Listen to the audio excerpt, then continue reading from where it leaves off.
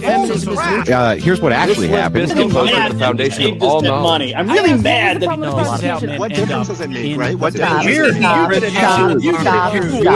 Stop. the deregulation of the industry is obviously going to cause more of that industry. And to lubricate the trust connection between people until they have enough. Yet we could still look at biological reality in determining who's a female, even if there are. Why don't you denounce feminism the same way you're denouncing capitalism? If you don't... For something to be objective, it needs to be verifiable. And you can't verify... If I make a claim as a political pundit, it is true that I definitely could be wrong. You're promoting, right? Ideology is the main tenet of politics, right? This is my ideology. So, 2015, anyone go back and watch the footage? The first GOP debate. Cool, Robert. Oh, that? With a crowbar, you said?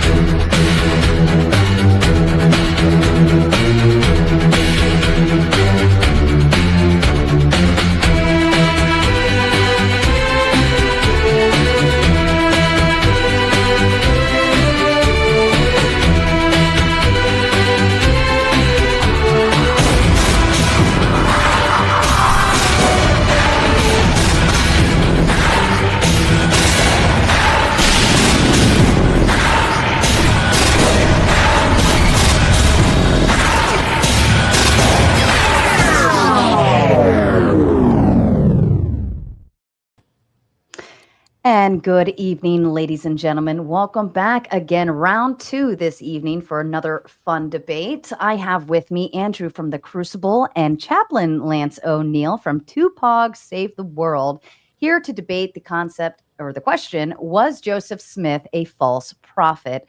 Andrew, would you like to begin with your opening statement, please? Yeah, hang on a second. I just want to make sure that I'm all good and live on my end. I've Sure. been having some issues with my restream, so 1 second. Mm-hmm. Just want to make sure we're all good. I need to check mine and make sure my 17 followers are watching. Yours is connected and should from my end, yours is operating. Yes, All I right. see yours is live. Just give me 1 second here, please. Yep, take your time. Oh, yours is live on that end. All I right, see it. appreciate it. Mhm. All right, yeah, I'm all set, ready when you guys are. Opening statement to you, Andrew. Okay. Today's debate is going to be a little different than most people are used to from me. I'm often considered a fairly brutal debater with my logic and rhetoric. Though first and foremost, I strive to be a better logician every day. I first want to just address the many thousands of Mormons I know who will end up watching this debate. I want you all to know that Jesus Christ loves you, and that the church which was established by Christ, the Orthodox Church, wants nothing more than to see you come home. This will be an attack at the very heart of the pillars of your faith, but not done out of malice. Instead, it's going to be done out of love. I will try my best to make the compelling logical arguments I can to persuade all of you of the false nature of the Mormon Church and to destroy those pillars, not because I want to destroy your way of life or to hurt you, but because it's the only way I know of how to set people on the path to finding the true Church of Christ. With that, I want to move into my arguments of the evening. Remember, in logic, one of the three laws is the law of excluded middle. This law states that a proposition must be either true or its negation is true. It can't be in between those two things. In this case, Joseph Smith was either a prophet or he wasn't. There is no in between. He can't be kind of a prophet or kind of not a prophet. He either was or he wasn't. He either is or the negation of that, which is that he was not. A week ago today, I had a revelation. The angel Macaroni came to me in a dream and told me to rewrite certain passages in the book of Genesis to predict my own coming as a herald and a prophet of a new testimony to God. He did this by pointing this verse from the Mormon Bible, Genesis 50. And that seer will I bless, and they that seek to destroy him shall be confounded. For this promise I give unto you, for I will remember you from generation to generation, and his name shall be called Joseph, and it shall be after the name of his father, that he shall be like unto you. For the thing which the Lord shall bring forth by his hand shall bring my people unto salvation. The angel Macaroni asked me to change the name Joseph to Andrew, and also that Andrew won't be named after his father. The new verse goes like this: And that seer will I bless, and they that seek to destroy him shall be confounded. For this promise I give unto you, for I will remember from generation to generation, and his name shall be called Andrew, and it shall not be after the name of his father. And he shall be like unto you, for the thing which the Lord shall bring forth by his hand shall bring my people to salvation. If you don't believe me, ask yourself this question: how do you falsify that? How do you falsify if the angel Macaroni appeared to me and told me this or not? Well, you can't. I'm not giving you an example of something which can be falsified because it's an experience. I have found much of Mormonism operates this way. Things which can't be falsified because they are stories based on feelings. However, we can falsify the main pillar, who is the architect of Mormonism itself, Joseph Smith. Smith said many things and prophesied many things which are easily falsifiable, and not only that, totally ridiculous. So, when listening to this debate, try to keep in mind that Smith himself gives unfalsifiable accounts of angels appearing to him, etc. But he does give many falsifiable accounts of other things, and those things we can easily falsify. Now, let's go over the evidences and go over my arguments today. To start with, where could Christians from our own scripture find an indication that there is a prophet coming 1,800 years after Christ? We could have expected Christ to come and what he would do upon arrival due to many prophecies in the Old Testament. Promises to Abraham, singular seed, 12:7, 13:15, 17:7, 24:7, as mentioned by St. Paul in Galatians 3:16, Isaiah 42, 1 through 9, Daniel 7, 9 through 14, and Psalm 110, etc. The prophets were people with an actual function, and not all who prophesy held the title prophet. And Jesus tells us that the prophethood ends with St. John the Baptist, and that's in Matthew 11:13. So not only do we not have a reason to expect a new one, but we have a very good reason not to expect one. Deuteronomy 18:20 through 22 gives us a way of testing if a prophet is truly of God, mainly whether what he prophesies comes to pass or not. It's that simple. Deuteronomy 13:1 through 5 clarifies that even if what a self-proclaimed prophet says comes to pass, but leads the people to a different deity, he is to be put to death. Anyone can claim to be a prophet, including Andrew, who literally could just write himself into the Bible, just like you can't falsify it. And who can claim that to him it was revealed that verse 33 originally phrased, but his name will be Andrew. One massive contention between Christians and Mormons is the allegation that Joseph Smith added a prophecy about himself at the end of Genesis 50. The Christians point to the fact that we have no copy of the book of Genesis that contains those verses. Mormons claim that they were there but taken out, and Joseph simply was inspired by the Holy Spirit to add them back. However, according to Mormon scripture, 1 Nephi 13:20 through 27, an angel explains a vision to Nephi of Gentiles carrying around a book which they received from the Jews in purity according to the truth which is in God, verse 25. However, the Dead Sea Scrolls, which predate the incarnation of Christ, do not contain the verses that exist in the Joseph Smith translation of the Bible, leaving Mormons with this choice. One, Smith added the verses to Genesis 50, meaning he corrupted the Holy Scriptures by adding his own words, making him a fraud and a false prophet. Or two, if the corruption, removal of the verses was done by Jews prior to the incarnation and conversion of the Gentiles, then the Gentiles didn't receive the pure truth and weren't the ones to corrupt the Bible, meaning 1 Nephi 13 is wrong, and consequently Smith is wrong and a false prophet. Now, these are just the tip of the iceberg, and I'll move into my main two arguments. First, let's start with the Book of Abraham. In 1835, here's the timeline.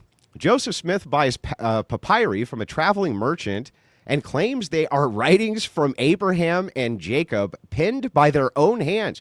Now, you might think that that's crazy, that is penned by their own hands, except that he writes right at the top of the Book of Mormon. You could go read it right now, the Book of Abraham, by my own hand, talking about Abraham. Two, he went on to translate a portion of what he claimed were Abraham's writings, and the translation became part of Mormon scripture, specifically the Pearl of Great Price being canonized in 1880. After his death, the papyri exchanged hands, and most of them ended up in Chicago and were thought to be destroyed in the Great Chicago Fire of 1871. But that wasn't the case. The surviving ones ended up in the Metropolitan Museum in New York in 1946, and they were given to the LDS Church in 1967. Interestingly enough, all this was done because it was not falsifiable, right? But now we have a problem. Egyptologists actually were able to now study the papyri, and guess what they discovered? They were burial text, standard run-of-the-mill burial text, including the Egyptian Book of the Dead, and that they date to 300 BC at the earliest and have no connection whatsoever to Abraham or Jacob. A very basic error is that Abraham, by the way, it was still Abraham while in Egypt, Genesis 12, and will not be renamed Abraham until Genesis 17:5 after he left Egypt. Additionally, his wife is called Sarah in the book, and she had received the same name, Sarah, in Genesis 17:15. So the timeline's wrong in multiple ways anyway. Going on from there, Abraham claims, well, I won't even get into those because I don't want to gish gallop my opponent to death. I just want to kind of get through these. The book says Egypt was named Egyptus, which means forbidden in the language of the Chaldees. However, Egypt is the Greek name for the land, and it means house of Ta. Well, I can't pronounce the word, but the Chaldeans, again, wouldn't have been there, or the Chaldeans there wouldn't have been there at this time, and in their language, Surith, neither Egypt is called Egyptus, nor is the word for forbidden. Abraham would have spoke Akkadian or possibly Aramaic. Now, the second prophecy that I want to hit real hard on is this happened December 25th, 1832. This prophecy claims by Joseph Smith a war would break out between the North and the South, starting in South Carolina. Interestingly enough, that happened, didn't it? And the cause, a chain reaction of other nations joining in, resulting in war being poured upon all nations. Well, that didn't happen. Followed by slave revolts after many days, also didn't happen.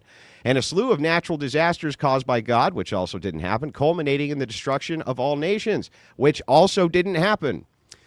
Now, here's what actually happened. The tensions between the North and the South were already visible, especially after the tariff of 1828, which caused heavy agricultural South to fear the counter tariff from Britain, whom they were heavily reliant on for trade.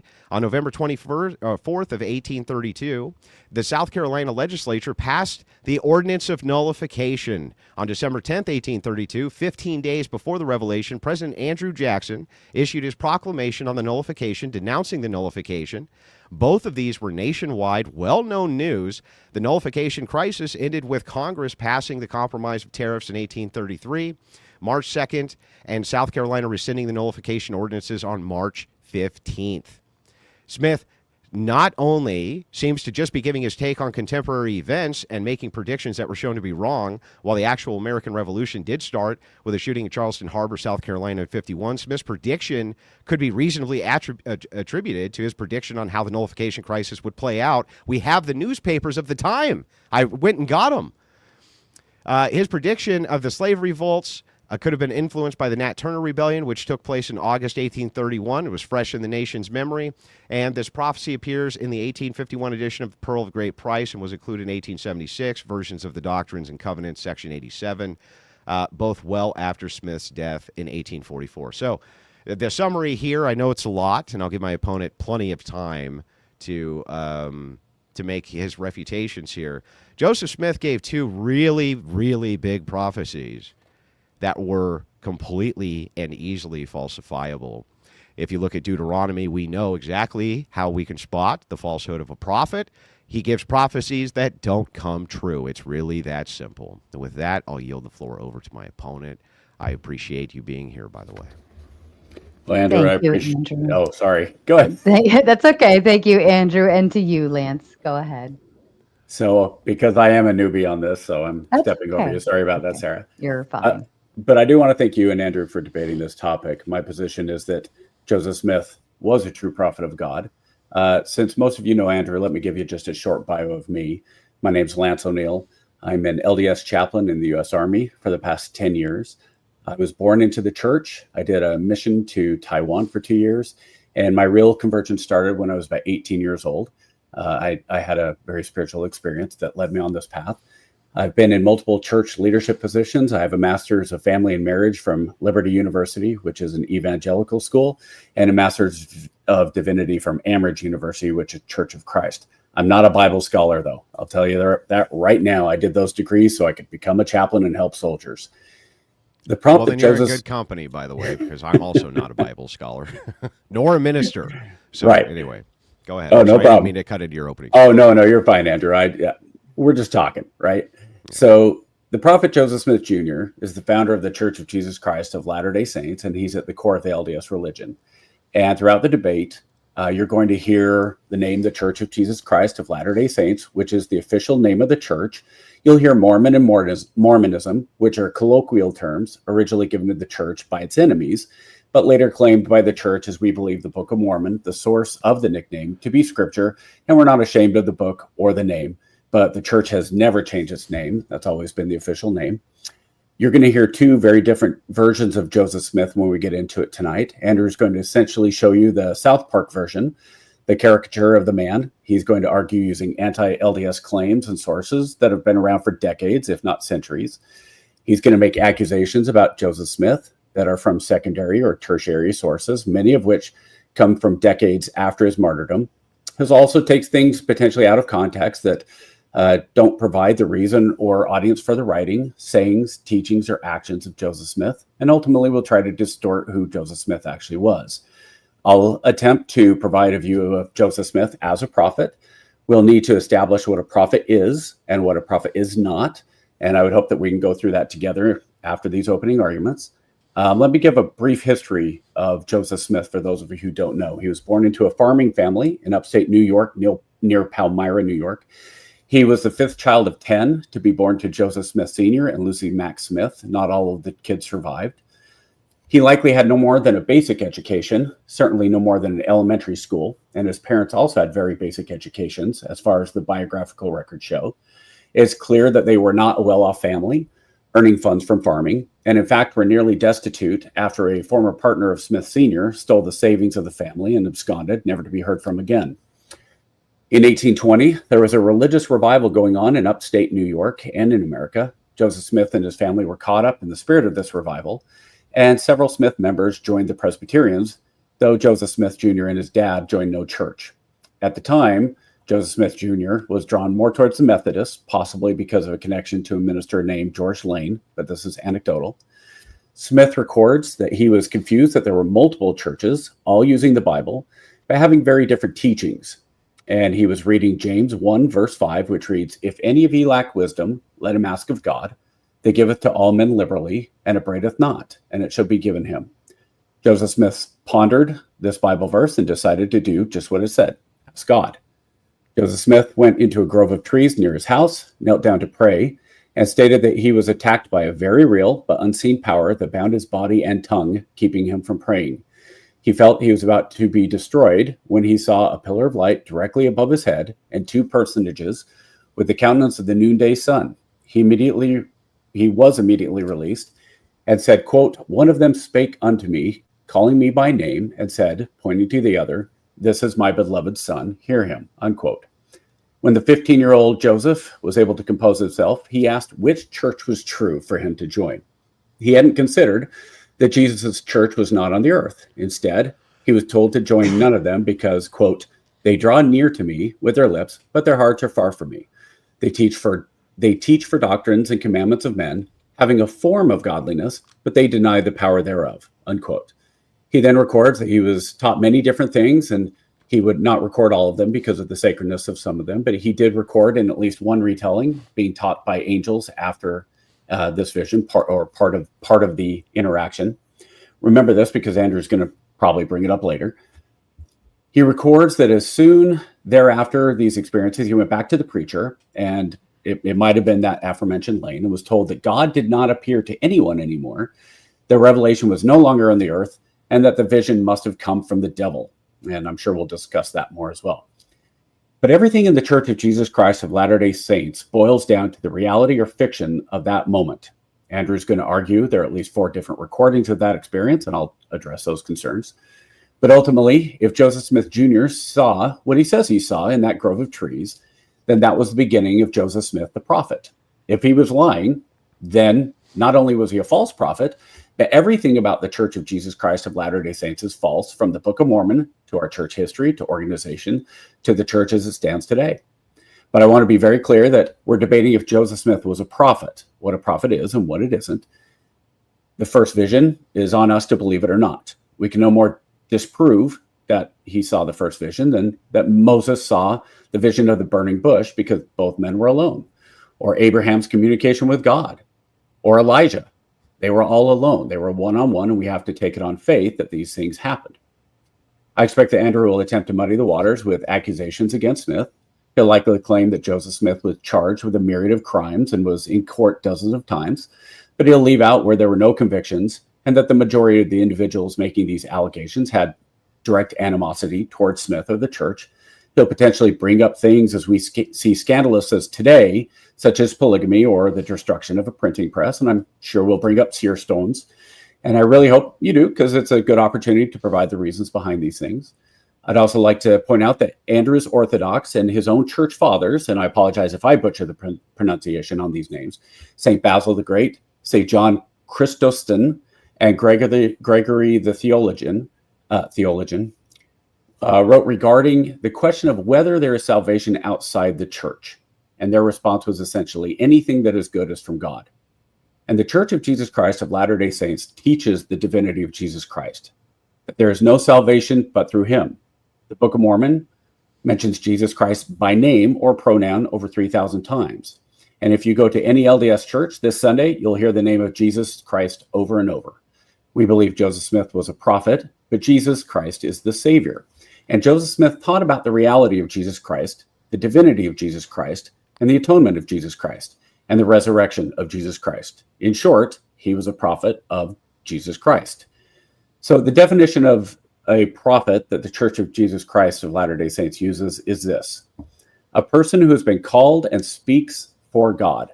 Called is an important part there. As a messenger of God, a prophet receives commandments, prophecies, and revelation from God. His responsibility is to make known God's will and true character to mankind and to show the meaning of his dealings with them. A prophet denounces sin and foretells its consequences. He's a preacher of righteousness. On occasion, prophets may be inspired to foretell the future for the benefit of mankind. His primary responsibility, however, is to bear witness of Christ. The president of the Church of Jesus Christ of Latter-day Saints is God's prophet on the earth today. Members of the first presidency and the 12 apostles are sustained as prophets, seer, and revelators. As Andrew said, why can't he be a prophet? Why can't he just say, I'm a prophet? This is what I said. To which I would say, Numbers 11:29, when Moses says, enviest thou my sake? Would God that all the Lord's people were prophets, and that the Lord would put his spirit upon them. I'm interested to see how Andrew defines a prophet. Members of the church believe that everyone can receive revelation for themselves, effectively being a prophet, if you want to call it that. But in the context of today's debate, priesthood authority and keys are necessary to be a prophet for the church and the world. And I'm sure we'll get more into that during the debate.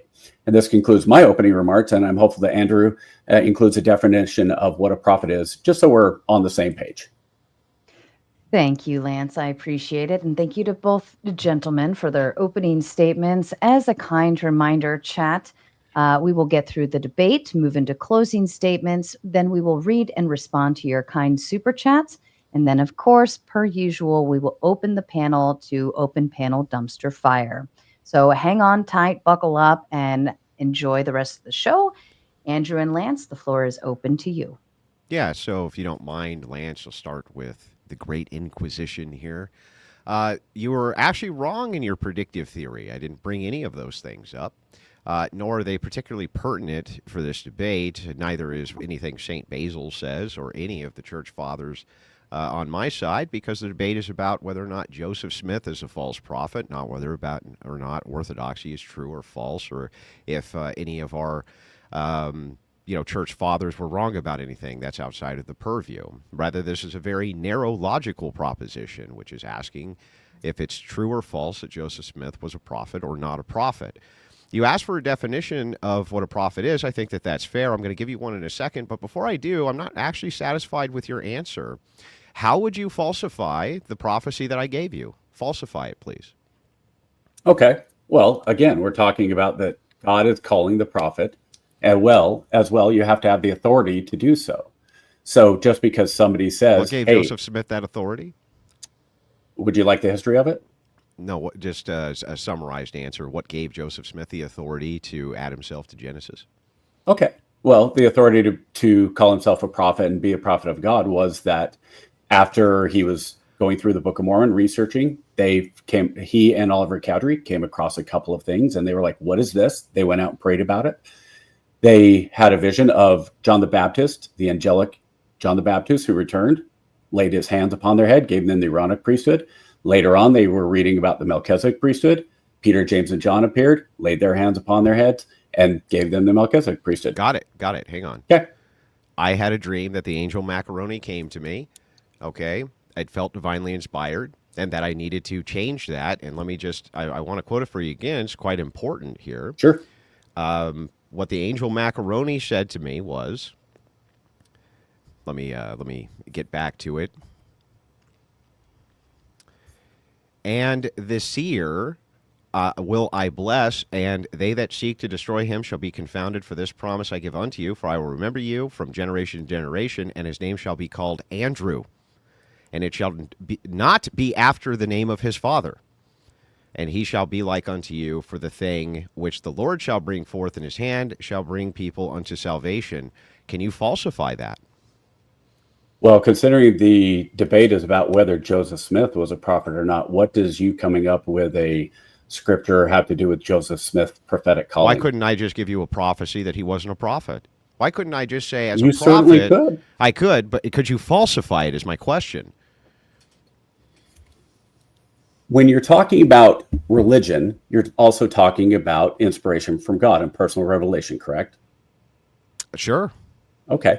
So if you're able to make that a positive thing and you're able to prove that and have people follow you, go ahead and start the Church of Andrew. I have no problem with you starting any church.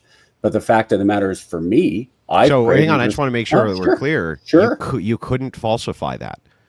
Any more than you could falsify that Moses saw the burning bush. So then we are clear that this prophecy which I gave, which goes through and revises the prophecy of Joseph Smith, you're not willing to claim that that's false. I'm sorry, which part of it? I just read it to you. You're saying the whole thing. Part in which Joseph is changed to Andrew. Yeah. And not named after his father, whereas Joseph Smith said he will be named after his father. You're not willing to claim that that's false? No.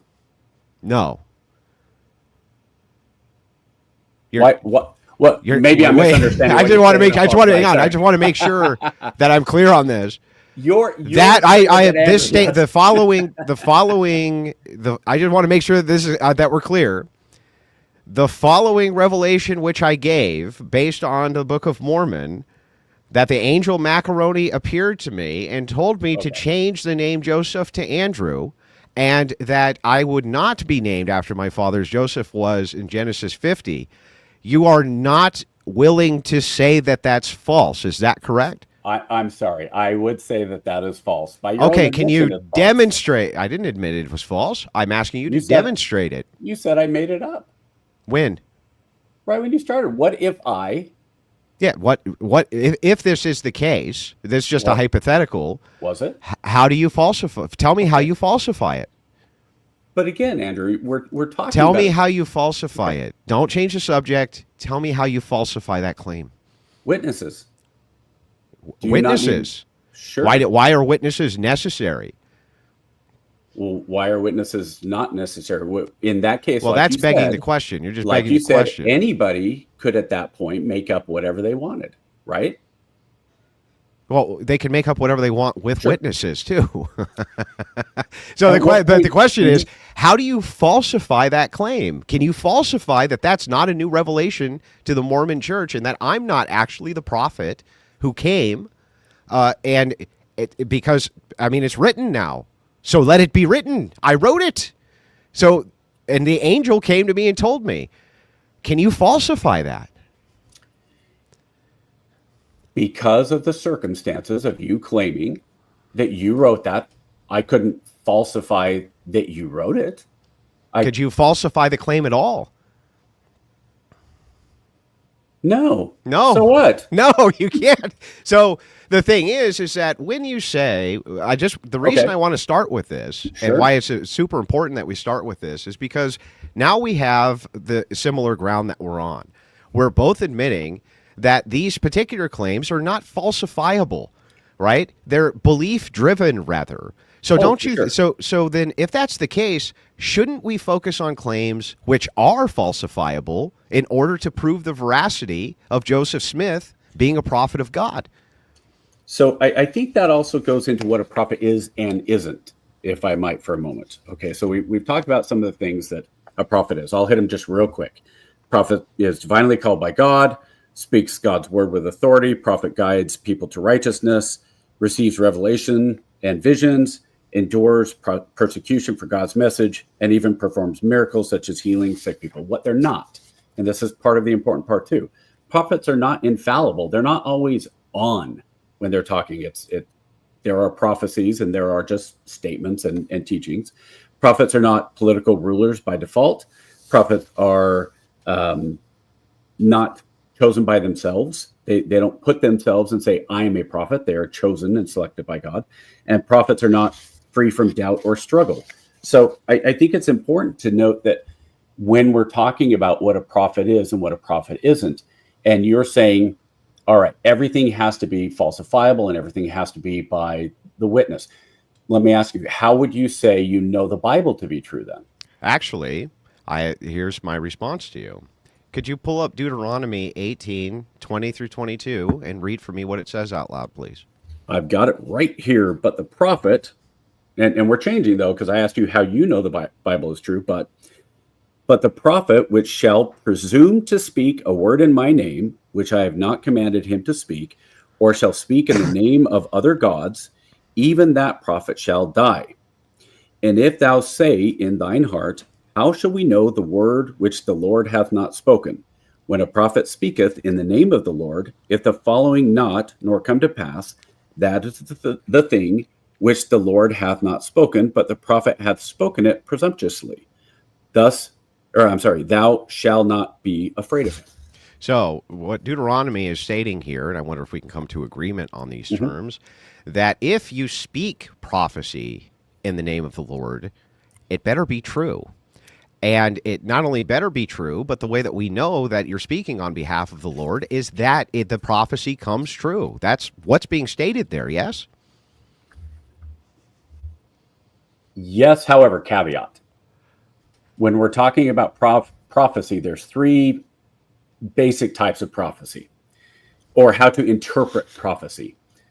There's the film. Now, I'm getting this from somebody else, so I would give credit where credit was due if I could, but this is how he broke it down. I think this is a fair assessment. The film reel model, which is no matter where God looks on it, that is what it is. He can fast forward, he can rewind. That's just the prophecy will happen no matter what. It's a Calvinist point of view of predestination. And so I don't think either of us necessarily believe that. You're not a Calvinist, you're an Orthodox, and don't believe that there's no consequences to our own actions and things that will happen with our own, unless I'm wrong. Please correct me. There's the weather forecast model, which God makes a prediction of the future based off present circumstances through prophets, right? So here's the circumstances. If everything goes this way, this is what should happen and how we should follow. Yeah, you're talking about a conditional prophecy where it's like if Yes. action A happens, then this is what will happen based on action A. However, if action B happens, this is what will happen based on action B. That's actually the third one that I had, the plan model. If A, then B. Yes. So, yeah. So you're going to have this doesn't negate anything, though. I could actually agree to the terms of this, but to be fair, I will give you my definition of a prophet as well. But right now, I just want to make sure that we're on clear ground. The prophet who presumes to speak a word in my name that I have not commanded him to speak. We know how to verify if they're real prophets based on Deuteronomy 18, 20 through 22. You just read it. When the prophet speaks in the name of the Lord, and you would agree with me, Joseph Smith was claiming to speak in the name of the Lord when he gave prophecy. If the word does not come to pass or come true, that is a word the Lord has not spoken. Can we agree that that's true? The problem with that is what I like to call the Star Wars theory. When Anakin came out, they were all saying, oh, the prophecy says he will bring balance to the Force. And all of the Jedi misread what was said. So when we're talking about what our interpretation is, are we talking about, hey, we know this is the exact wording. We know exactly what was said. This is the exact meaning. Or are we saying, well, this is what we think it means. I think that's a bit. Yeah, I think that you could make an easier case for this, just like in the Star Wars model that you point out. Remember that the Star Wars model, just like this, you were removed by thousands of years for this prophecy, right? It's much more difficult to verify these things after 1,800 years. This was not ancient history, dude. This did not happen very long ago. No. Okay, so making a verification here in his own words, we had the printing press, we had everything. This guy was able to record what he said, and he didn't just have to rely on people to pass it down. Very literate men were around him, writing down his every word and discussing exactly what he meant by what he said. In this case, he presumed to speak words in the name of God, and what are we instructed to do via Deuteronomy? When a prophet speaks in the name of the Lord, which Joseph Smith said in both these prophecies, and I'm going to cite that these were direct revelations from God and Jesus Christ. And how are we instructed to interpret this, to know if the veracity is true? When a prophet speaks in the name of the Lord, if the word does not come to pass or come true, then that word that the Lord is a word that the Lord has not spoken. I think we have to come to an agreement here before we can even move the debate on. I don't know how you can possibly misinterpret that. Well, again, I'm saying that when we are interpreting what was said. So let's, for example, let's go back to your first example of the Civil War. And you said, well, that's just Joseph coming up with his own understanding and his own analysis, and therefore, that's good to go. Well, okay, but what if it wasn't? What if it actually was inspiration? What if it was revelation? What if it was a prophetic statement? Are you saying that there were lots of people who were saying very specifically in 1830 that around 1860 that South Carolina? Okay. But he did it as well, so you can't say that Joseph Smith was. He wasn't saying around 1860. No, I'm just saying that was not part of what Joseph said. What he said was that there would be a war which started in South Carolina, which would encompass all nations. At the time that this was going on, there was all sorts of British involvement with trade, and that's exactly why he thought all nations would become involved. Now, we can look at this one of two ways. Either it's really super highly convenient that it just so happened that he was part of the political sphere at the time while these events were going on, that this was everything everybody was talking about, including the newspaper articles, which I can show you, which predate this by just 10 days, where Jackson is saying that this looks like rebellion to him and he'll quell it and put it down. Joseph Smith talks about this in depth himself. So he's intricately involved in the nullification process, which is going on, gives this prophecy based seemingly on the standard events of the time. Is it more rational or reasonable to you that Joseph Smith, based on the things which were going around at the time, which he was politically involved in, happens to make a prophecy about said things, which then didn't come true? Or is it more reasonable to think, well, this was divinely inspired by God, even though it didn't come true? Which thing seems more rational to you? Well, it's not about rationality per se. Wait. Hang on. It's not about rationality. We know when a prophet speaks in the name of the Lord and the word does not come to pass or come true, that is a word the Lord has not spoken. So, Andrew, you said that the prophecy, Joseph Smith's prophecy, said the Civil War would involve all nations. Well, not literally. The war was primarily domestic. It was fought northern and southern states. No other country formally declared war, right? But it's possibly symbolic or economically that the war had global economic consequences, especially due to the cotton shortages. Many nations were diplomatically involved and entangled. France was on one side, England was on the others.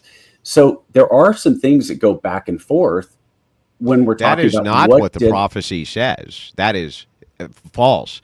It says all nations will come under war themselves. All of them themselves will become embroiled in war. That's not symbolic. That is a statement of fact. He is creating and drafting a statement of fact that all nations will be embroiled in this war. That was what the prophecy said. Did it say read it? Actually, pull it up and read it. It's not that long. Did it say in this war? Yes. Yes. War? Okay. It said in this war. Yes. Read it. Read it out loud. I'm gonna look it up here. Let's see. But again, I think all prophecies do have that standard of. I hate to use this because this is going to make noise. Is this bad? Worse than it was? No, it's perfectly fine right now. Okay. All right. DNC. Oh, we're talking about DNC. Oh, no. Are we going directly out of the DNC, Andrew, or were you coming off a different source? I'm just curious. You can use that. That's fine. Okay. And of course, my DNC is in the other room, not in my Bible. Well, let's go to DNC 87, and we can read it together. Verily, thus saith the Lord concerning the wars, plural, that will shortly come to pass, beginning. Hang on. Hang on. Let's dissect this. Did those wars shortly come to pass? Defined shortly because you had World War I, World War II. You did have multiple wars within. This was. I'm sorry. This was 1832, wasn't it? Yes, 1832, December. Yeah, 1832. World War I happened when? that was not shortly, but anyway, keep going from there. Beginning at the rebellion of South Carolina, which will eventually terminate in the death and misery of many souls. And the time will come that war will be poured out upon all nations, beginning at this place. Again, at the time. Beginning at what place? South Carolina. Beginning at South Carolina. So read that part again. It's very important. And the time will come that the war will be poured out. I'm sorry, not the war. Again, it says war. Let me restart. And the time will come that war will be poured out upon all nations, beginning at this place. Beginning at South Carolina. Sure. And has war been poured out beginning at South Carolina? It was in the Civil War, and then since then we keep reading. Multiple wars. Okay. Yeah, keep reading. For behold, the southern states shall be divided against the northern states, and the southern states will call on other nations, even the nation of Great Britain. And as you said, there was already some economic things going on and back and forth, as it is called. And they shall also call upon other nations in order to defend themselves against other nations. And then war shall be poured out upon all nations. On all nations, all of them.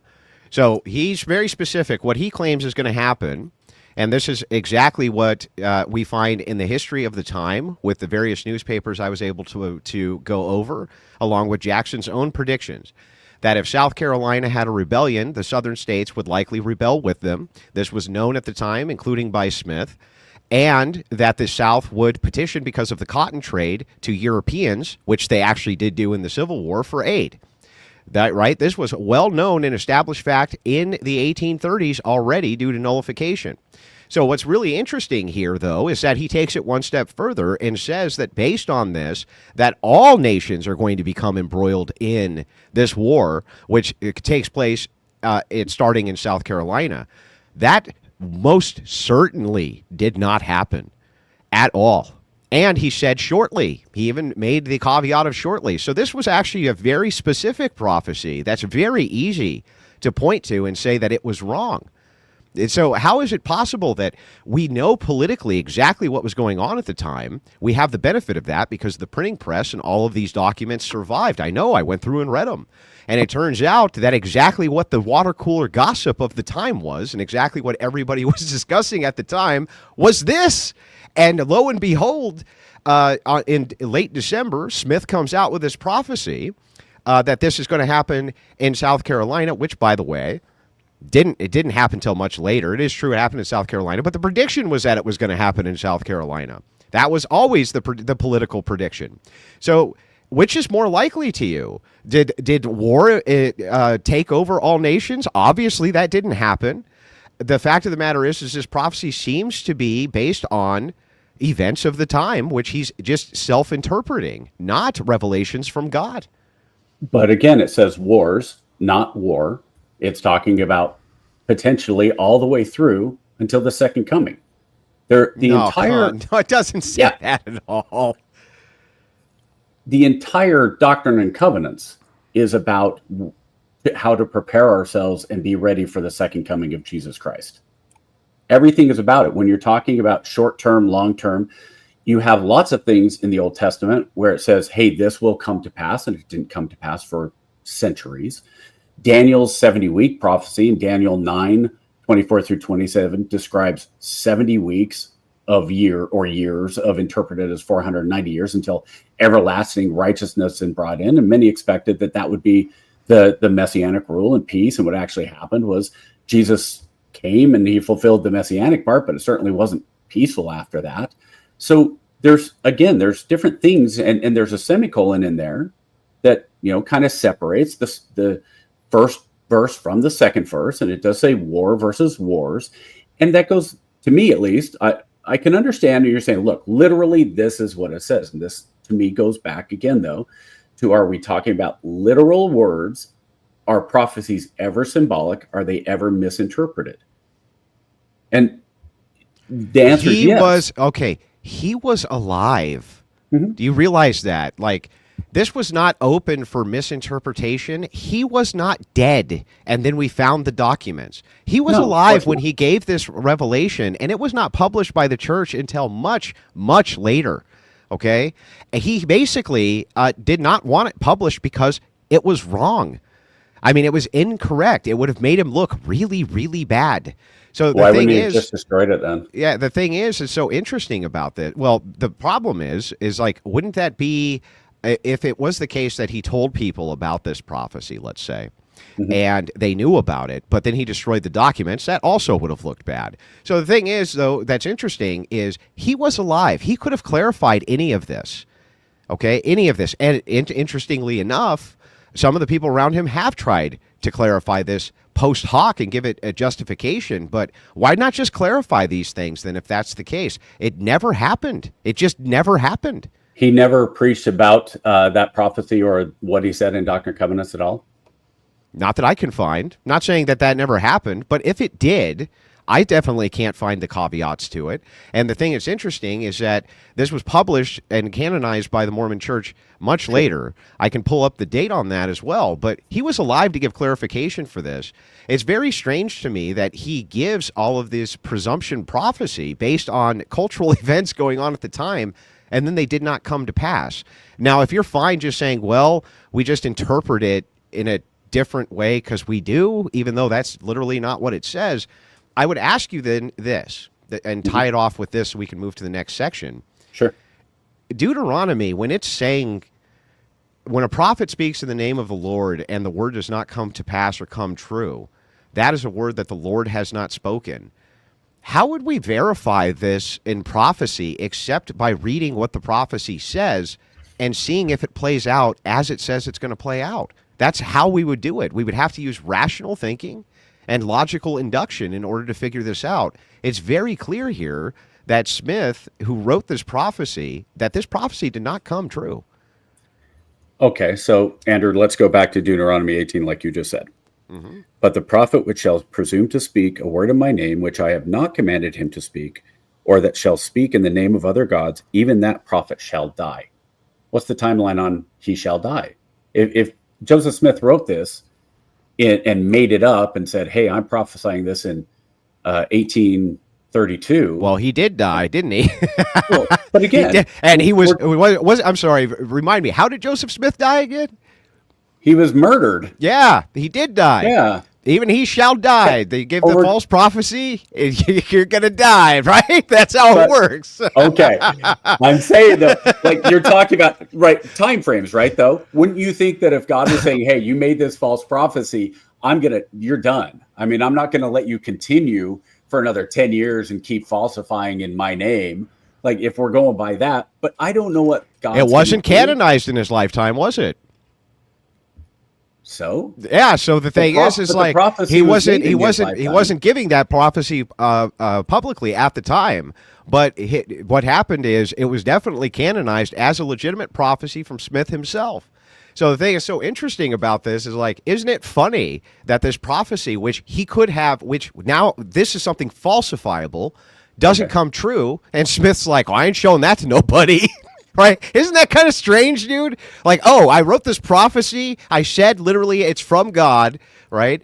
Wrote it all down, but it's actually falsifiable. So I better not show that to anybody because it actually didn't kind of come true here, right? Well, okay. So again, the Doctrine and Covenants was canon when it was written. It just wasn't combined into one book until later on. He did show it to people. He showed prophecies. That's true. He showed it to people. Yeah. I agree.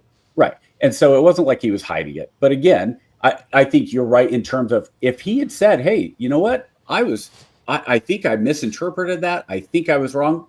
It would have been the easy way to turn around and say, hey, you know what? Ah, man, that one, I think I really screwed the pooch. I must have misinterpreted that from God. It's the same idea of, well, he didn't tell anybody. He hid it. It didn't come out, and he didn't preach about it. Which I might okay. Well, let me ask you this: probably spoke about it, but can you see how it could be that a rational agent, a person who uses logic is found? You would agree that logic is part of the nature of God, right? Mm-hmm. That it's a great gift to us, actually, that we are able to utilize logic. Do you agree with me that inductively, if I were to go over to a stranger, sit down with them, show them American history from this period through the Civil War, and then hand them Joseph Smith's prophecy, that they would agree that that did not come to pass? Do you think that most rational people would agree that this prophecy did not come to pass? I'm not sure because, you're not sure? Again, when you're asking me to put myself in somebody else's shoes, right? Well, so people ask you to do that all the time. But you're an Army chaplain. Your whole job is to put yourself in other people's shoes. Well, it's to show empathy, sure, of course, and try to help people with their own religion, their own faith. I have never told any person that their religion was wrong, because that's not even the my Muslims. Job. Nope. My job is to support the Muslims. I have been the chaplain that supported one of the Wiccan services. That I was responsible for helping them out and getting their That's what fair. they needed So for let me theirs. ask you. So let me ask you my this. job isn't to say you're wrong. I can't tell you, of course, your job. You know your job, right? And if you don't want to answer what you think most rational people would say, leave that up to the audience. I think that most rational people, of course, are going to look at this and say, "Hey, this never happened. It's false." You compare it to Deuteronomy, and that's it. But the thing that's interesting here that I would ask you: how is Muhammad a legitimate prophet of God?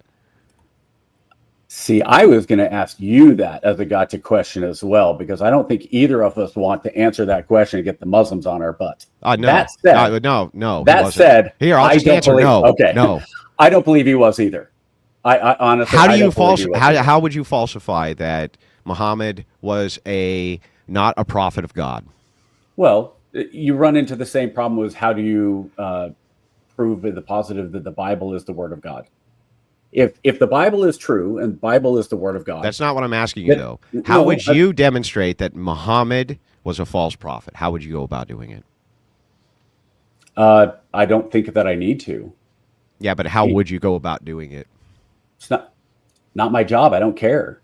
Honestly, I don't care. I don't care is not an... Look, is Muhammad a false prophet? I don't believe Muhammad was a true prophet because... true prophets preach about Jesus Christ and the divinity of Jesus Christ. Don't Muslims say that Jesus Christ was divine? No, they say he was a prophet, but he was not divine, and it is absolutely against their teaching that Allah would ever deign himself to go down and have any interaction with humans, especially having a child. Now, can you tell me, a true prophet, there, you would agree with me that prophets are to pave the way for Jesus Christ, right? Absolutely. Okay, so we are in agreement on that. But do you think that you could demonstrate logically that Muhammad, if he made prophecies which did not come true, wouldn't you point to those as strong and powerful evidence that he was not a real prophet? Depends on the level of prophecy. And was he being a prophet? And was he saying in the name of the Lord? And was that prophecy something that, yes, like you said, it's got to come to pass? Was I correct about the interpretation of that prophecy or not? There's a lot of things, and it's very difficult because what you're saying right now is you wanted me to prove a negative. So it's you can't impossible. prove negatives. How It's do you not prove a raining in my negative? house right now. Prove it. Might not be raining in that room. Are you sure it's not raining in one of the other? So parts did of I your prove house? that it's not raining in my house? Or I'm sorry, it's not raining in my room right now. Oh, okay. Well, Did I just prove a negative? What if it's, your cat- it's often the case that people who don't have logical training don't understand this. They repeat it often. You can prove negatives. It's a silly thing that people often say that you can't, but you can. And it's just something for future reference for you. When somebody says you can't prove a negative, they're wrong. You can prove negatives. I just did. So pointing this out, also, I would like to move. I think we've established as much as we need to on this one. I guess. Let's move on to the second, which is the false papyri, which was written by Joseph Smith, which he claimed. If you can pull up the Book of Abraham, the Mormon Book of Abraham, for me, I would just like you to start at the very top with the very first thing it says. Sure. I believe that's where he kind of says what it was. Let's see.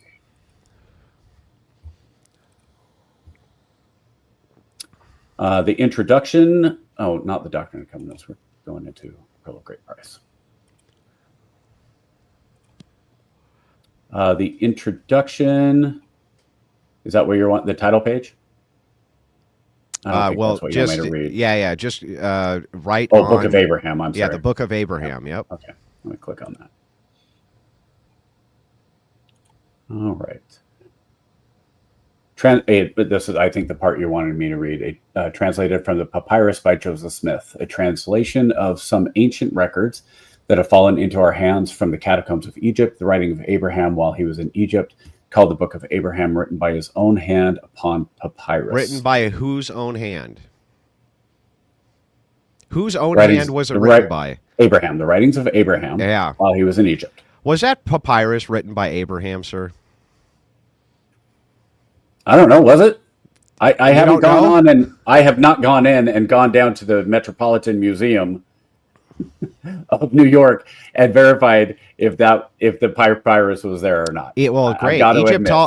Egyptologists already did this for you. And what Egyptologists said after they translated it was that it was just very standard runic writing for the Book of the Dead. Very standard. They find them inside of mummies all the time. Very similar papyrus to this. Now, did not Joseph Smith pin that this was written, this papyrus was written by Abraham himself? The saying it is written by Abraham's hand does not mean that it wasn't handed down and written, translated that way.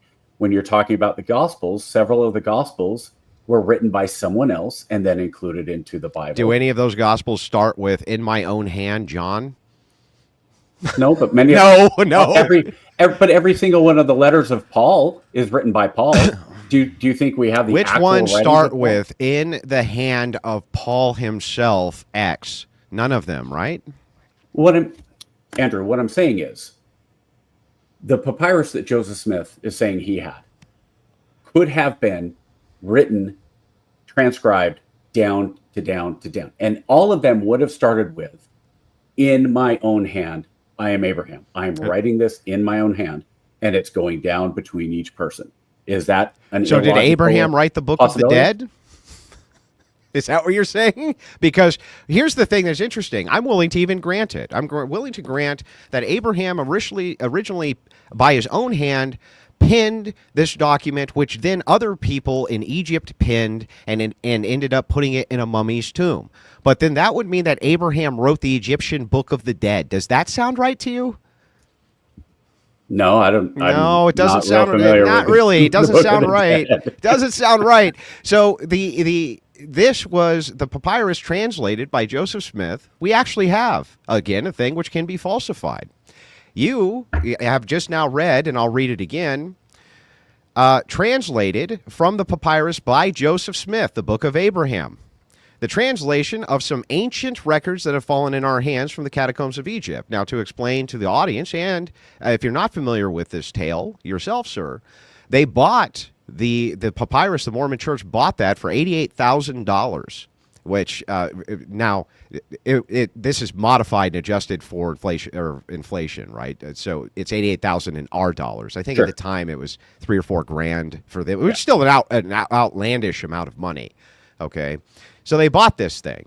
Now he's got an investment. Now he's invested. Okay, we got an investment now. Sure. I just got to spend $88 grand to do nothing with it. So he, at the time, of course, there was no Rosetta Stone, so they weren't able to translate these Egyptian ruins, and so it was unfalsifiable. Isn't that convenient? So what happens here? Abraham, he writes this and says, the writings of Abraham while he was in Egypt. So he says, these are the writings of Abraham while he was in Egypt, called the Book of Abraham, written by his own hand upon papyrus. Now he says upon papyrus. Sure. Now they were translating it from the papyrus. I would infer that he means that papyrus. But even if he didn't, this would still mean that after these writings were translated, that we either have one of two conclusions. Either Joseph Smith was really, really, really, really wrong, or that Abraham wrote the Book of the Dead. Which one do you think is more likely? There's actually a third possibility here. What Andrew. is the third one? The third possibility is, as you said, there was a fire, and when fires happen, things get misplaced, moved around, destroyed. And it's very possible that they grabbed this and said, hey, this is actually the papyrus that was owned by the Mormons, and this is what it is. So, hey, we better save it. It's very possible. This was a fantastic, what I call a cope argument from Mormons. But here's what's really funny. We have good record keeping now in the 1800s. Great. And you're able to actually see all of the hands this papyrus went through. It's been well documented there. And by the way, I know for sure that the Mormon Church agrees with me because they claimed that is the papyrus. They claim that is the papyrus itself. That was their claim. And again, so you're saying the Mormon Church is wrong? The Mormon Church has been absolutely wrong when it comes to ancient documents before. They were conned by Mark Hoffman in the early 80s. And it was one of the biggest scandals because the church was going and saying, look, we trust that these are real documents. We believe that that's what it is. And so, hey, yeah, we're going to trust this is a reputable dealer. Mark Hoffman killed 2 people, including my 6th grade teacher's mother. So I have a connection to this. I'm really not happy with Mark Hoffman and what he did. But con men are going to con. And sometimes they fool people. I know. There you go. Hang on. Wait a second. Con men fool people, do they? In the Mormon Church, does this happen often? So perhaps a con man could come in who doesn't read Egyptian and nobody else does, translate the Book of Abraham, right? Adding to the Bible, the Book of Abraham, says it's from Abraham's own hand, and possible. Then after it's all translated, we find out that this was just standard 300 BC stuff from the Book of the Dead that you find everywhere. So it's like, look, if your third option is the Mormon Church just got this wrong, then that means that Joseph Smith got that wrong. No, again, now you called it a cope argument. what I said is that there's a third possibility that the documents are not what was originally purchased. That's Okay, give me the evidence for that. I don't need to. I just said it's a possibility. You don't need to. Well, okay, yeah. It's also you would agree you would agree that it's logically possible that Wolverine could exist as well, right? That's logically possible, right? Sure. Do you believe Wolverine exists? I don't personally believe Wolverine because of a lack of evidence, perhaps. Sure. Well, no, I think that's totally fair. I think that's totally fair. So if it's the case, define exists though. So if that's the case, he does exist. He does exist in the comic books. Materially, does he materially exist? Oh, I see what you're saying. Yeah. So, well, I mean, you agree that this papyrus materially exists, not just in your mind like a leprechaun. If you wanted to get real philosophical about it and say concepts exist, I'm willing to say, sure, unicorns exist, leprechauns exist, dreams exist. They're all concepts. But the thing is like materially, if Wolverine doesn't exist and you don't believe he exists because of a lack of evidence, I would like for you, if this is your actual claim, that Joseph Smith was not a total fraud when he decoded these things, to show me the evidence that this papyrus is fake and not the one that he used. Again, when you're talking about, you said yourself there was a fire, correct? That they had this in a museum. No, it was just presumed to be lost. That's it. Well, but we have the chain of custody proving it was not. When you're talking about stuff like this, though, when you're talking about things that are lost, Dead Sea Scrolls, what's there, what's not, the Book of Abraham, all these things, right? You're also talking, what you said, chain of custody. Well, you're telling me that there's no possibility the chain of custody was corrupted, that people didn't get wrong right up front saying, hey, this is what we think it was. That's an argument from incredulity. It's fallacious on its face. I can grant that all of these things can be logically possible. But you being incredulous about it is not evidence. I'm giving you actual evidence. So here's the contrast. I'm giving you evidence, really solid evidence, that not only is this the papyrus, that Joseph Smith claims that this was done by Abraham himself, by Abraham's own hand on this papyrus, that the Mormon Church itself went ahead and canonized this and said that that is indeed the real deal. Okay, they touted it for years as being the real deal until it got translated. And then they have been remarkably silent about it, but it's still part of your official canon. The custody, the chain of custody, is provable. That's all evidence. You're giving me an argument from incredulity, asking, Andrew, isn't there a possibility X, Y, and Z could have happened? Sure, there's a possibility a ninja assassin got in a time machine, went back in time, right? Assassinated Joseph Smith, then hopped in the time machine again, went back, and then helped him translate these documents just to make a fool out of him. That's possible, right? But it's not very likely, though, right? And you would ask and demand evidence for such a claim, which is fair. So we have the Star Wars theory now, and now we have the Deadpool theory. Is that fair? Well, I mean, they're both your theories. Just saying, they're both your theories. So the question becomes this, sir. Yeah. What is the evidence for this claim? What is it? Okay. Well, but again, Andrew, when we're talking about Joseph Smith and we're talking about the things that he translated, and we're talking about translation of the Book of Mormon, and we're talking about having golden plates and the seer stone and translating that, is it possible that having a document, even if, and again, I know you're going to say this is what if, and I get that. But when you're talking about translation, and the Book of Abraham has nothing to do with the Dead Sea Scroll, I'm sorry, not the Dead Sea Scrolls, the Book of the Dead, is it possible that those were the inspirations simply to bring forth revelation that helps us become closer to God? Because everything in Abraham 1, again, it's going about who Jehovah is.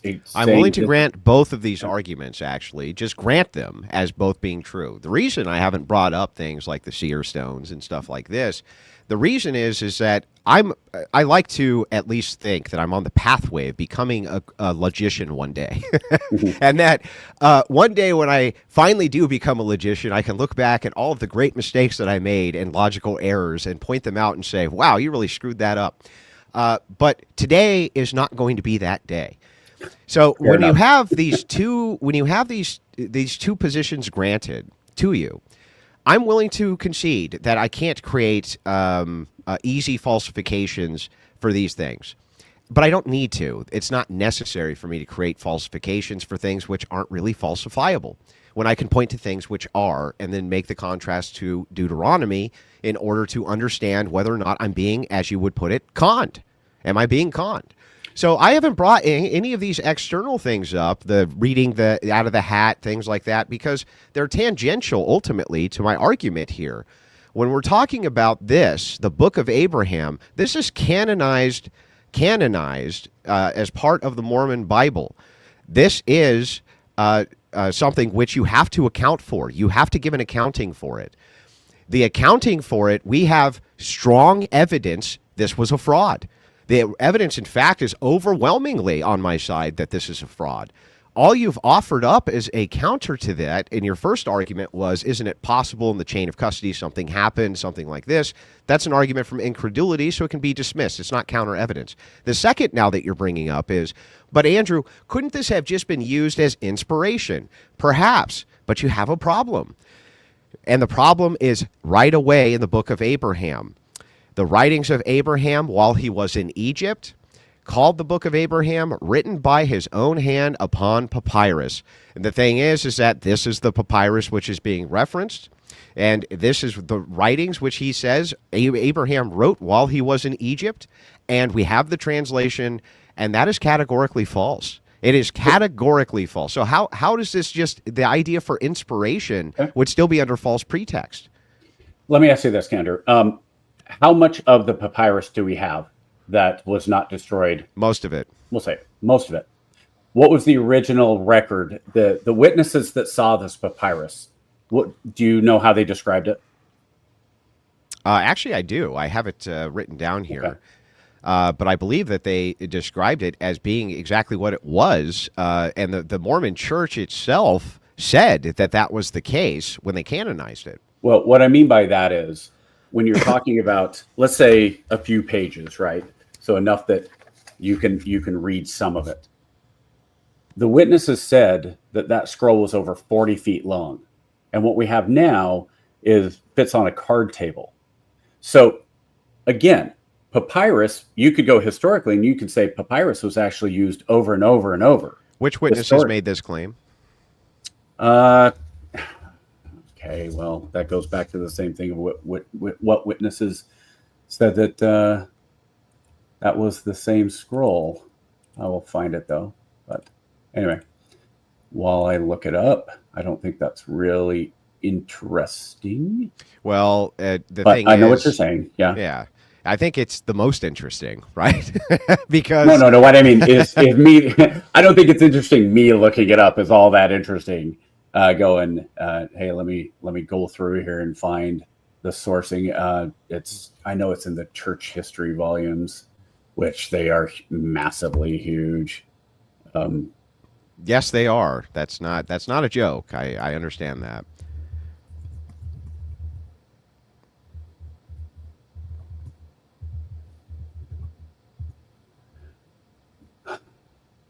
So I think you're looking for Oliver Cowdery, maybe? One of them. Yeah, he's one of them. The problem is these witnesses give conflicting testimony, don't they? They give conflicting testimony as to what the papyrus actually was. Some describe it as 2 rolls, some don't. Some describe it as just fragments, which makes sense because that's what they look like to the museum, was just fragments. But even if that was the case, let's just grant it. Let's just grant that it was the case. When you also had, and just so you know, you said Oliver Cowdery, one of them. William W. Phelps was another one. Mm-hmm. Eyewitnesses estimated in a letter from W. Phelps. The scrolls are described as extensive, possibly leading later commentators to estimate them between 20 and 40 feet, likely multiple scrolls combined. So again, 1 versus 2. You depending on who you talk to. So we have eyewitness testimony, which is conflicted. Right, but the Mormon Church itself, who says that this is legitimate and the real deal, and we have a chain of custody, and all we got was, hey, guess what, guys? This is from the Book of the Dead, and we can make comparisons to many, many other scrolls like this from the Book of the Dead, and all you can give me is conflicting testimony from the witnesses, which is not good, and I can give you the chain of custody, the falseness itself of the translations, not to mention that this is the second instance where I can give you a major prophecy which led to an entire inspiration for the book of Abraham, which is categorically false. It can't be true. So the chain, not confused. I'm interested in the chain of custody, because we all know that when you have a chain of custody, military police F this up all the time. I was a former MP. We talked about that before. But is there any way to prove, same thing that you're saying, who are these witnesses? Is there any way to prove the chain of custody is accurate? Yes. Well, I mean, yeah, that's what you have a chain of custody for. Scholars have indeed gone back. And in my opening, if you'll remember, I gave you the timeline for the papyrus. If you'd like to, I can do so again. Yeah. I'd like you to provide the chain of custody. What's the sourcing you have on that? Yeah. So hang on a second. Let me go back to my summarization here. Okay.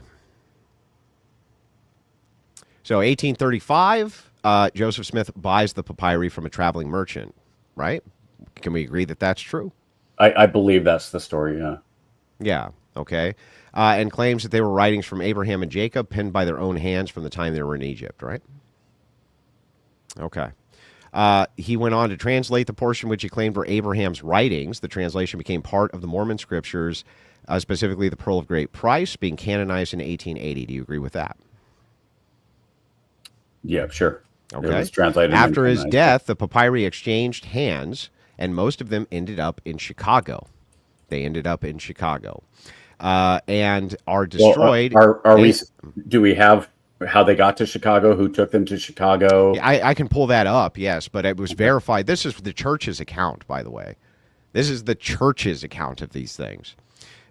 So they ended up in Chicago. They were destroyed in the Great Chicago Fire in 1871 was the presumption. But they actually survived and ended up in the Metropolitan Museum in New York in 1946, and they were given to the LDS Church in 67. So the Metropolitan Museum in New York actually gives us some insight here. So does the Mormon Church for who they were given to, and the fact that they were given to the LDS Church back in 67. We do have a pretty clear chain of custody here.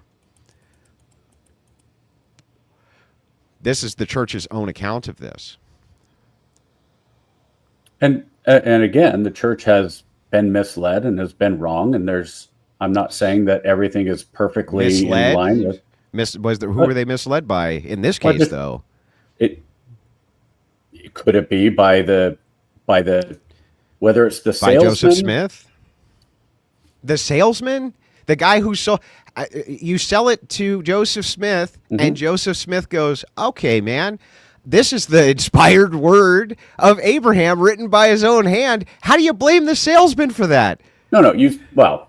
So what I'm saying is you've got Joseph Smith who is going through, and this guy comes to him and says, hey, $88,000, right? And Joseph Smith going, we don't have a lot of money here, but this seems like it's worth it. And as you said, something comes out of it, the translation, and the entire part of all of the book of Abraham is about testifying of Jesus Christ. It's about a positive thing. It's about whether the sourcing comes from the papyrus or the sourcing comes from the inspiration of Joseph Smith translating what he had. It's still a good thing that comes out of it. Can I ask you a question? Did Jim Jones make testimonies in the name of Jesus Christ? I couldn't care less what Jim Jones did. Did Jim Jones make testimony in the name of Jesus Christ? I don't know. I don't follow Jim Jones.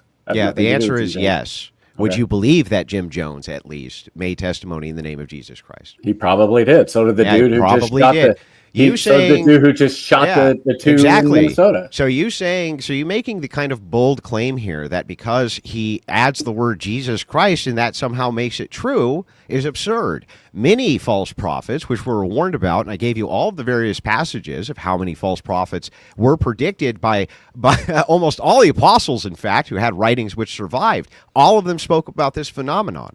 You saying that because he references Jesus Christ, and that's a good thing, is a non-argument. And here's why it's a non-argument. Because obviously, Jim Jones can reference it. By the way, there was another cult, Charles Manson. Didn't they reference Jesus Christ? Sure. There's many, many cults which reference Jesus Christ. Why? Because Jesus Christ is the way, the truth, and the light. Because of that, because you and I know that this is a fact, the enemy will often use the prongs of humanity in order to be what is considered the wolf in sheep's clothing and come in the name of Christ in order to mislead. That's what all the apostles claimed was going to happen. And so you saying that he added some Jesus-y stuff does not make this true, and saying, well, it's a good thing because he's trying to expand the testimony of Christ, that's exactly what we were warned about here. So I need to know, how is it that the Mormon Church says that this is true? Well, at first I said, again, when you're talking about the papyrus itself, I do think there's some questions about if that's the actual papyrus, because I have said the church has been misled on ancient documents before, like by Mark Hoffman. Okay. Joseph F. Smith said it, among others, that he recalls going to the Nauvoo house, seeing the scrolls unrolled and from one of the house to the other.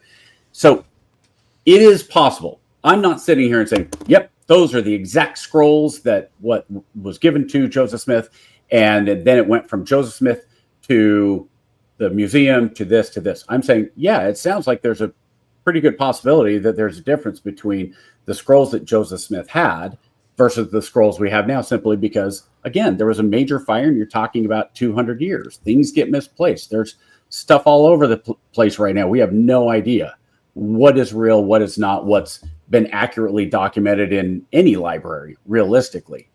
However, yes, we do.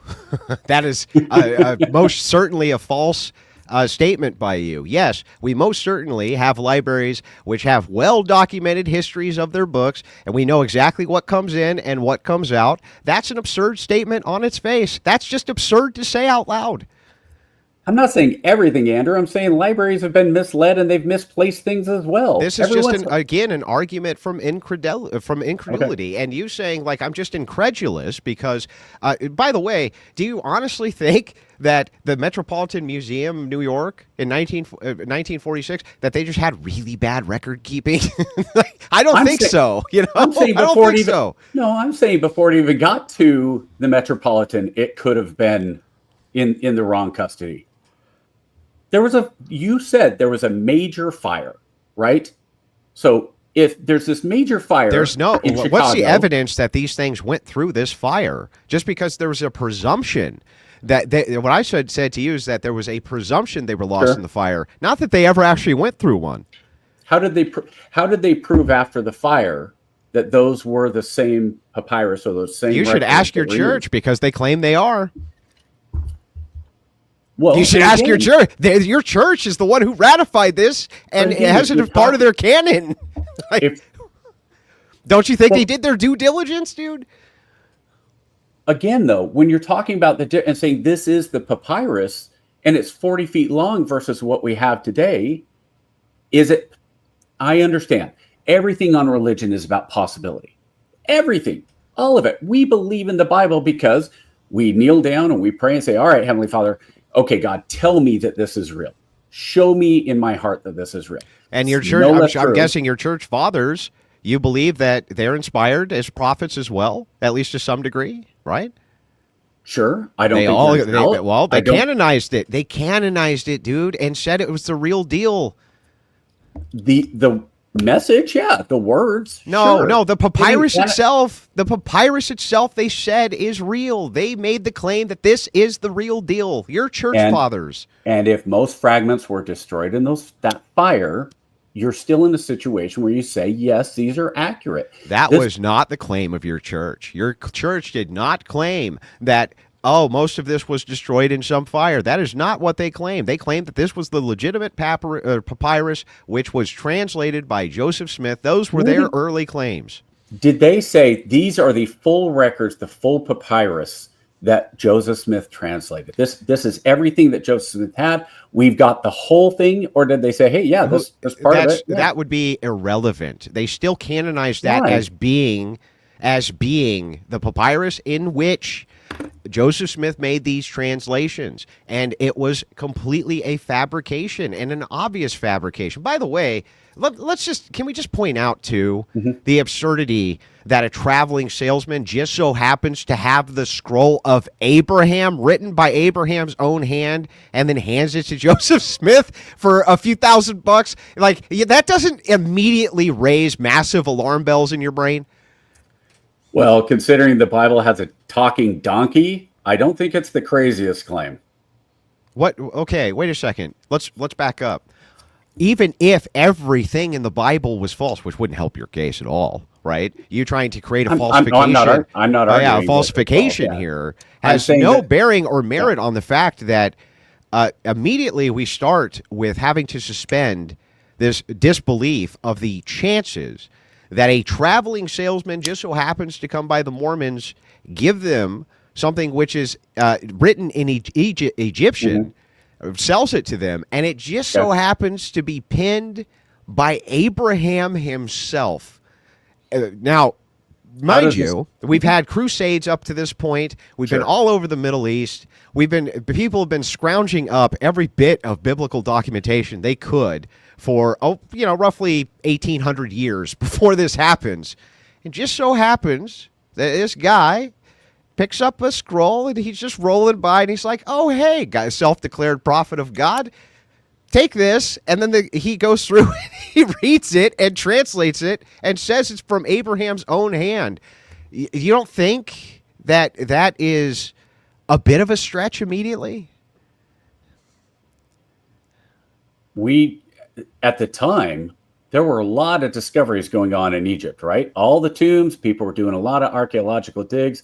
The Dead Sea Scrolls didn't come along. If you'd said in 1830, hey, I've got these clay pots that are full of these papyrus, people would have gone, wow, that's crazy. Okay, I mean, what the are Dead they? Sea Scrolls, which verified all of the text up to that point? Sure. No, but Joseph Smith didn't. He didn't verify the text. He made new text. What do you mean?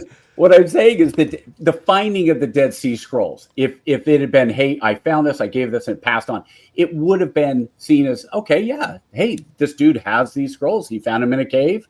It wouldn't have been that outrageous in the early 1800s.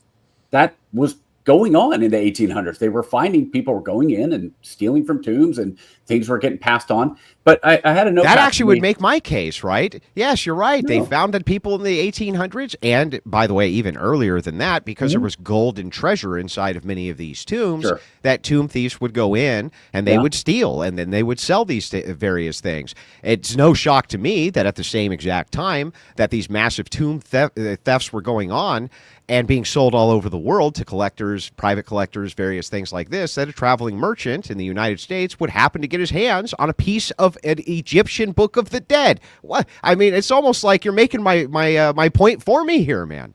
But I'm really not, because now you said the LDS Church, and I had a note passed to me, the LDS Church historically claimed that the papyri were destroyed in the Great Fire of Chicago in 1871, and this was the official, as you said, assumption for many decades. However, that changed in 1967 when some of the fragments of the papyri were rediscovered, leading to a nuanced position today. We only have part of the original collection, and some or most may still have been destroyed. Yeah, why don't you pull up, though, whoever that note giver is, and have him tell you about how the LDS Church was touting this as a great victory for them. The fact that they had recovered the lost papyri and that they really made a big to-do out of it until it got translated, because at the time there was no way to translate it until we found a way to translate it. And then it became completely falsified and they changed their tune on this. So either you're going to have to concede at least one of a few points here. Either A, is it logical and reasonable to assume that while tomb thefts were going on in Egypt, and it happens a fragment of the Book of the Dead ends up in a merchant's hand, who then sells it to Joseph Smith, who then declares that it's the book, the hand of Abraham himself. Okay, and the church claims that these are lost in a fire. Turns out that they weren't. Then they go ahead and say this is actually part of the papyrus, at the very least part of it.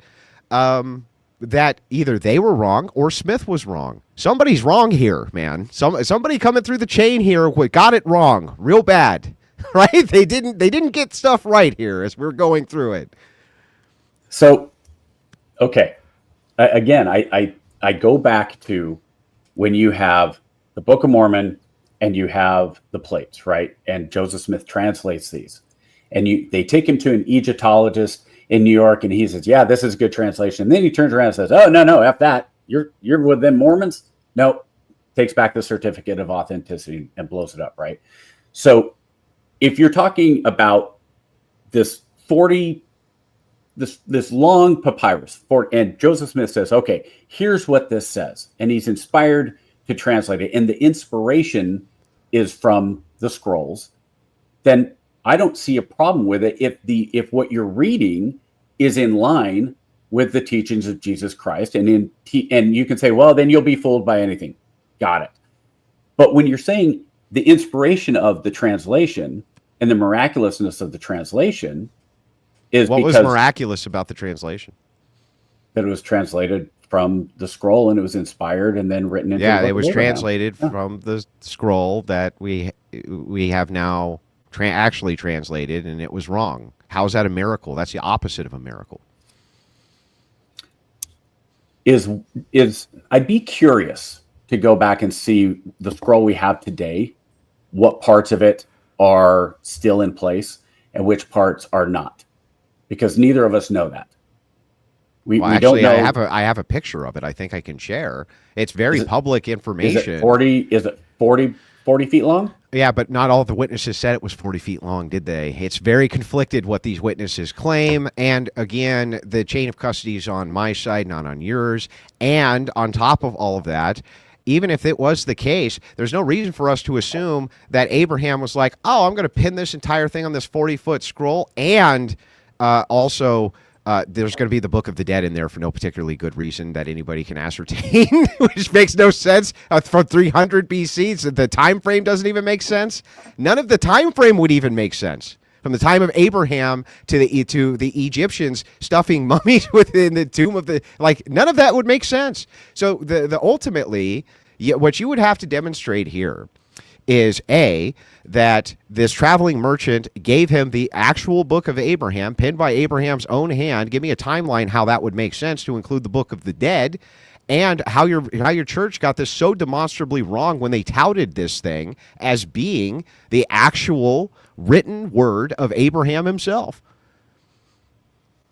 Well, like I just said, though, if you're talking about the inspiration for the Book of Abraham came from this scroll, it doesn't necessarily mean that it was. Doesn't say inspiration. It says, and I'm going to remind you of this. Let's go back to that. Yes, it does say translation from some ancient records, some that have fallen into our hands from the catacombs of Egypt, the writing of Abraham while he was in Egypt, called the Book of Abraham. And he goes in written by his hand. Yes. Why did you leave that out? Oh, I didn't mean to. I'm sorry. You didn't mean to, but you did. You've said it like 6 times. So written by his own hand. Let's not forget that part. Okay. Right. I did not mean to leave that out. That was not an intentional obfuscation. Okay. I'm not. Okay. Look. No, I'm fine. not going to try to be. I'm not going to try to be super accusatory here, but that's pretty important, right?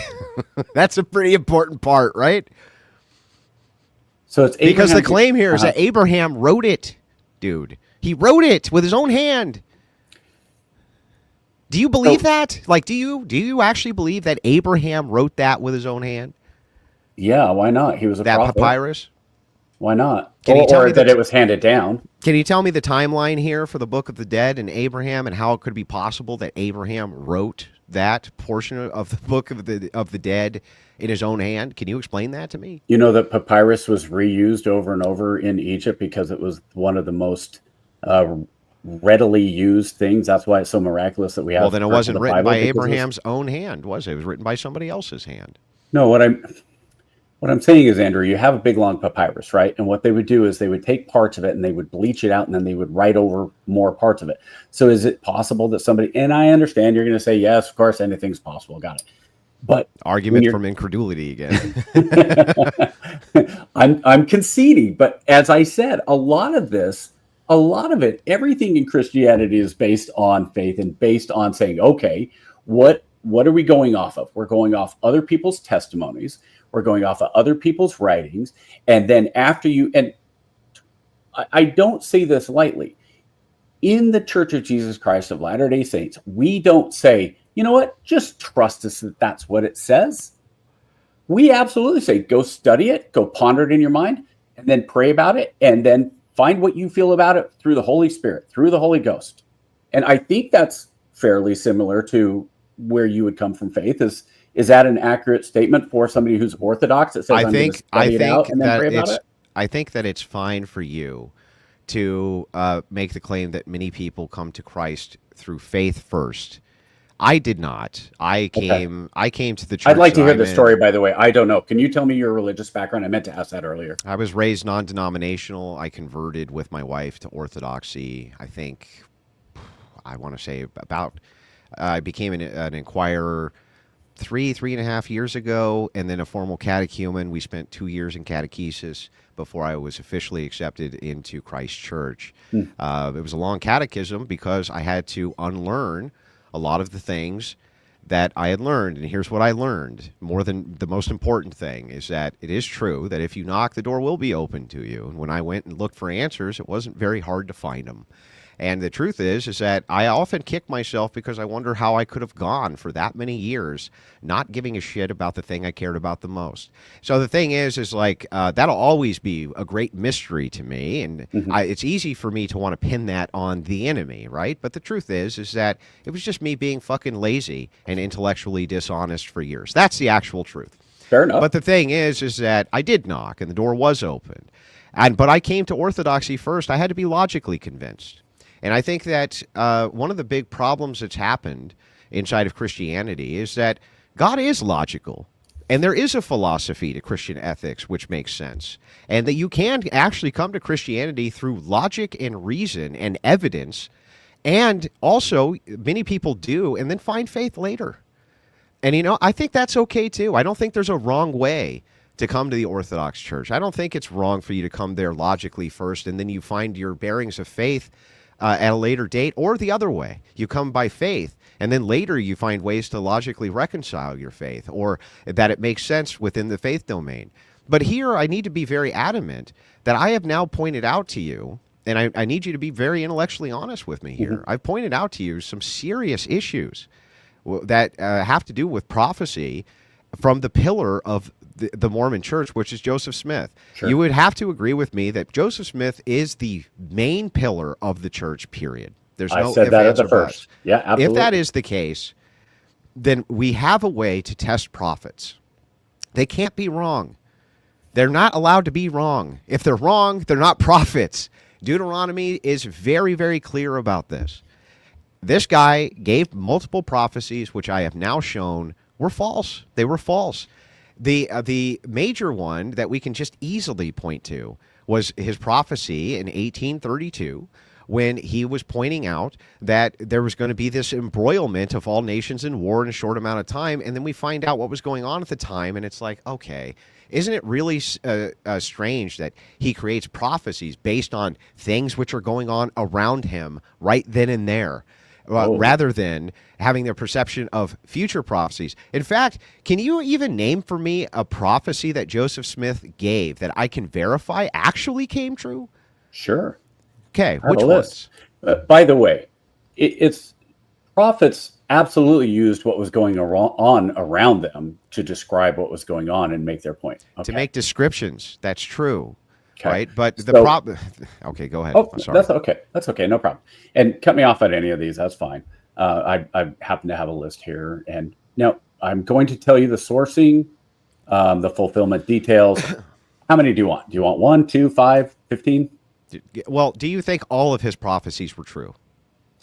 Well, that's where we go back to the film reel versus the forecast versus the if-thens, right? Because you do believe all of them were true, right? I believe that they had the possibility for truth because of, again... Well, were they true or not? Well, but Andrew, again, when people say the revelation is somebody was going to go on a mission and he died, he didn't go on a mission, therefore it's a false prophecy. Well, that's not a false prophecy. It was a mission call. It was a revelation that he was being called on a mission. I was called on a mission if they had said, "Hey, Lance, you're going on a That's mission," that's unfalsifiable. And by the way, couldn't I easily give an uncharitable version of Deuteronomy? Say if you were called for a mission as a prophet and you died, that means you're false, right? Because Deuteronomy said that, right? all prophets shall die. Yeah. So just voice. okay. But anyway, I'm not going to give the uncharitable view. I'll give you the most charitable view. I'm even willing to make the concession on all three of those fronts. But the thing is we have hyper-specific. These are hyper-specific prophecies which are put down. So, Andrew, let me ask you this. Jesus records a vision he had. Are visions prophecies? Does that count? Would a vision be a prophecy? Well, when it comes to Jesus Christ, I don't think he's going to. Well, let me give you my definition of a prophet. You did ask, and I actually don't think I ever did. So let me make sure. It's kind of like pornography. I think we all know, but I'd like to hear it. Yeah. So that way, there's no like. Because you were pretty good faith on the interrogation. So now remember that prophecy is the definition here has a historic context. So it's not an easy summary, but I'll go ahead and give you the summary. A prophet is a calling in the Old Covenant, a station one would fill. It isn't synonymous with predicting the future necessarily. They are separate. Is not synonymous, correct? Necessarily. It's a station, right? Okay. But those who do, though, those who do predict the future as prophets. Deuteronomy. We got Deuteronomy. They are separate, but not mutually exclusive to positions for priests. For example, the prophet Samuel was both. They are a link between the spiritual and material, having been sanctified, what we would call theosis, to the point where the spiritual realities of the world aren't obscure to them, like in Kings or 2 Kings 6:15 through 17, when the prophet Elisha prays to the student's eyes to be opened, and he is granted the ability to see angelic hosts surrounding the prophet. As a messenger of God, they're very closely linked with angels, angel meeting messenger. And this is especially apparent in the iconography of St. John the Baptist, forerunner. He's often depicted as having wings, at least in our faith.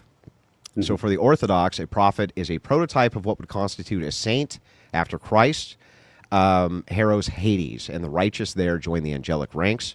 One of the major Old Testament prophets is St. Elijah, who would do battle with the priest and prophets of Baal, live in the wilderness, celibate, subsisting on insects, wild honey, wearing a simple tunic, tufts of camel hair. So it's not a simple definition, right? But I'm going to give you the most comprehensive one I can. In Malachi 3:1 and Malachi 4:5 through 6, it is said that Elijah shall come and prepare a way for the Lord. So you and I think, are in agreement that a prophet is there to prepare the way for the Lord. Yeah, that's what a prophet is. They're there to prepare. Like if we were to give it a not precise, accurate summary, but we were just going to like kind of shorthand it. Their job is to prepare the way for the Lord. It's an actual position rather than just something we call people. Yeah. Well, and that goes in line with us. We say that there's only one prophet at any given time in this dispensation, because otherwise you would have potential people saying, no, I'm the prophet, I'm the prophet. Do you think that it's fair to bring up something like 1 Corinthians 13, 8 through 10, that said, charity never faileth, but whether there be prophecies, they shall fail. Whether there be tongues, they shall cease. Whether there be knowledge, it shall vanish away. For we know in part, and we prophesy in part. But when that which is perfect is come, then that which is in part shall be done away. So we don't always What do you think that means? Well, I think that what Paul is saying is, look, we have the best knowledge that we have when it's given to us, that God provides the apostles and provides the insight into his works, but we're not perfect. We don't know all of it. We only provide what we can as prophets, as apostles. Would you disagree with that take? Yeah, I'm not sure that I would agree that that's exactly what's being stated there. Paul also gives us warnings. All the apostles give us warnings about false prophets. But if there's a false prophet, you realize that the apostles gave us ways to test them. Right. And so did Deuteronomy. We have always had a way to test for false prophets. So, sir, how would we know if a prophet's false? What stops you from declaring yourself a prophet? Right. And we talked about that from Deuteronomy. If it didn't happen, right, it's a false prophet. But if it doesn't happen, right, it's a false prophecy. So Paul himself said, we prophesy in part. So even the true apostles didn't have perfect foresight. The prophecies can fail if certain things don't happen. Again, the weather forecast or the if then. And God rebuked the misinterpretation of prophets. And I concede all of those. I think that when you're talking about Joseph Smith, if something that he said this is going to happen and it doesn't happen, I'm not a Calvinist. I'm not Who somebody are who the says, wolves in sheep's clothing that are described by Paul? Who are they? What are those who actually teach against Jesus Christ but claim it's the same thing. What was the first thing I said about Joseph Smith? He said, don't join any church because they all have they draw close to God with their lips, but their hearts are far from God. Let me say something, Andrew, real quick before we go back and forth, because I want to be very clear about what my position is and what I think about. Okay. I look at Christianity and I say, look, even By if the way, I I got to say, yell at my wife to bring me some more coffee. I don't mean to. But anyway, no go ahead. I think you're just mocking me by smoking and drinking coffee during this because you know it's against the word of wisdom. So really, I kudos will on the say, troll. I will say, no, he actually consistently smokes and drinks, and there's alcohol usually I know he involved. does. No, I know he does. I've seen whatever, and I've seen a few of his. I watched last night. I'm just messing with him. And that completely lost my train of thought, which I'm sucks sorry, I at didn't my mean age. to do that. Go. No, So that's what you were okay. saying is I want to be very clear about my position. Oh, Christianity. Here. Yes. Thank you very much. Even if I say, which I believe, the Church of Jesus Christ of Latter-day Saints to be the true restorative Church of Jesus Christ on the face of the earth, it's because of the keys and the priesthood that go along with it. That does not mean, at least to me, and I think it's a bad statement for anybody who's LDS to say, that makes every other church wrong. And what I mean by that is when you're looking at Christianity, you look at the Bible, and you say, we have this Bible, we have this book, it's inerrant, but people are errant. And our teachings, our misinterpretations, we don't always understand what's going on. But as a society, and maybe because we're getting close to the 2-hour mark, this might be a good kind of wrap up for me. But as a society, I think we are better served when we say, what are the things that join us together? What are the things that in Christianity we can take and say, these are the positives, that we are peacemakers, that we pray to God, that we try to be closer to God, that we treat our neighbors with love and respect, and that we try to do those positive things. If you're Muslim, hey, we want you to come and understand the divinity of Jesus Christ. Not that he was just a prophet, but that he was great. Hey, you're a Satanist? Yeah, I believe in Satan. I absolutely believe Lucifer was a real being, a real person, a real spirit that was cast out. You've got some truth. But hey, let me tell you about the other side of it. Let me tell you about Jesus Christ. And so those 10%, yes, we're always going to look at those 10% and say, these are the things that we don't agree on. Otherwise, why would we have Baptist, Methodist, Catholic, LDS, all of them? And so when I hear somebody say, well, you're wrong, I say, okay, hey, man, I appreciate that that's your viewpoint. I appreciate that's your worldview. But my experience, and I appreciate that you shared your experience. Let me real quick just tell you why I'm LDS. I was raised in the church, didn't want to go to church, didn't like going to church. My parents did the whole, as long as you're living in this house, you'll go to church. I think we've all kind of had, if you're raised in any type of believing household, whatever it is, you're basically told that's the rules. I was in California we were with family friends. They said, hey, Lance, when do you turn 19? And the real question was, are you going on a mission? And I was like, well, I turned 19 in January. There's a lot of stuff that can happen. But I had no intention on going on a mission at all. About a month later, I'm back in Utah and I'm at home. And I was just like, I've been raised in this church. I need to shit or get off the pot. And so I went in my room, I locked the door, and I knelt down. I said, all right, Heavenly Father. At the time, the church president was President Benson. So President Benson says, every worthy member needs to go on a mission. All right. So Heavenly Father, am I supposed to go on a mission? I could not have been struck by lightning and had it had any more effect than what I felt. And people will say, well, that's just what you really wanted. No, it absolutely was freaking not. I didn't get up and go, oh, I had such a spiritual, God loves me and he knows me who I am. I got up and went, well, crap, now I got to go on a mission. This sucks. But I had to, because I prayed about it and I had an answer to a prayer that I could not deny. How do you Now, know I've the had- entirety of the culmination of those experiences didn't lead you to finally having a debate with an Orthodox where he points out the massive flaws inside of that ideology so you come to the true church? That is a great argument, and I will pray about it. And I'll tell you what, Andrew, if I pray about it and that's what it is, because again, I don't need an LDS endorsement, but it's not going to happen. I've had too many experiences in my life to say I'm in the right place. I'll pray, but I will tell you right now, I'll pray. Don't about we it. all And have those experiences though, where we always think that we're in the No, right place or the wrong I place, don't and then think we so. look back? I mean, think about your wisdom of age. Sure. How many times when you were young did you think that you were doing the right thing or you were on the right path, and you were so wrong? You know what's ironic about that is most of the time when I felt I was on the right path, but I was wrong, it ended up being the right path because I thought it was wrong. I thought it was the wrong thing. And then later on, it was like, oh, you know what? This is actually very clear experience with that. I felt like I was inspired to become a chaplain to help soldiers. Sure. I was military police, and then I was MI. So I was. But when you holding say, it back. I'd like to give you a quick rebuttal, when you Sure. say things like this, like the endorsement comes from the fact that, you know, we believe in Christ and we're moving that message of Christ to Muslims and this and that.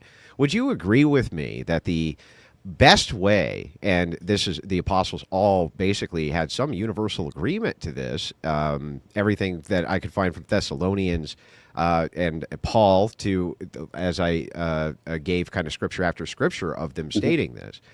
If you were going to pervert the church or in some way make it perverse, wouldn't you give a message that it was from Jesus Christ, but it actually was not?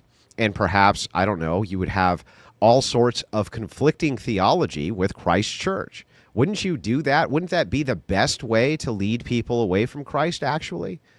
I don't, in this situation, no, because you're talking about a church, and the scripture says, you know, a house divided will fall upon itself, right? So you're talking about everything in the LDS church. Everything is about the divinity of Jesus Christ, is about the atonement of Jesus Christ, is about faith in him, and that is the only way that we can return to our Heavenly Father and return to eternal glory. Everything is through Jesus Christ. So if Joseph Smith was, let's say, and yet this theology has led to disaster after disaster for the LDS church. So, that's, like I mean, like what? Oh, what man, what happened to Joseph Smith again? He was murdered. Yeah, he was murdered. Yeah, so the thing is like many of every apostle was murdered. Yeah, many of the experiences which happened here with the LDS church specifically. They've been divided multiple times. They've gone and created brand new sects in other places. No, hold on. That's like saying that Methodists and Baptists are the same as Catholics because they're Protestants. You can offshoot, but the Church of Jesus Christ of Latter-day Saints has always been consistent. You're talking about the RLDS, the FLDS, and you're always going to have offshoots. You can't control that. I'll let this one lie for now for a future debate with another Mormon, but I don't. That's not really the history. But the thing is like, fine, I'll let it lie for right now. But what I will say is this. I want to ask you a specific question before we wrap up. Is the truth, a way in which we can verify God's word? The truth. One more time. I want to make sure I'm understanding the question because I don't want to agree to something that I like earlier when I messed it up. Yeah. Do you believe that truth is the cornerstone of Christianity? Truth with a capital T is the cornerstone of Christianity. Yeah. Absolutely. That Christianity is true. Well, let me rephrase. The cornerstone of Christianity is the atonement of Jesus Christ. Yeah, but that can't be false. Because if that's false, then all Christianity falls then apart. all Christianity is false, right? So the cornerstone really is truth itself, right? Truth itself, the atonement of Jesus Christ and him dying for the sins of us all, that has to be true. So the thing is that if truth is the thing in which is the priority of Christians, truth in theology, truth in what is what our theology is, what our church is, truth in what Christianity itself is, then isn't it very compelling if you find out that much of what you have learned theologically is untrue, wouldn't that be the most compelling argument that you should abandon said theology? Not asking you specifically if your theology is incorrect. I'm only asking this question. If it comes to light that the cornerstones of your theology are untrue, would you agree with me that that theology should be abandoned? I would say the problem is that as humans, we are limited in our understanding of truth, and you can always have different viewpoints based on worldview and experiences. We're limited, but that doesn't mean we can't know it, right? Again, I think when you're talking about people, there are probably plenty of LDS who have converted to Orthodox. And there's probably Orthodox who have converted to LDS. I doubt there's very many of those. I'm sure there's at least a few, though, right? Maybe. You would think there's probably Jews that have become Christians that have become Jews. I would just say that it's probably lopsided one way or over the other is what I would say. But that aside, I'm not even going to make that argument. I just want to know, do you believe, though, that if it is the case that people begin to explore their theology and it turns out to be false, that they should abandon that theology because it does not have truth on its side? That's all I'm asking. Well, again, I'm not even saying your theology is false. No, I get it. Just asking the hypothetical. My point would be, it also depends on what their personal experiences with personal revelation comes into. Is like that Jim Jones' personal revelation? By their fruits you shall know them, right? Yeah, the thing is like he killed himself and everybody was stupid enough to follow him. Yeah, but that's the whole point, right? It's like people based on their own divine revelation without having any sort of church authority or rigorism behind it end up falling into heresy, and that's how you end up with Jonestown and these massacres and these cults and things like that. That's not disputed by anybody, least of all probably you. So I have no. By the way, I have no idea. I saw that earlier, the Urantia book. I've never even heard of that. The Urantia, Urantia, yeah. But the thing is, you don't even want to know about the Urantia cult. But the thing is like, look, is that a cult? I really got to ask again. This feels like it should be such an easy answer, right? If the theology you're investigating turns out to be untrue, shouldn't Christians abandon that theology? Shouldn't they abandon it? It should certainly shake their faith and ask them why they're still following that faith. So you don't think that you would abandon false theology? Like if false theology somehow made you more fulfilled and gave you a better community and things like that, but it was false, would you still follow it? Well, even your own church father said those things that are good came from God. If it was a false theology that drew you closer to God, is that a bad thing? Which God are you being drawn close to? Yeah, that's a good question. What if it's a Christian God? Because you don't even believe. Well, that's the thing, right? It's like we have to. Tell me if I'm wrong. Yeah, go ahead. You don't believe that we, as LDS, believe in the same Jesus Christ as the Bible. You think we have a different Jesus. Is that correct? I'm not. Yeah. So these sorts of like when we get into Christology and things like that. Those are less important for the purposes of this debate, which is asking a very specific proposition. I don't want to derail it. I really want to stay on the focus here. Yeah. I still really am having trouble with this answer. For me, unequivocally, I would just say yes, right? Okay. And I would say this for anybody. I would even say this for Muslims. I'd say if the cornerstone of your faith, turns out to be untrue, if the theology turns out to be untrue, of course you should abandon it, right? Of course you should. Wouldn't it be sheer lunacy not to, unless you think that you can pin lies, and based on those lies are actually good because they can draw some people to Christ. Don't you think that that's backwards? Well, I think that's I think that would be the house divided. I think that if you have somebody who's truly teaching about Jesus Christ and the fruits of Jesus Christ, Jim Jones wasn't teaching about the fruits of Jesus Christ. I mean, if he was, then he sure thought he was based on his own personal revelation. So that's the thing, right? It's like based on his own personal revelation, he sure thought so.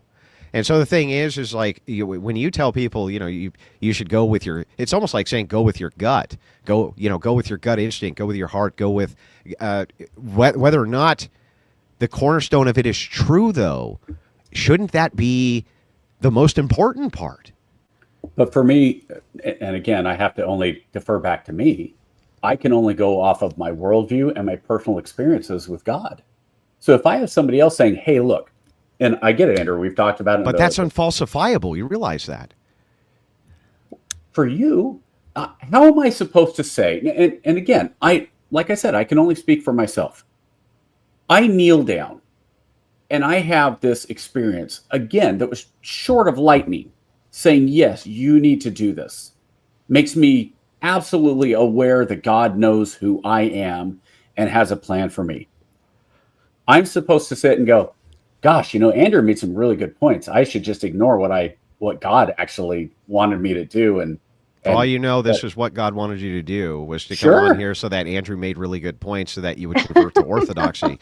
For all you know that's true. But instead of so I would expect the reflection to be, look, if I investigate this and it turns out that these cornerstones are false, I will abandon this because it's madness. But that's actually not what I'm hearing. What I'm hearing from you is the opposite. You're saying, even if it is the case that the theology is unsound, how could it really be unsound if we have like good communities and stuff, bro? It's like no, it is kind of what you're saying, though. Summarize.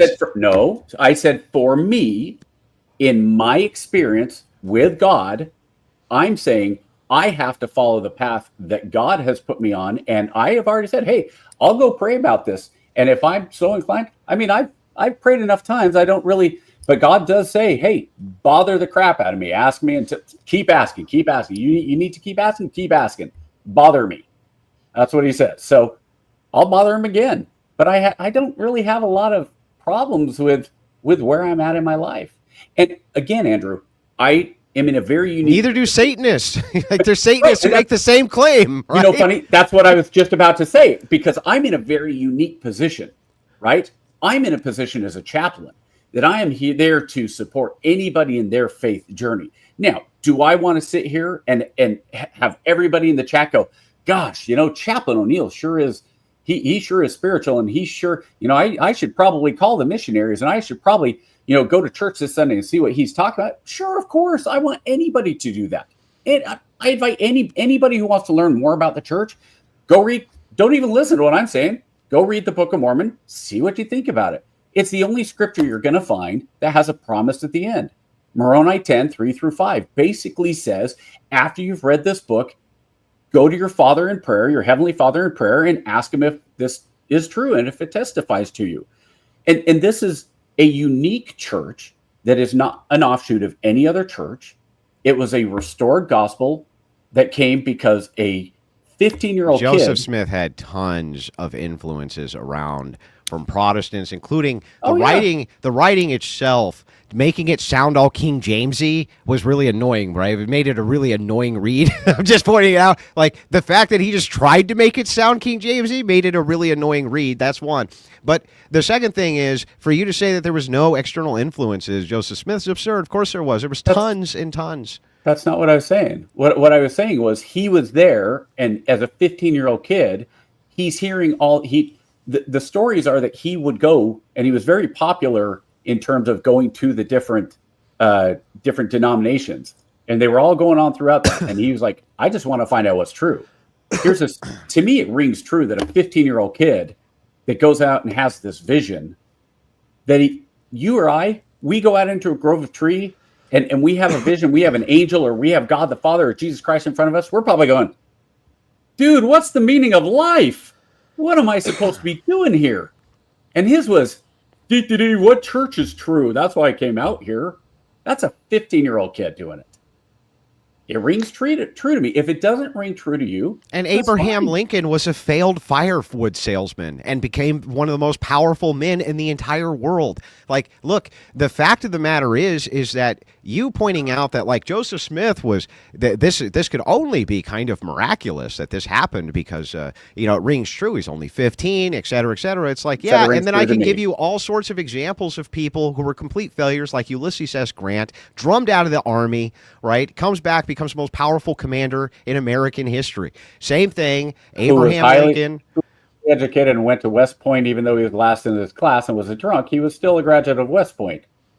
Yeah, Joseph and was Smith. but he was drummed out of the army. Nobody thought that guy was going to come back and win the Civil War. That's for damn sure. And Abraham Lincoln, nobody expected that he was. They called him a monkey because of the shape of his head and how he looked. They didn't think that he was going to go anywhere. There's all kinds of extraordinary tales when it comes to people getting into positions of power where you think that they never would have ever been in positions of power. That is not powerful evidence for the claims which are made here by the Mormon Church, which are fantastical, and the ones which are falsifiable are easily falsified. And this is my problem with this entire thing. And I guess if that's correct, that we should get into closing statements because, man, I don't think that you made a very compelling case here at all that Smith was not a false prophet, not even a little bit. We did get a little sidetracked. I was going to give you some of the prophecies. And we can go any of them.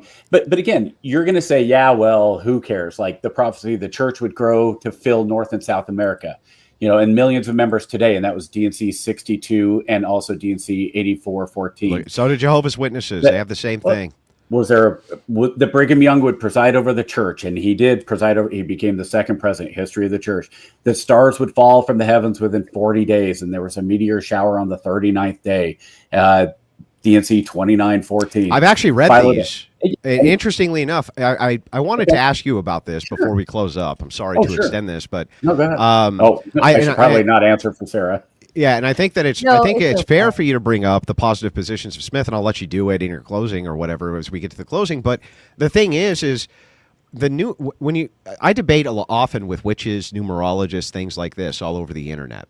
Okay. Wasn't your wife not a Spurgeon? Was your wife ever a Wiccan or something? I read something like that. I thought that sounded weird because I've seen a couple things on your wife. I wasn't sure about that. So good to hear directly. That was not an aspersion. That was, let me ask the source. That's all bullshit. Yeah. So anyway, I've never even heard that. That one's new to me. But I was like, that doesn't sound right. But the thing is like, look, I debate with numerologists things like this. Interestingly enough, if you make a lot of predictions, some of them come true. Right. So the question, so the question becomes this, right? Mm-hmm. How many predictions can you make which come true? Some of the numerologists that I've debated, some of them are high as 70%. And here's what they do. They take events which are going on around them and they make normal predictive models. Same thing that I do as a political commentator. I just don't say that it's prophetic, but rather my opinion. I'll take a look at the political landscape. Based on the things going on in the political landscape, I make predictions. Now, I would say that my track record on those predictions is pretty good. I've been wrong, but I've been more right than I've been wrong. But these are just predictions based on my own kind of model that I came up with, just based on my observations of the political landscape. Does that make me a prophet? Of course not. Does it make a numerologist a prophet when a numerologist says, I looked at all the numbers, or a water witcher who looks at the water, or the people who divine by watching ants move? A real thing, not kidding. Really? Yes, it's a real thing. They look at the movement of ants and then they make predictions. You can get a lot of predictions right just based on observation. We're pattern recognition machines. Since that's the case, if you make the prediction, for instance, if you had to work tomorrow, you probably don't because it's Sunday, but let's say it was Monday, you had to go to work, you make the prediction, I'm going to get up tomorrow and I'm going to go to work. Tomorrow's Saturday. I don't want you messing up. Oh, sorry, Saturday. My bad. It's Friday night. I got it all messed up. But anyway, if it were the case that you had to go to work tomorrow, if it was Monday, right, and you made the prediction on a Sunday, hey, I'm going to get up and go to work tomorrow, you would be correct about that prediction, right? You would be. Why? Because all of the things which you observe tell you that the chances that you're going to get to work tomorrow pretty high. So you can observe those things, make that prediction comes true. We wouldn't consider that magic or prophecy, but rather we would just consider that us recognizing various patterns which are going on around us in order to make these various predictions. This same exact thing I can apply to Joseph Smith that I do a numerologist or any other of these people who do water witching or divination. How many of these prophecies would fall under the, well, hey, I made predictions based on what was going on at the time, like he did during the Civil War thing, versus he was actually having revelation. That's my problem with that. Yeah. So I was listening to, because of course I try to do a little bit of research as well. And there's a BYU professor named Truman G. Madsen. And in his BYU lectures, number 3, he talks about there have been 1,500 verifiable predictions, prophecies by Joseph Smith, people who wrote in their journals and their diaries, this and that. And so, yeah, I mean, what are you going to do? Are you going to say he just guessed 1,500 right, but maybe he... By the way, I'm looking at the prophecy right now that you mentioned. Which one? Meteors aren't stars.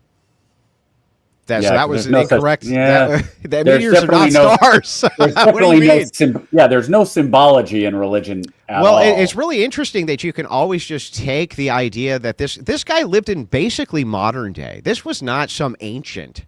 This was not some ancient upstate guy. New York. He only lived. This guy only lived in what, like your great great grandfather's time. Like this was not a thing where this guy's some ancient dude. When they wrote things down in the 1800s, I don't know if you know this or not, but they were pretty accurate with the things that they wrote down. And the thing is like, isn't it interesting that you could be like, well, there's a meteor shower, and that's like stars falling. Well, no, it's not like stars falling, is it? It actually isn't like that at all, is it? It's actually Pretty the symbolic. opposite of that, isn't it? We do call them shooting stars. Gentlemen, would we like to... Did they call? Well, wait a second. I'm sorry. I don't know. So I don't know because what they there's- called them in 1830. Yeah, because of shorthand of a shooting star. And actually, that would make my point again. Let's assume for a second Joseph Smith did call those shooting stars, and all of them called them shooting stars. That would be really easy for them to cope then when stars didn't fall and meteors instead. Which, by the way, they knew what a meteor was in 18. They knew that they weren't stars. They knew exactly what they were. They were well studied cosmologically. They were well studied, and it's like, look, that wasn't stars falling. Like all of these that I think that you would say were accurate predictions is the same as a numerologist who claims, no, I was super accurate. I told you in the next 10 years, bad thing happened, and bad thing happened. And it's like, come on, man. Okay. We have to use rationale, reason, and logic also with these things in order to make these verifications. Well, I mean, there's a lot of healings by Joseph Smith. There's different things, but hey, let's go and see One what of the people think and biggest go from there. churches that did faith healings. Yeah. And people swore by these faith healings, swore by them. They went in with a radio and found in the back that what they were doing was they were vetting the conditions of people as they were coming in. And then they would tell the guy on stage what the conditions were, and he'd be like, you can walk now, and stand them up. Never showed all the footage of them falling on their faces, of course, and things like this. But people swore by it. We have a term for this called the placebo effect. It's why when you have a headache, I can give you something and call it aspirin. Your headache subsides an hour later. You think, wow, that aspirin really worked. So I think it's a little bit different. Something like William Huntington in his own journal wrote about how he had died and he saw himself above looking down and seeing his own body. Joseph Smith comes in, prays, restores him to life. He lived for decades later. So there, yes, faith healing, got it. I think it's, they made fun of it in Fletch 2 wonderfully. But there's a point where sometimes you are based in faith and sometimes you are saying, look, okay, this is what my understanding of the information is. I'm going to pray about it and go from there. And yeah, well, when your family members get sick, do you take them to a faith healer in the LDS church, or do you take them to the hospital? We absolutely give blessings, and there are multitudes of stories. While they're at the hospital, though, right? and before, or even before it even happens. Sure, you give it. But if your wife comes to you and she's like, my chest is really hurting, you rush her to the ER, don't you? Hasn't happened, but sure. But when my son was having a seizure and we jumped in the car, you don't think I was giving him a blessing on the way to the hospital? On your way where? Of course. On your way where? To the hospital. So the thing is, I'm one of those people that says when people say it's all about faith, I go, look, God wants us to be able to use what's available. And if it gets into a doctor, sure. But of course. Well, what I'm saying to you is look, I believe that there can be people who heal through faith. We have church fathers who have definitely done these kind of miraculous feats. That's true. I'm not even disputing that. What I am disputing, though, is since your church is founded, that you could give me a single provable example of anybody in your church doing it. And I would love to actually see it and go through it because, honestly, all the evidence that I always find is anecdotal and everything is stacked against you on these things. What would be different anecdotal about the church fathers that you just said that have modern technology would be the distinction. No, you distinction of modern technology. But no, you said church fathers have done it, and you have proof that they've done it historically. What would be the difference between somebody's It would be historically? it would be the evidences for the for the size of whatever the miraculous healing was versus the evidences. The nice thing about the LDS Church is that it's so easily falsifiable because it was formed in the 1800s, where we have great records of these things, right? And so it's easy enough for us to go through and falsify many of these events as being absurd, never having happened, or as them essentially lying to us about them.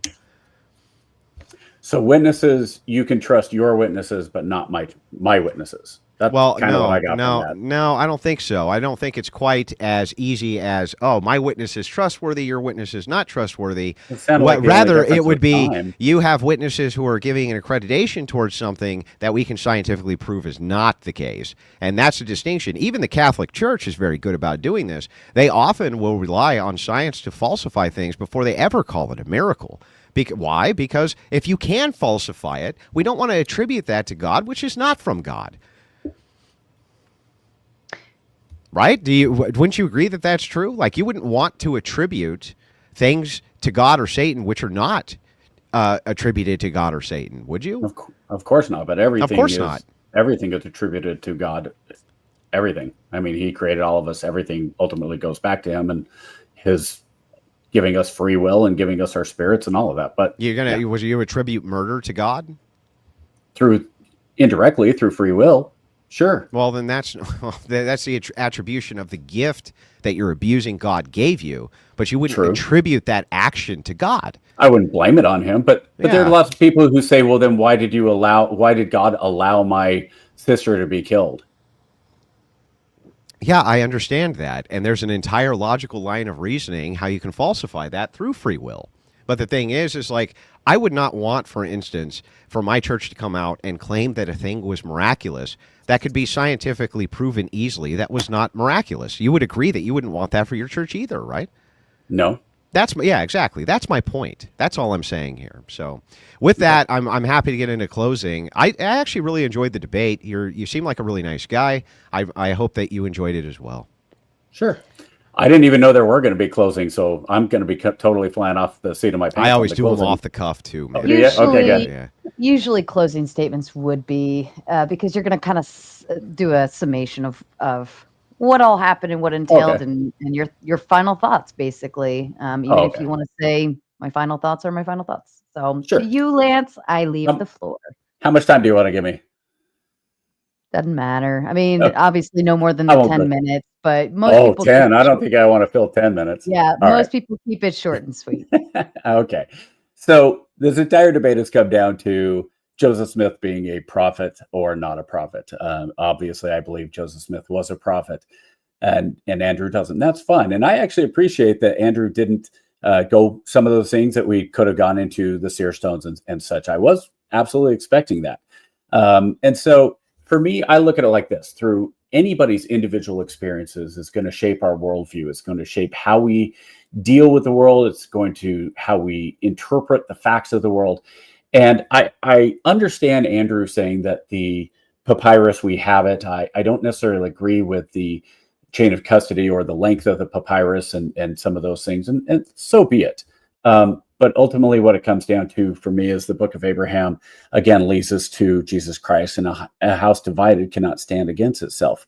Everything in the Mormon church is about Jesus Christ. I said that in the opening. I'll say it now. And when you have a church, and Andrew calls us a cult, and by the traditional language of... I didn't say that. I was referencing how these organizations become cults. I specifically avoided calling... Okay. Well, I appreciate at least I tried to avoid it. I wasn't here to insult the Mormons today. I was here to offer refutations. Well, and the funny thing is, kind of knowing, understanding the history of the word cult, I don't even really take it as an insult, because all cult means is that you, as a church or an organization, you don't follow the traditional Christian teachings. And we don't follow a lot of traditional Christian teachings. We think there's been modern day revelation, the most basic of which is that God the Father, Jesus Christ, and the Holy Ghost are three individual beings that are part of the Godhead. We believe that God the Father has a body and that Jesus Christ has a body and the Holy Ghost doesn't, but they work in one. And I understand it's very different than the people who follow the Trinity from the Nicene Creed and some of those things, and that's okay. Because ultimately, at least for me, I'm not going to go in. I can't disprove the Nicene Creed any more than somebody else can prove that the Godhead is 3 in 1, 1 in 3. That's never made sense to me. Nobody has ever logically explained the Trinity to me in a way that makes any sense considering the baptism of Jesus Christ. But you know what? If somebody believes that, I say, hey, that's on you. You figure that out. Maybe I'll end kind of with this. I was thinking about this for way too long over the last few weeks and how I was going to kind of argue this and think about it. For those of you who aren't aware of what Pascal's wager is, Pascal's wager, he came up with this thing that basically says there's two possibilities, that there's God and he exists, or there's not. And that you either believe him and you don't. And ultimately what he said was it's in everybody's best interest to believe in God for your own self-worth. And because if there is a God and you believe in him, here's the blessings of it. If there's not a God, it doesn't matter ultimately. And if there, et cetera. And I was kind of thinking about that in terms of the LDS church. Either Joseph Smith was a prophet, and by extension, the church is true or it's not. And either you believe it or you don't. And if the church isn't true and you don't believe it, no harm done, whatever.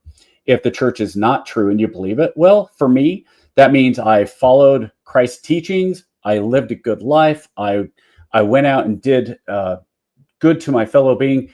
I kind of missed the party. I wasn't able to go out and drink and smoke and go do some of the things that kind of come along with not having those guidelines of the LDS church. And that's okay. If the church is true and you don't follow it, well, there's, again, I would say there's some missed blessings there and there's some missed opportunities. And if the church is true and you follow it, there's definitely some blessings that go along with it. I think that there are a lot of things that Joseph Smith restored. He restored baptisms for the dead, which is a wonderful concept, because in the traditional Christian church, if you don't believe in Jesus and you don't accept Jesus and you haven't been baptized, you're going to hell. And I've never understood how a loving God would say this farmer Chun in the 13th century BC in China, who was a good man, who lived a righteous life, who did everything that he could to help other people, gave of his crops and did everything right. He was a really good person, but he's going to hell because he never even heard the name Jesus Christ. And so there was a restoration of things like baptism for the dead. And there are things that are out there. I get it, if you look at it at face value. But when you add in some of the spirituality and some of the understandings and the personal revelation, it goes back, everything to me goes back to that. Yes, Andrew is coming from a logical position. He's saying this, if A, then B, then C, then D. And that's absolutely great. I don't think anybody should join the church and just say, yep, I believe what Chaplain ONeil said. That's ridiculous. Or what anybody else said. I think what you should do is you read the Book of Mormon, you pray, and the Bible too. We believe the Bible to be the Word of God as well. It's in one of our articles of faith. We believe in God the Father and in his Son Jesus Christ and in the Holy Ghost. Pray about it and go from there. I don't believe more. I see in the some of the comments, he's realizing that Mormonism is a lie. No, I really don't. I believe in my heart and in my soul that the Church of Jesus Christ of Latter-day Saints is the true restored Church of Jesus Christ on this earth. I have been baptized in this church. I've gone through the temple. I have made covenants and promises to my Heavenly Father, and I'm going to do my best to live up to those covenants. I'm going to make mistakes. I'm wrong. I'm fallible. I mess up every day. Are you kidding? I could be a better husband, better father, a better teacher, a better pastor, a better missionary. I could do all those things, but I'm just here to do my best. And if anybody has any questions that they want answered, I would say I would invite them to visit any LDS church anytime you feel comfortable. If you want to go to lds.org and do any research there, all of our information's on there. We don't hide anything. I think the church has become much better about transparency than it has been in the past. And, our information's there. So if you want to go and find out more, do so. If you're comfortable with where you are, great. I hope you found some faith. And if you're looking for faith, find something that works. The chaplain in me says, find what works best for you, because I'd rather have you go to any church and finding a system of belief that brings you closer to Jesus Christ than not. So that's my ending. Thank you, Sarah. I appreciate it. Thank you, Lance. I appreciate that. Andrew, to you. Well, I think Lance fundamentally misunderstands Pascal's wager a bit. You see, what's interesting is that he says, well, you should take the wager because you're missing out on some blessings. But if it was the case that the other church, which says that you would be condemned to hell, is actually the correct one, then he would make the wager in favor of that church, not in the church which says that you're not going to go to hell for your lack of belief in that church. That wouldn't be much of a wager, would it? The wager would only really work if you said, hey, there's going to be a dire consequence by not doing that, plus life improvement. And so I think he fundamentally misunderstands that the attribution of Pascal wager would work against him, not for him. That's the first thing. The second thing is that the reason I went with the line of inquiry that I did, even though my opponent miscalculated what it would be that that I would be going after here, and thought I would be going into golden plates and various things like this, because those are commonalities which occur very often that, the Mormon cartoon, things like this, which dive into kind of nuanced historical things, and they always become very granular, and those debates don't get at the heart of what it is that I was trying to get at, which is this guy a prophet or isn't he? And if you look at Deuteronomy, as we painstakingly did, we know what a prophet has to do if he makes predictions in the name of God. He's got to be right. And his prophet, which is the foundational pillar of his entire church, objectively wasn't on major predictions which he made. And he was easily fooled by a salesman, or he himself fooled all of his congregation, and we can verify that with evidence. What you saw here tonight was a contrast in worldviews. I don't believe in any way, shape, or form that Lance is wrong, that Christians should have strong faith in their duties as Christians and strong faith in Christianity itself and in Jesus Christ as your Lord and Savior. But you are given reason and logic and these great gifts from God, specifically so that you can verify what is true and what is not true. These are great gifts, and we're the only creature on this planet who has these gifts. Animals don't give a shit about what's true. Only human beings do. There's a telos here that guides us towards the truth. When you gravitate towards men you follow, you don't gravitate towards liars. You gravitate towards who? Truth tellers. Why? Because you're hardwired to do that. That's in your very teleology. One of the greatest gifts of God was that he gave you a recognition for what is true and what is not. My opponent never gave a great demonstration, well, any demonstration that I could see, or a single point that verified the tenacity or veracity of Joseph Smith's prophecies. In fact, many of the ones he brought up, I was able to refute instantly. And on top of that, I gave really good, broad evidence for many of the falsehoods. Now, remember, we're looking at pillars. The pillars of the Orthodox Church, Jesus Christ, and the apostolic succession of our church from the original apostles into modernity. We're able to track that. That is the major cornerstone distinction here. This guy's church, Lance's church, is without Joseph Smith does not exist. That is the pillar of that church. And if that is falsifiable, that is the end of that church, and that's that. When I tried to pin Lance on whether or not people should look into their theology to determine if it's false, he was actually very evasive about that, multiple times very evasive about that. Why? Because they only want you to really look at the surface level. They don't want you to really invest yourself, like I had to do in Orthodoxy, in figuring out what was true and what wasn't true. And that is a necessary conditional of Christians that I wish we would get back to, because absent truth, that's how we've fallen into such chaos and disarray. So I would look at the contrast in worldview. I'm asking you to seek what is true. I'm asking you to go through the evidence and use your faculties of reason gifted to you by God himself so that you can determine what is true from what is false. I have a 2,000-year history of apostolic succession. The Orthodox Church has not ever been non-transparent. They are the most transparent church I could ever think of. They're ready and available for you to go and discuss with the priest any of your various concerns, and we have all of the backing of our faith from again multiple thousands of years for you to make these great determinations. And here's the one thing I'll tell you in contrast: my priest would never tell you to follow unsound theology. My priest would never tell you to follow lies. My priest would always tell you that the cornerstone has got to be truth always for Christians. We've always got to have that as the cornerstone of what it is. Now, I'm not talking about white lies and trolling and stuff like that. I'm talking about theological truth. That has to be there first. And that was never demonstrated, whereas I gave a body of evidence to demonstrate against it. With that, I'm done with my closing, and I appreciate everybody's time.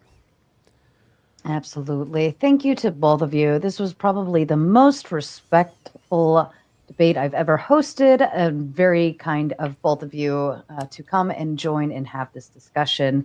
While we read through the super chats, I'm going to be a little selective in them only for time purposes, but I did drop the open panel dumpster fire link into the chat. Now it is there if anybody wants to hop backstage. And my first big shout out would be to old Sarge Finkel, who sends in the...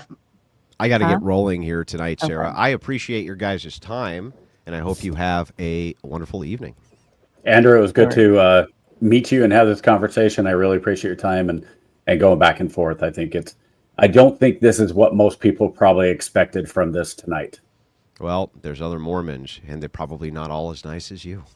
But don't worry, Lance, we all try to be Canadian. I'm ready for them too. So, but I do appreciate your time this evening, and I appreciate you stepping into the role, especially as a chaplain with your many years of experience, so that we could have at least a productive debate with somebody who's knowledgeable on the topic. Yeah. Anyway, have a great one. I'm going to go back to my stream and grift now because these guys owe me thousands for a TikTok invasion. So, anyway, tell your wife I'm glad she wasn't a witch. Yeah, well, I mean, me too. I don't. That's. I've never heard that one. That one's new to me. Yeah, it was weird when I saw it because that doesn't sound right. Yeah, no witches here. All right, have a good day, man. Goodbye, Andrew. And Lance, you are not obligated by any means to stick around or stay any longer. You're more than welcome to. I'm not going to force you or anything like that. Doors always open, both in and... Wait, you're not going to force me? Who is John Galt? John Galt. You don't get that reference? Oh, come on, Sarah. Well, you've never read Atlas Shrugged? I know a John Galt. He's a YouTuber, but no. Okay, so the Ayn Rand book, Atlas Shrugged. The kind of the main person is John Galt, and his whole thing is that you can't force somebody to think for somebody else. So it's like, if you can't force me to stay on, all I got to do is click a button. I'm out. So sorry. I thought that was maybe not everybody's read Atlas Shrugged, or as many people as I thought they had. No, definitely not. And I'll just let the chat tell me. The chat will just say I'm a dumb blonde or something and unlearned. But there's a difference between ignorance and stupidity. Ignorance is you just haven't learned something yet. Stupidity is you can't learn it. So I have no doubt on that. You just haven't read the book. It's fine. I think it's a great book. That's fair. Big shout out to old Sarge Finkel. He came in earlier on the Cash App with the $499.99, and his comment to that says, "I lost a penny." Shout out to you, old Sarge Finkel. Always the right time, the right day, the right need that needs to be fulfilled, and you just did it. Thank you so kindly. I'm gonna just go through a few of these. I'll do just pardon me. I'll just do 10 and up, and then a little selective, just because I don't want to insult you the entire night. Is that what they all are? With comments, yeah. Chaplain's an idiot. Been called worse. Rachel, I was thinking the same thing. Did he think I was a witch because of my book title? Because it's the occult of feminism, I think, or it starts Oh, with maybe the somebody occult. else. Rachel, I'm sorry. I haven't read your book. But if you drop it in the link, if it's on Libby app, I will definitely read it. Oh, she says maybe he's confusing me with Jay Dyer's wife, who dabbled in witchcraft for a time before she became Christian. You know what? That's probably possibly. what it is, because I was prepping for Jay. You had me ready to go against Jay for a That while, so I'll bet that you may that's be what it. it is. That may be it. Very, very possible. One lost sheep comes in with a big 10, says, but even if we or an angel from heaven should preach to you a gospel contrary to the one we preach to you, let him be accursed. Thanks a whole lot for hosting this debate, Sarah. And usually the rules of the game are you are welcome to respond to any of these that pop up. You don't have to. If you don't say anything, I'll just keep moving on. If you do want something to say, a little, brief, whatever, back to something, you're more than welcome to. Otherwise, we'll move on from them. Okay. Steelborn with the Big 10 says, Andrew, this guy should go tell the trees all the mean things you said. I don't know what that reference is to. Whatever. Millennial Mike with the Big 10 says, catching up on 2 times speed while in the hospital with my wife having our second Mormon baby. Huge Andrew fan and fan of the Crucible. Great debate, Sarah. Subscribe to the Raging Tomato and Not One Step Back. And congratulations to you, Mike. Mike has been a panelist here and has debated before. So it's very exciting to see him. I didn't know he was a Mormon, though. Well, Mike's doing his part then. He's up to 2. You need to get at least to 4 before you really qualify as true LDS. I've got 4 myself. Really? Yes. No, but that's a joke. The only people that are having babies anymore are Mormons and Catholics. So, but I do have 4. Fair enough. Well, I am Catholic, and I did my part and only had 2, and that's about At where least at least you're meeting the minimum population to replace yourself. Right. So. That's how I said. I did my duty to society. I am done. Chef Dylan with the Big 10 says, Andrew with the big W's. Red Fox came in with a big 100 and says, for a paper for the War College on epistemic crisis in military leadership, granting the argument is this systemic of moral cowardice of the chaplain corps. Why isn't a chaplain at competency to give moral advice in planning or punitive proceedings? Respect to the chaplains. Oh, Red Fox, if I could only tell you some stories about the degradation of the Army Corps, the chaplain corps. I will say this. Chaplains love each other. We want the best for each other. The Corps, and if this gets back to the chief of chaplains, so be it. I don't feel like the Corps gave a crap about me for the last 5 years. I think they have done nothing to stand up to the moral relevancy that should be shown. I think we have degraded ourselves. And once somebody makes light colonel, and especially full-bird colonel, they care only about their career, and they do not care about any soldiers under them, and certainly no chaplains under them. I've had too many incredibly bad chaplains around me. I was stabbed in the back by another chaplain, tried to end my career, and it's been a delayed effect, but it has had a serious effect on my career, which is one of the reasons I am getting out. The chaplain corps has not lived up to its promise as being the moral heart of the Army. And instead, we have been placed on a path of basically, well, we're here so soldiers can whine to you, which is not our job. Our job is supposed to be the moral backbone of the Army. And as a chaplain corps, as a whole, we do a very bad job of it. There are individual chaplains who do an excellent job. But man, I'm going to tell some stories once I retire. So if you want to start following Tupac Save the World on Sundays, you'll hear some stories sooner than later, because if my retirement goes through, and even that's delayed because of that chaplain stabbing me in the back, then I invite you to do so. But yeah, I could not agree more that the moral cowardice has absolutely permeated the chaplain corps. That's crazy. I had no idea that was like, nobody wants to say it. Really? Yeah, because if you say it, Well, what are you supposed to say? Hey, sir, why aren't we being more moral? Why aren't we pushing for our soldiers to be moral? Why aren't we pushing for our commanders to be moral? You're told, you know what, chaplain, stay in your lane.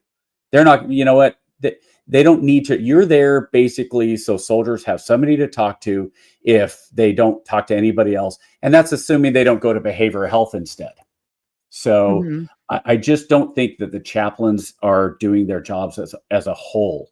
Again, there are individual chaplains who are wonderful, and I'm sure there will be people who say, "Oh, well, my chaplain's great." Yeah, but for every one of you that says my chaplain's great, I could probably give 5 or 6 soldiers say my chaplain just I don't even like. I won't even talk to that person. Wow. Yeah, That's kind of heartbreaking because those are supposed to be the ones that support our members when they need them the most, I think. Well, what they'll do. It's not that they won't support the soldier.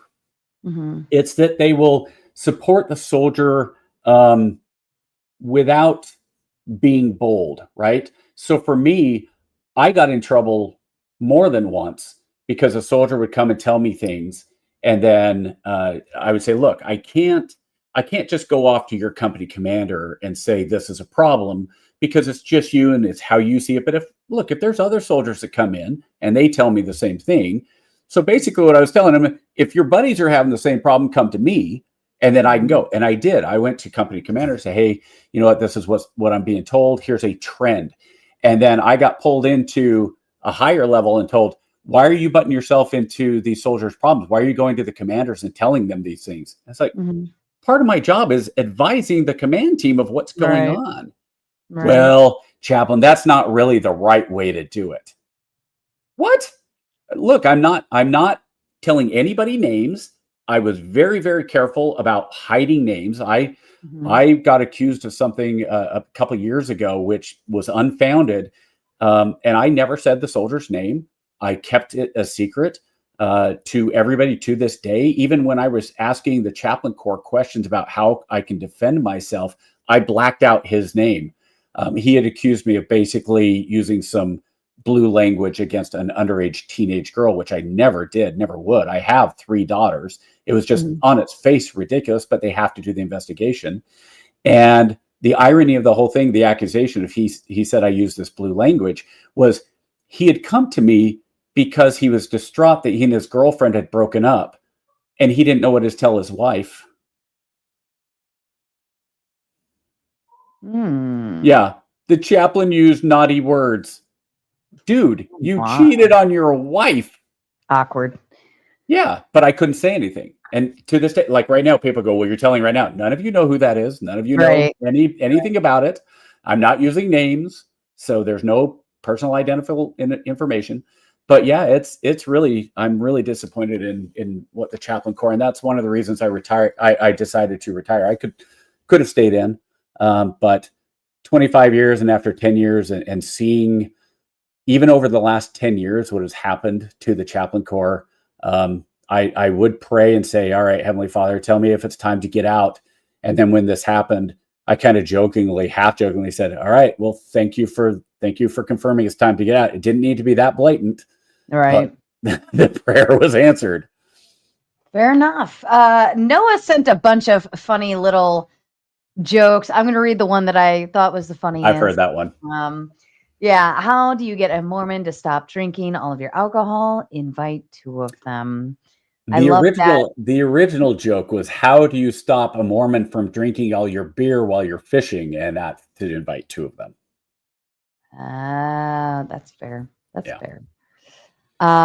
Kelly sent the big 20. I'm interested in hearing the debaters' opinions on when the Holy Spirit first visited mankind and what continent. Well, as far as LDS theology, you would have the Holy Ghost right from the start as soon as Adam was kicked out of the Garden of Eden. Mormon theology is that the Garden of Eden was actually in Missouri. And a lot of people go, "Oh, why would it be in Missouri?" Well, look, if you're going to say there was a flood of 40 days and it overcame the earth, why couldn't it be anywhere? So I would say North America, and right from the time that basically they were kicked out of the garden. I don't know what Andrew would say. Imperial comes in with a big 10. A Mormon position. Schrodinger's cat is dead in this box. Box is opened and no cat. Mormon, the cat could have potentially been disintegrated, so that doesn't prove our position. Hashtag the Crucible. Andrew called that something. He called that something specific. The fallacy. Yeah, there is a. Also okay. that. Yeah. Chef Dylan asked to how do you make them ad free? You get yourself YouTube Premium. Were there ads? Do they see ads? I don't They see see ads. ads. We don't see ads. All I know is I'm looking forward to my big payday after this of 0 cents. That's what I'm really looking forward to. Jordan says with the big 10, Lance, if it were the case that a person in their experience had what they saw as positive outcomes from their theology and then discovered that their theology comes from Satan, should they leave it? I would say that Satan is absolutely right there with lots of truth. That's what he's supposed to do. He wants you to follow false theology. And if you're able to discern what is true from Satan, you would put that into your back pocket and say, yeah, that's absolutely true. Satan knew that Jesus Christ was Jesus Christ. That's why he took him out and tried to, during his 40-day fast, at the end of that fast, when he thought Jesus was at his weakest point. So if you're able to find truth from Satan, you don't disregard it. But I wouldn't say you would leave your Christian faith because of Satan. But absolutely, there is truth to be found almost everywhere. Even science has some truth in it, crazily enough. Chairman of the board says, I lost my golden tablets. Does that make me a prophet? It depends on who has them now, wouldn't it? And Jim Bob, of course, with the big 10. Lance, does God the Father have a father? If so, does that father have a father? Now, that is a really interesting question, and I will say you to this. Go read some Hugh Nibley. Hugh Nibley was a Mormon apologist, maybe the smartest dude that's ever been LDS, and he goes into some things on that. Personally, I'm going to say this. Whatever God's lineage is, I don't think we could comprehend it, regardless. Even if the prophets had written and we found a like, who do we want to say? An actual something in the desert, the Dead Sea Scrolls Part 2, and this is written by the hand of Jesus Christ. And it said, this is who my father is, and this is who my grandfather is, and etc. We'd go, wait, what? And not really be able to comprehend it. So does God have a father? Well, when I die, I'm waiting to find out. I think it's going to be very interesting to see what the actual makeup of the true universe is, because anybody right now, we're silly. We think we understand the universe. It's 13 billion light years across, allegedly. That's not a number we can comprehend. Because, like, how stupid is this fact? You take out a deck of cards, a brand new deck of cards, and you shuffle it 7 times. It has never, ever been done before in that exact way. And there are more possibilities of shuffling the deck that way than there are atoms in the earth. So we don't understand numbers. We don't get numbers. So when you say something like God the Father had a father, I don't know. It's going to be interesting to find out. And I don't think our human brains can handle it. Fair enough. Marilyn with the big 10, just to say, Queen, yes, I will take my crown. How do you know she was talking about you? Well, you know what? If you want to be the queen, fucking, I don't know. I tell you, I am a big Freddie Mercury fan. Love Freddie Mercury. Absolutely. Didn't love the lifestyle, but he was awesome. Best rock and roll singer ever. That's fair. And Culvercast with the big 10, they don't give a I think this is referring to the chaplain. They don't give a crap about you, brother. 100%. I'm almost positive I met you now. Major Dickerson is my father. I am almost positive he introduced us. If not, we ran into each other somewhere else. Maybe. I don't know. Major Dickerson does not ring a bell. I'll tell you, if it's in the last 10 years, I was in El Paso, and then I was in San Antonio. My first unit in El Paso was 427 Field Artillery. And then in San Antonio, I was with the 717th MI, and now out here at Fort Eisenhower/Gordon. I've been with the 369th signal. So any of those, but could have just run into on post somewhere too. Fair enough. All right. Well, there's a few backstage. Doesn't look like a big party tonight, but that's okay. If it kind of he's the draw. Normally they come in to attack whoever it is that Andrew is debating. Oh, usually. Great. So he can like leave, and then they like do what I would call like cleanup crew, for instance. Oh, okay.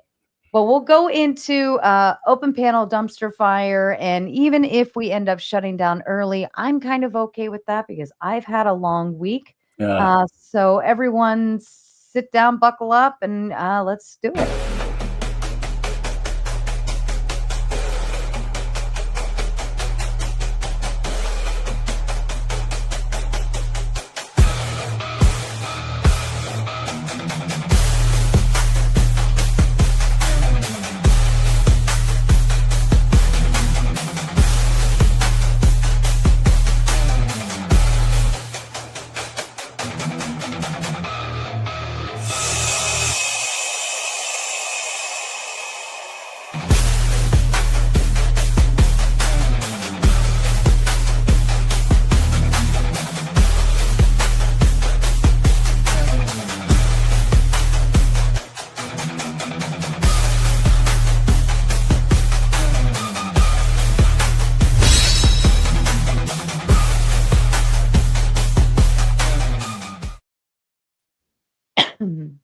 Pardon me. All right. We'll make this quick and to the point, I think. And then somebody was back there and then they dropped off. Maybe they had camera issues. And then I will get through the rest of the super chats here kind of intermittently throughout this portion of the show to anybody that's sent below 10 or the extras that were kind of lingering around. I will go through them. I do promise that. I just wanted to get through get to the open panel.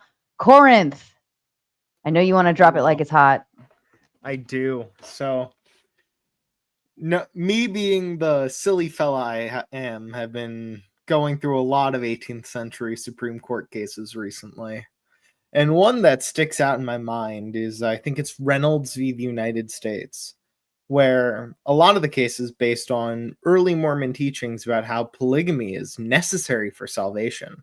Even Joseph Smith makes claims like this. Why do you think that something so necessary for salvation has just been like stopped being practiced within the church? I'm not sure that it's necessary. I don't know what the exact teaching was, but I do think it's potentially been paused. And the reason I say it's been paused is polygamy kind of could be practiced still if you're in the church and you attempt to have a polygamous marriage. Like if I were to go out and try to get married to somebody else, I would be instantly excommunicated.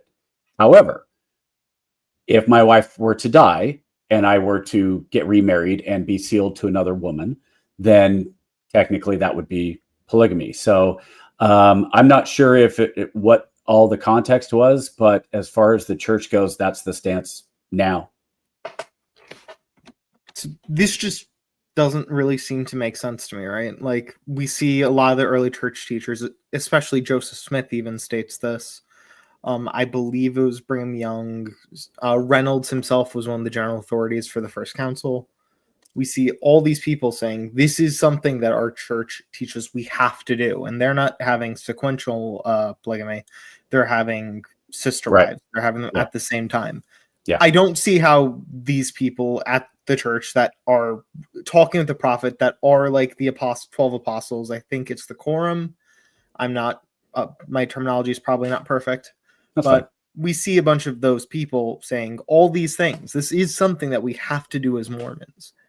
I don't see why we're looking at it now other than, well, they're just, the practice isn't being held. The church is failing.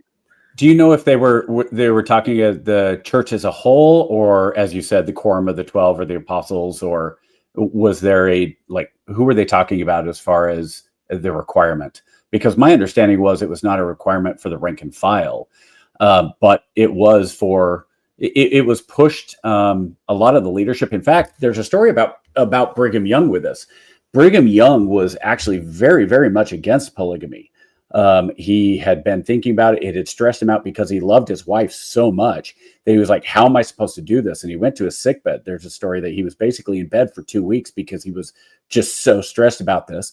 And his wife ultimately came to him and said, look, do you believe that Joseph is a prophet? And he said, yes, I absolutely do. And then she said, well, then this is something you have to do.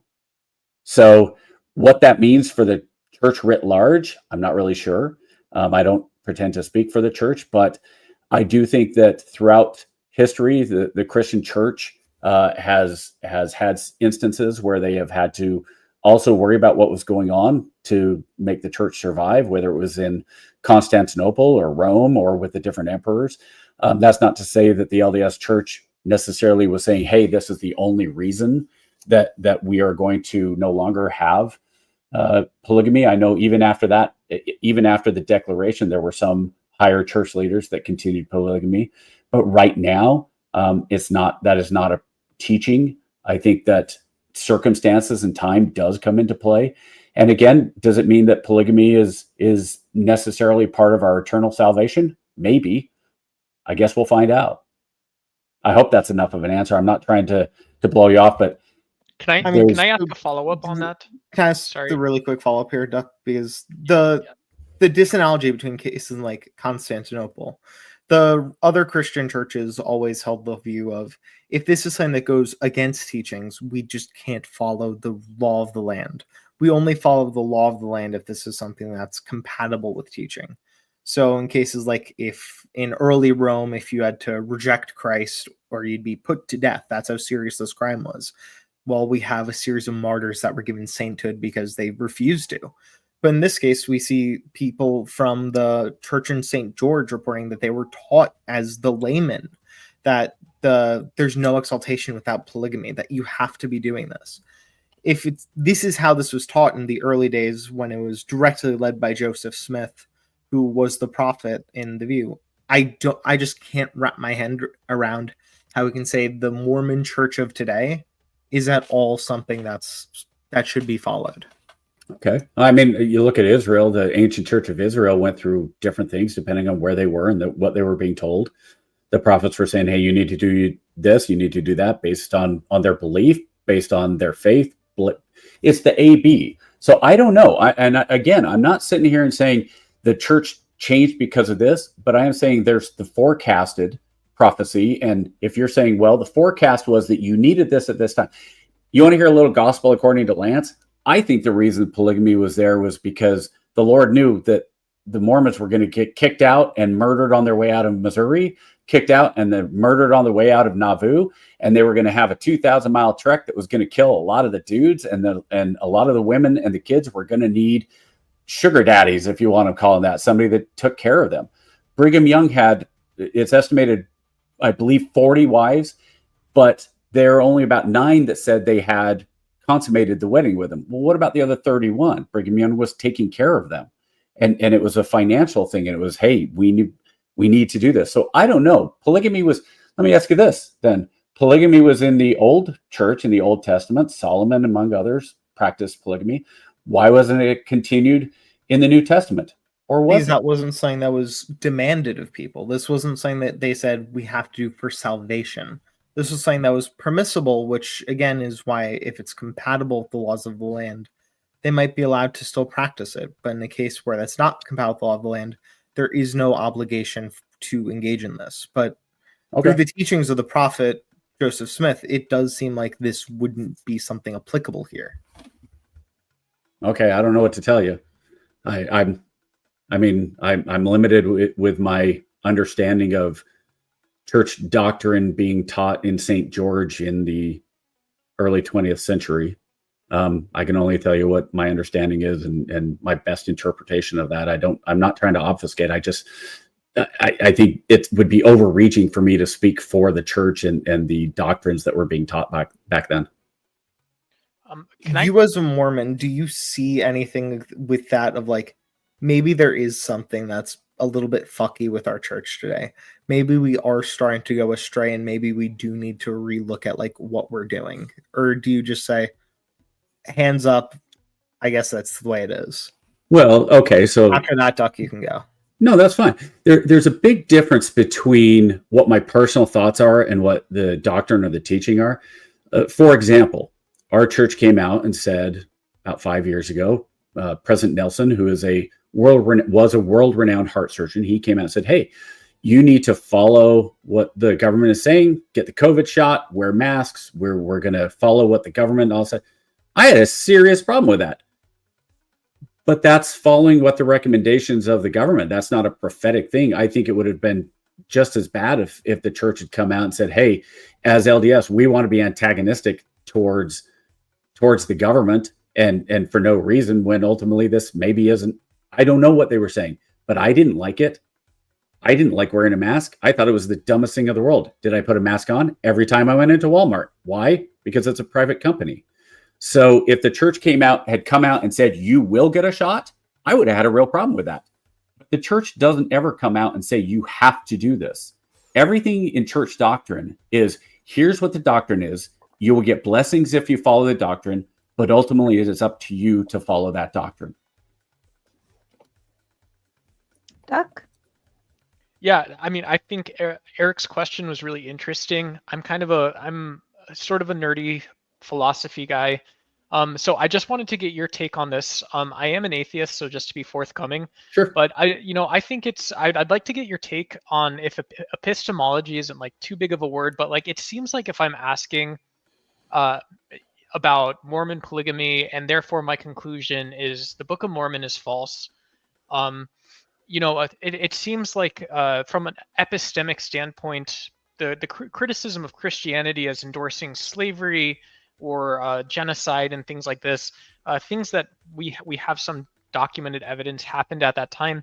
It seems like we have almost like this weird recency bias where we say, well, LDS must be more untrue because of polygamy, versus, we don't say, well, the Christians didn't have anything to say about keeping women as household slaves, basically, in the entire like 19th and 20th centuries. Something good to know. Yeah.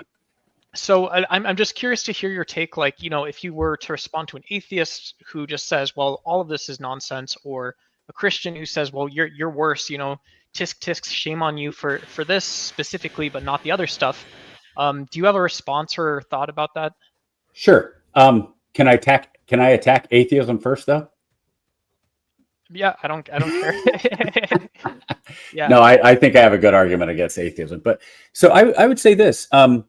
Again, you're searching for your own truth. If somebody's atheist, as long as they're not, to me, militant atheist, which is there is no God. If it's more you're an agnostic, like I just don't believe. Wait, Sarah, 1 second. Sorry, Sarah, don't listen to Chairman. He's trying to get me to come back to Grid's panel because someone bought me up.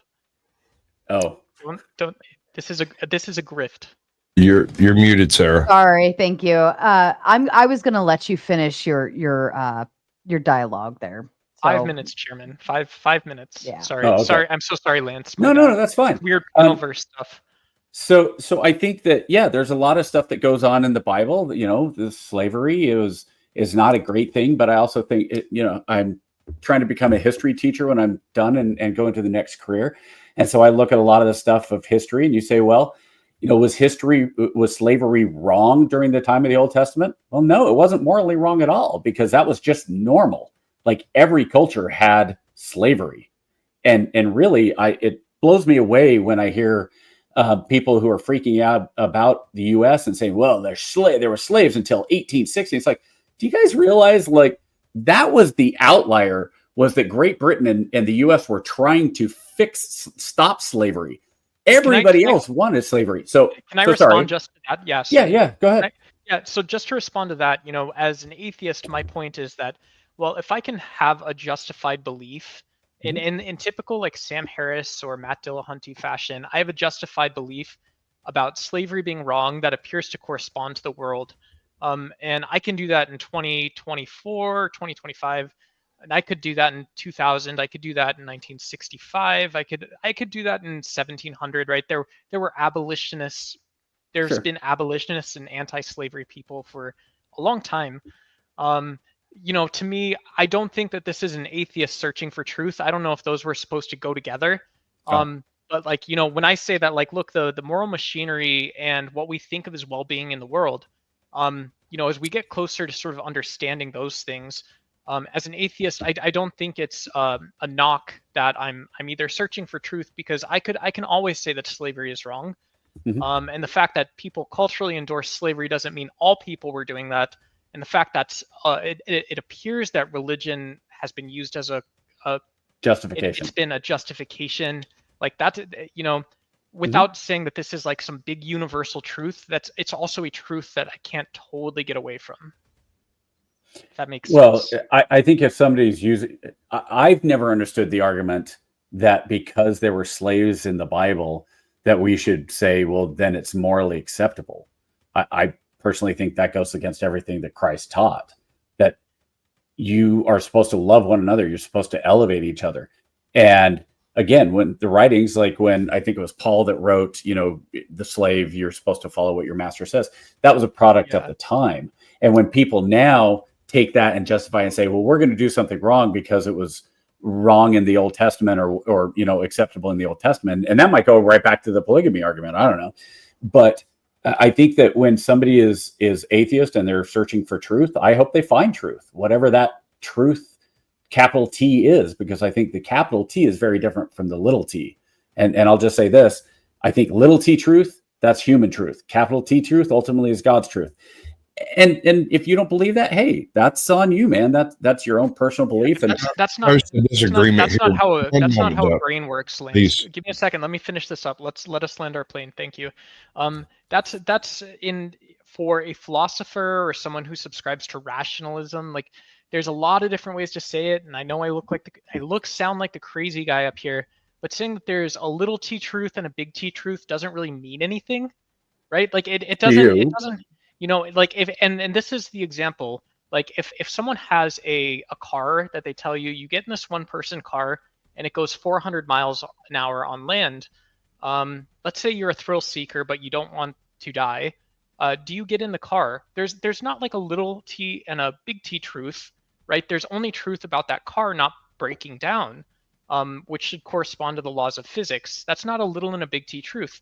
And so if you're talking about like cosmology and physics or something as to why that, you know, things like this happen from time to time. I want to help Duck. Yeah, I got to go soon anyways. Yeah, I'm going to give you 30 seconds to... I don't understand what's getting on. Is he getting kicked? I don't get it. Yeah, he is. They paid to boot him. Right now. I told him to give him a few minutes to finish his dialogue with you, because Duck never gets on panel because they boot him before he even arrives. So I'm trying to give Duck just a few minutes to finish the dialogue. So Duck, 30 more seconds. Hey, Duck, take down Tupac Save the World. We'll have you on one of our shows so we can actually have a conversation about it. How about that? I don't mind. I don't make any money off of it. Yeah, and nobody will kick you because we don't make shite. Yeah, that's fair. There you go, Duck. Would you rather do that? And then I will Duck, reach out to me on Discord. I'll tell you how to reach out to Lance. Yeah. Okay. Have a good night, everyone. Bye.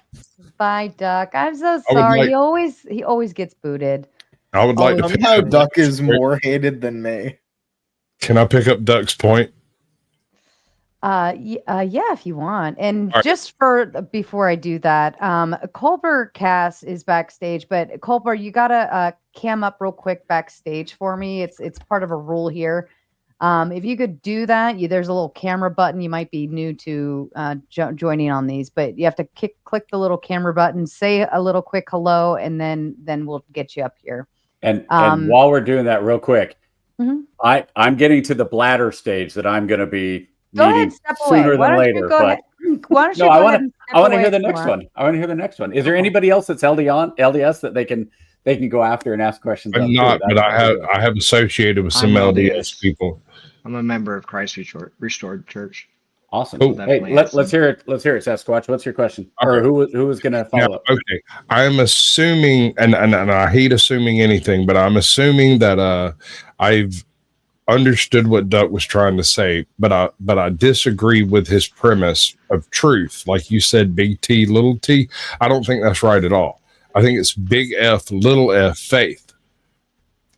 faith to you is truth. So what you interpret, let me back up. I'm sorry. I've been drinking. I'm trying to get this wrapped up right. Let me put it in a nice wrapper and go forward. Okay, for every time you stutter, you need another shot. Oh boy, we can do that for about 3 more shots. I'm almost out. Big F, little f, big T, little t. There is the truth, and then there is personal truth. And I don't agree with that. There's just truth. Okay. It either is true or is not true. And while you can have it how you wish, big faith, big F faith, and little f faith is really what we're talking about. Because until an individual has encountered something they cannot explain and applied faith to that inexplicable, you can't explain what big F faith means to someone who has little f faith. That's an interesting way of putting it. I can appreciate that. I'll push back a little bit on the truth and the big T and little t truth, simply because, you know, people's worldview does lead to some changes in truth. But I think that's a really interesting point, the big faith, little faith, because ultimately, as far as religion goes, for the most part, I do think unless you have that change of heart that doesn't come from internal, like I said during the debate, my real path to conversion started with doing something I didn't want to do. I didn't want to go on a mission. Holy crap. I mean, seriously, I got up and went, this literally sucks, because now I know that I'm supposed to do this. So that was a big F. That was a big FU right there. Big faith, because I had to do it. If I had not done that, I don't see how I could have looked myself, even at 19 years old, looking at myself in the mirror and saying I have any value in the world, that I can be true to myself, because I'm denying something that was such a outward thing. And again, anybody that says, well, that's really just what your heart wanted. No, it effing wasn't. That was about as far from what I wanted as it could possibly have been. Now, can I ask you a question? Sure. Do you have big F faith that it is what you needed? Absolutely. Oh my gosh, yes. Exactly. Looking back, and I'll say this is true of pretty much anybody that goes on a mission for the Church of Jesus Christ of Latter-day Saints. You're not there to convert anybody. You're there to convert yourself and learn about yourself. And if you come home and you're like, gosh, I only had 6 baptisms and my buddy had 17 or whatever. You know how many baptisms Jesus had? 0. Anybody want to say he had a bad mission? I'm not arguing Jesus. I'm here to discuss LDS with you. I've had this discussion with a few different people on mission. I lived in an apartment complex that had a couple of folks on mission, and I sort of existed through several cycles of them.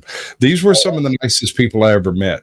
When I moved in, my apartment had nothing in it, and they showed up and volunteered to put all of the appliances in place, and were like, okay, there you go. I really like your books, but I'm not going to interrupt you or do anything. And I was like, cool, come by, we'll talk. And we did. Stuart was absolutely amazing. Ezekiel was unbelievable. I can't remember. Umbahunt, maybe Umbahunt, perhaps. I can't remember the other one's name. He wasn't there but a few days before I moved out, and they were all excellent people. Excellent. I mean, yeah. Well, when you compare them to the average person, you come up with people with integrity and moxie. When it comes down to it, they were willing to have the conversation. They were willing to sit down with a hardcore, like Southern Baptist Christian who narrowly missed being a minister, and have the conversations and stuff. And that bears more respect than all of the points and premises and beliefs and all of that. Just the ability to have the talk. And I think that really is something that we try to hold ourselves to. We really do take to heart, by their fruits ye shall know them. And so, if I make a mistake and say something wrong, I try to apologize for it. You've noticed I've tried not to swear. I tried not to be big on swearing as an example for my kids. But at the same time, I've had service opportunities to go move somebody, and I'm like, I don't want to, so I'm not going to say anything. I probably should have gone and helped, but I'm selfish and I'm a failure in life in a lot of ways. But I'm glad that you had good experiences. And again, it's those elders. I tell you right now, every one of those elders, if they just heard what you said, they would say, I guarantee you, to a person, they'd say, every minute we spent with him was worth it. He didn't convert. He didn't get baptized. That's okay. We gave him a good impression of who we were, and that's the best we can do. Well, sir, it's kind of hard to rebaptize the Southern Baptist. Well, I'll tell you what, I'll give you a lot of credit. I'm in the South. I've been in the South for the last 10, 15 years, and I have heard more "you're going to hells" than I care to admit. That's the thing I do not approve of. I've never approved of it. The idea that there is only one and you can only do it this way. It's very much like a YouTube channel when it comes down to it. I don't like that you're going to watch other people. You're supposed to watch me and nobody else. That's kind of how it feels. And again, that goes to me where as a chaplain, my job is to help people find what works for them. I've had friends of mine that I've invited to church. They said, no, thanks. I said, great. Cool. What are we doing on Friday? My best friend is Catholic. I mean, my other best friend is, he goes to church, but I think it's non-denominational. I've invited them both. And if they invited me when I was in town, I'd probably go with them just to go with them to support them. So if I can piggyback off that, because this is kind of why I came up to talk to you about this, Lance. And by the way, I thought you were really great. Seemed like a pretty down-to-earth debater or discusser, whatever you want to call it. But before you get into it, Joseph, if you don't mind, I'm going to let Lance take a short break while I read some super chats. Great. Yes. That way we can, I know it's a trust. Sure. I pee like 10 times in one stream.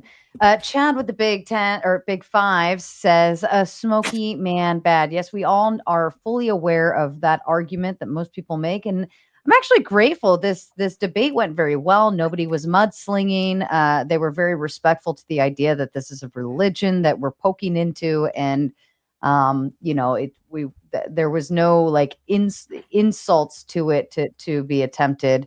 Culpercast, it looks like your Wi-Fi or whatever sucks, and that means you're going to be up here and you're going to start talking at some point, and it's not going to come through because you're going to keep getting kicked off from your Wi-Fi. So maybe just give it a break tonight. And maybe if you want to reach out to Lance directly and chat with him there, maybe that'll help. But I don't, that's like the third time you've jumped on and then this doesn't work for you. Come back another night, Culper. Amazing disgrace with the big 5. Hustler alert. Yes, we are here to grift the grift, and the more griftier, the better. Because, when we stream, it's for free. We don't get paid for this unless you kindly donate. So thank you for pointing out the hustler alert. Amazing disgrace with the big 5. Christianity spread through the Middle East before Islam ever existed, without armies and without force. Thank you so kindly. And actually, I wanted to ask this question too, Lance. Can we talk about the magic underwear? What is the magic underwear? Okay, so first I got to tell a story about this.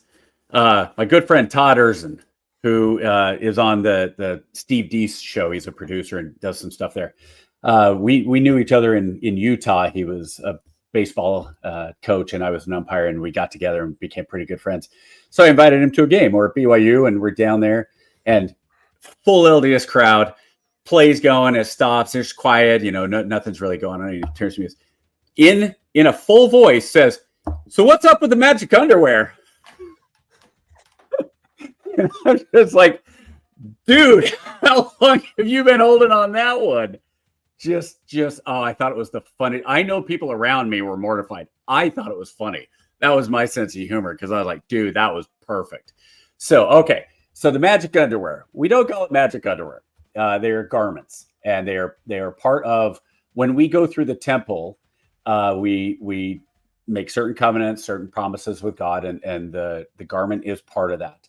I don't want to go too deep into it, because it's not that we think things are more sacred, and so going into it, but there's some symbology involved. And the part I will say is that they're symbolic of, in part of what Adam and Eve were given garments when they were expelled from the Garden of Eden. So that was a reminder that we are always fallen, and that we need to remember where we come from, and that we need to, have that relationship with God.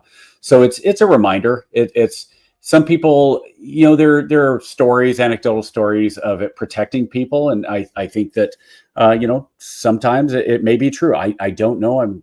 I'm not about to stand in front of a bullet and go, oh, my garments are going to protect me.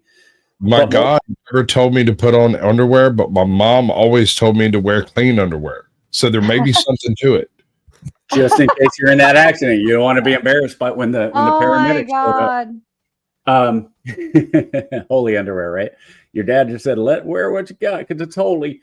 That's fair. I think if it's something like there's a powerful meaning to it, or behind it, and it's a kind of a sacred thing, I respect that. That's fair enough. And I'll read just a couple more, and then I'll hand it back to you, Joseph. Speaking of Joseph, sends in the big 5 to say, "Love me, love me." Oh, I heard it as the Cardigans too. You love me. And Noah says, I have too many stories. Okay, so I'm going to tell that one too. I was trying to get a job in radio, and one of the things, if you go to like the local public broadcasting, they will hire you, quote unquote, intern you. And one of my jobs was to listen to all those CDs and write down which ones had swear words.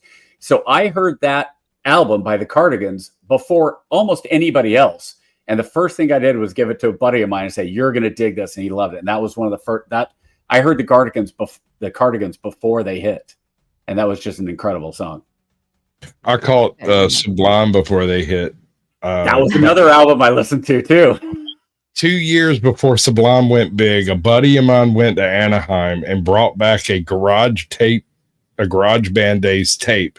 He gets in my truck. My truck has a broken tape player, and he sees the tape player, pulls it out, pops it in. It plays that tape and never ejects it. Wherever it is today, that tape is still in that deck. The first time I ever heard Blink 182 was live in concert when they were one of 4 groups with the Aquabats, LBC All-Stars after Sublime lead singer died, and then it was Blink and then Primus. Dude, the next morning. I had tickets to that show. It was like 95 because the chick I was supposed to go with ended up in jail, and the other chick I was going to take got real messed up, and I was just like, screw it, and I stayed home. I had the one unsold ticket, basically. Oh, after Blink played that next morning, I went and bought Dude Ranch.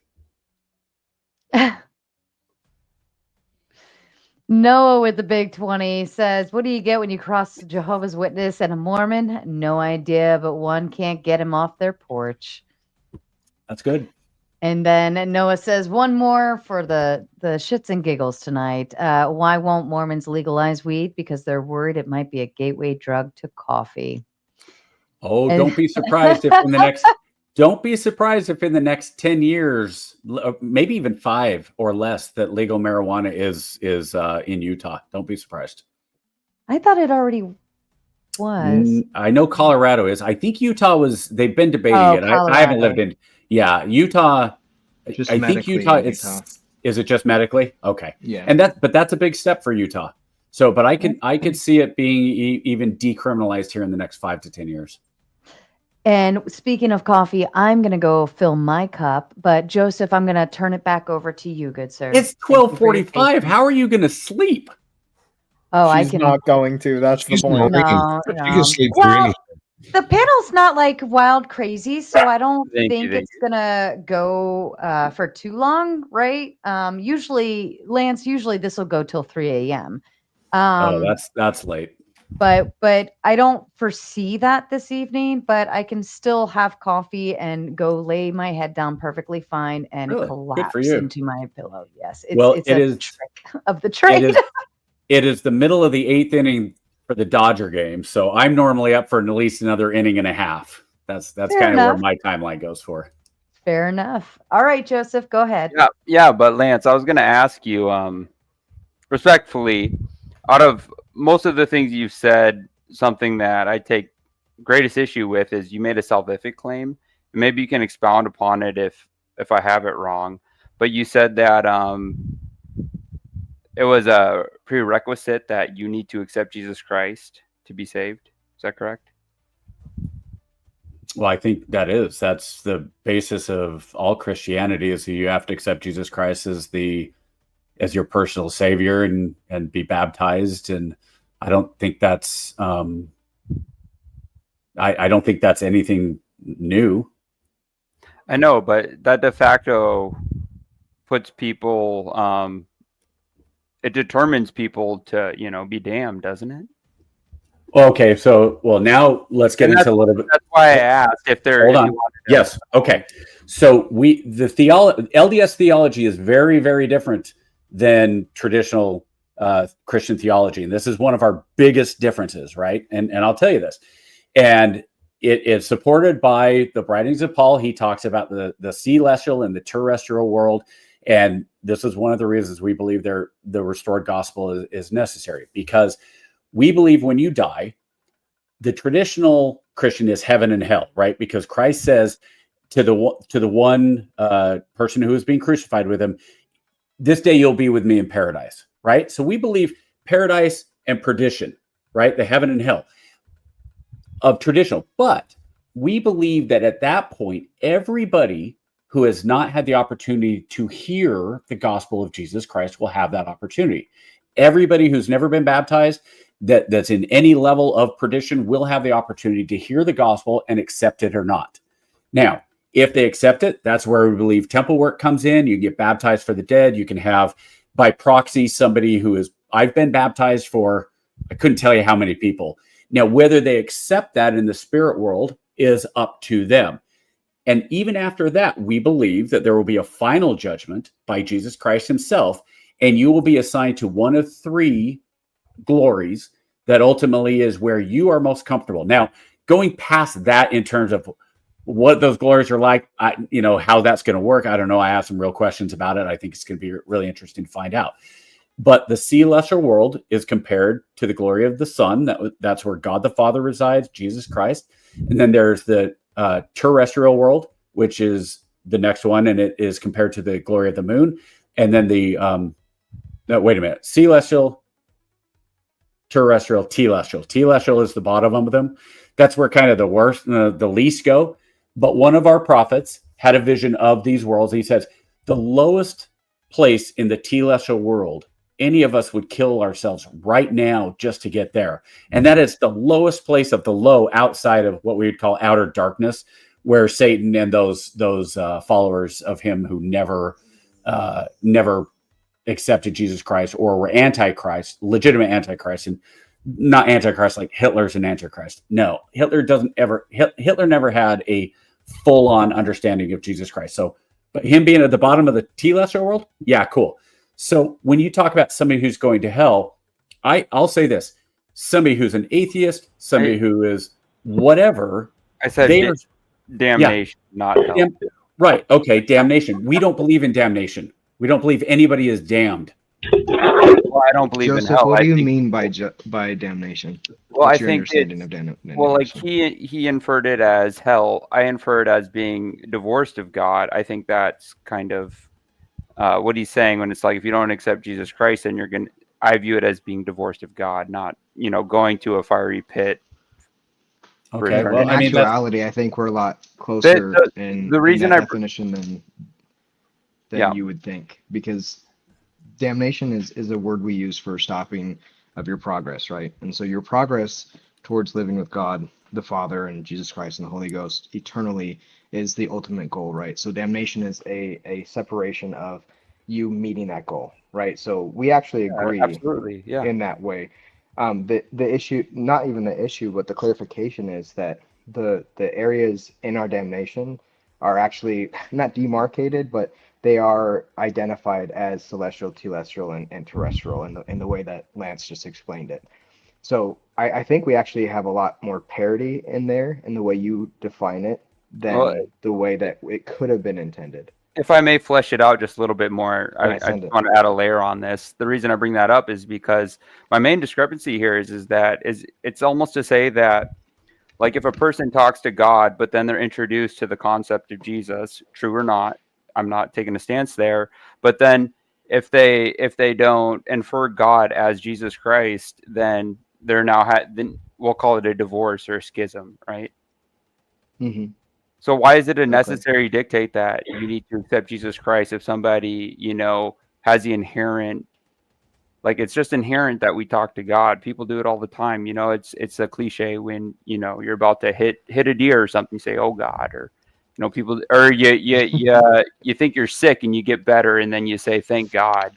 You actually talk to him. You know, like that's something natural that happens. So if I'm introduced to Jesus Christ and I don't, and I maybe don't, I have a hard time with the dogma, but yet I still believe in God and I talk to him just the same. Now you're saying salvifically, you know, I'm out. I'm on the outside. Let's clarify some terms. That's not what we're further. saying. Yeah, go ahead, Jimbo. No, I appreciate it. You can call me James. Jimbo James, sorry. is a nickname. You're good. So there's a lot of issues when we talk to when Christians or modern Christians, as they're called, and members of the Church of Jesus Christ of Latter-day Saints talk. We use a lot of similar words, but in a lot of different ways. So when you say salvific claim, will you just explain that or expound on that? That way we can agree on terms, and then we can answer what you're actually asking. Yeah, it would be living with God, or living in accordance with the nature of what you think that God would want you to do, or not think. It wouldn't be a think thing. It would be subjective, but I think you get the gist of it. No, I do. And actually, and that's where I thought you were going with it. And so we use a term called exaltation, right? So we believe that we're all saved from death because Christ resurrected, right? So what we believe is what you just termed salvation, we call exaltation. And exaltation is where we get to live with God eternally. We are co-heirs with Christ, as the apostles talk about, and as Jesus promises us, we become one with God and all that stuff, right? When it comes to being separated from God, that's what we call hell. So in that way, you're damned, right? So our salvation, or your salvation that you're talking about, is our exaltation. And so the invitation is believe in Christ. And you're right, like at the judgment day, we're going to all see Christ and we're going to be like, oh man, this guy's real. So at that point, do I get to just be saved? No, that's not what we're saying, because your deeds and your heart will be judged, right? So if your heart's in the right space, God is great and grace is, infinite.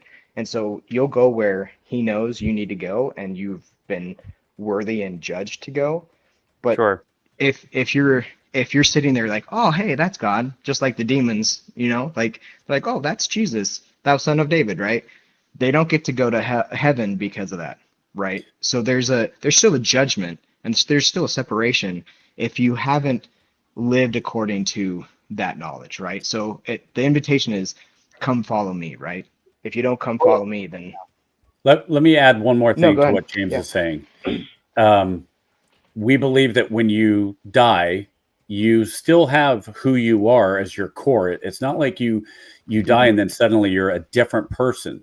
So if you were in this life kind of a piece of crap and you treated people badly and you abused your wife and you were really just not a good person, and you die and you're in perdition, and you have the missionaries come to you and say, hey, we want to teach you the gospel of Christ. You're not going to look around and go, well, this place sucks. Whatever you tell me, I'm buying.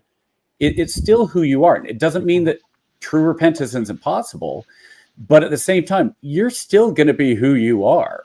And so, yeah, that's a big part of it. My main point was that if your claim was, in my opinion, correct me if I'm wrong here, but your claim was that if you don't accept Jesus Christ as your Lord and Savior, you are divorced from God. And that's why I don't think I said divorced from God, but again, what was a salvific claim? Okay, well then let me clarify. For somebody to return to God and be in the eternal in his kingdom, they need to accept Jesus Christ. Again, that's okay. Hey, look, that's our teaching. If you don't agree with that and you're like, hey, I'm good with where I'm at and I don't really believe in Jesus, then fine. I don't think you and I having this conversation right now means like you die and, oh, nope, Chaplain ONeil and Joseph had that conversation online, so that was your one chance. I don't think that's how it is. No, maybe it was. I'm just kidding. I do want to know, how did you feel about like the Wiccan service as a chaplain who's a Mormon? I thought that it was with my Joseph before you. Mine's real shifted simple on off. that. I'm sorry. No, no worries. I wanted to make sure that Joseph's question was satisfactorily answered. Yeah, No, you're good, it's dude. fine. You're You good. guys can move on. I really want to know that, and I'm the guy. I think I met you. I think I may have met you in San Antonio, but Could have been. What unit were you with? I wasn't with a unit. My father was in San Antonio. He was an engineer, but maybe the PX. Oh, that'd probably be. I was Coopercast earlier. Who my dad? Yeah, Major Dickerson. Yeah. Was he on Fort Sam? Yeah, he was on Sam Houston for a very short time. Okay. Yeah, my unit wasn't on Fort Sam. We were with the one of the secret squirrel Okay. agencies out there. But it's very possible we ran into each other because I'm one of those annoying guys that the older I get, the more I'm like my dad. And he was an insurance agent, so he would talk to everybody. And I embarrass my kids now when we go around, and I'll talk to anybody. So it's very possible. Very positive earlier. I met you in the PX. Maybe It's not. possible. No, it's I went to the PX there. It's possible. Is anybody else on deck? Backstage, no, you're good. We're still at 8, so we're not even at max capacity. Speedy Lee with the big 5 says, "Are any Mormons on the panel familiar with Carrie Ross O'Boren and Lisa Lee O'Boren? If so, any thoughts?" I'm not. I don't know who either of those I'm people not are. either. Dang. But I did have a serious question though. Okay, Like as far as the weekend Well, service, let me how hold do you on feel? before I'm sorry. we switch gears. Let me read a few more super chats because I did promise I would read the rest of You them. got to make that money, Sarah. Yes, sir. If not, I could be in bed doing nothing. I only say that out of jealousy. Spyro at the big 5 says, "Difference between LDS and Jehovah's Witnesses. One knocks on doors, the other makes scriptures out of doors, and it calls it prophetic papyrus." Papyri. Yeah. Papyri. Okay. Swinging good attempt. Yeah. Yeah. Red Fox with a big 5. What do you get when you cross some LSD with someone who's LDS? A high pre. Okay, that's actually cute. That's that was awesome. actually cute. My older brother left the church when he was fairly young, and he went off, and we used to joke that he went on an LSD mission instead of an LDS mission. Absolutely. Hi, Sarah. Could I ask him a question, Sarah? Hold on. We're gonna get through the super chats. Then I'm gonna turn it back over to Culpercast because he had some thoughts. Dude. And then Jason says with the big 5, "Is Lance familiar with the idea amongst some Mormons that the Urantia book is the third tablet of Mormonism? Thoughts, if so?" No, we that one popped up earlier, and I was confused by that one. I've never heard the third tablet of Mormonism. We do believe that there's still lost scripture, but I've never heard. I never even heard that. He's fucking with you. He's fucking with you. Oh, okay. That's fair.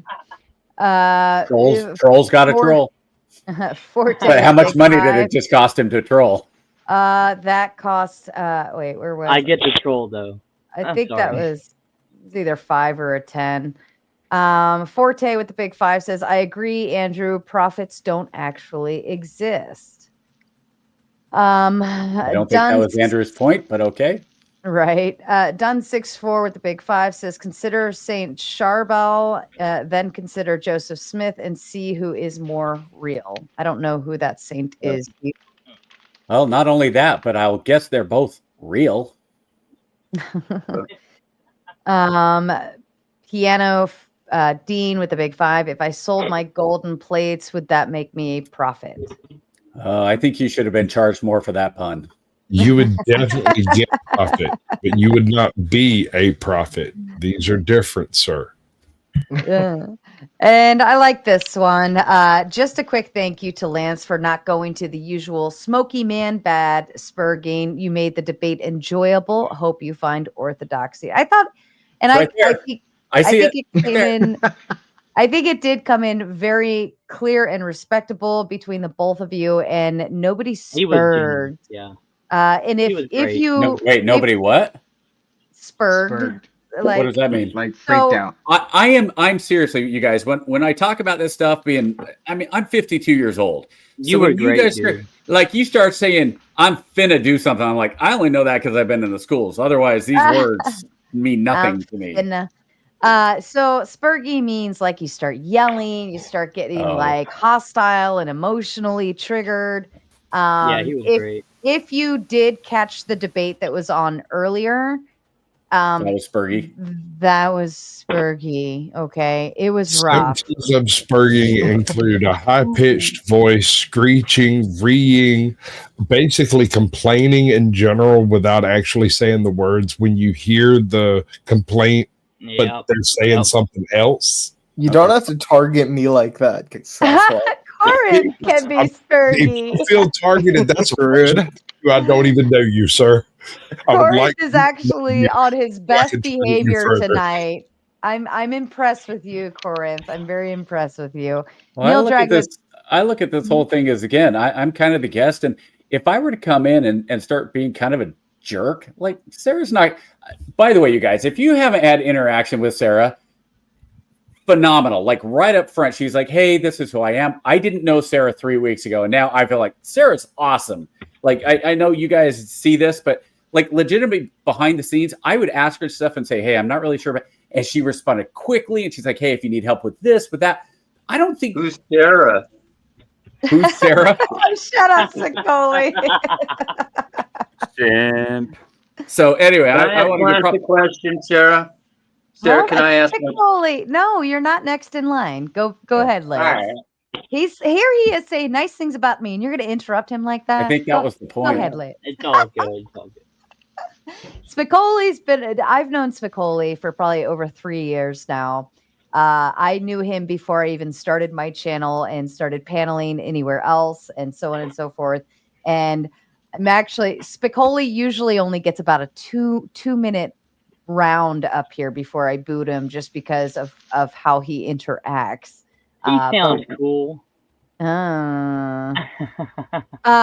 Culbercast, you had a follow-up question for Lance. Go ahead. Sure. No, my only point was I feel like I met you in a PX, but the only point I had was the Wiccan. Like you had to help a Wiccan service, correct? Yeah, so that was in Kuwait. So the Wiccans were kind of having a struggle as far as getting any support. And I was literally just walking by, and I see kind of some flashing over one of the blast walls. I poked my head over. I'm like, "What are you guys doing?" And like, "Oh well, we're doing a church thing." It's like, really? So I walked over. I'm like, "Hey," and I introduced myself. And they're like, You're a chaplain?" I was like, "Yeah." They're like, "Dude, we need some help because we're not getting any support." Cool. Hey man, I'll help you however I can. Yeah. And so to me, it's about taking care of soldiers. That's why. No, I agree. Yeah, I agree. So I was military. Yeah, and that's fine. I mean, I was military police and then MI. So I've always joked that I was tasked to guard the bad guys, and then I was supposed to think like the bad guys, and now I get to help my own guys. So I've been that's to a why couple. I became a chaplain. I'm not a Mormon, but I'm a Christian. But I've experienced it. You have to do what you got to do. Sure.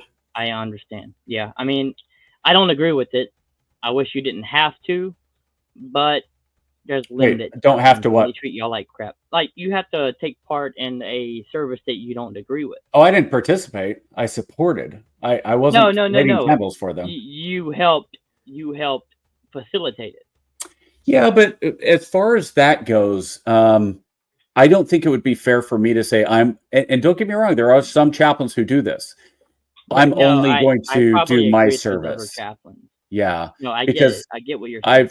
I've supported the Jewish. I've been the liaison when I first was a chaplain. I was the Jewish liaison, so I was there.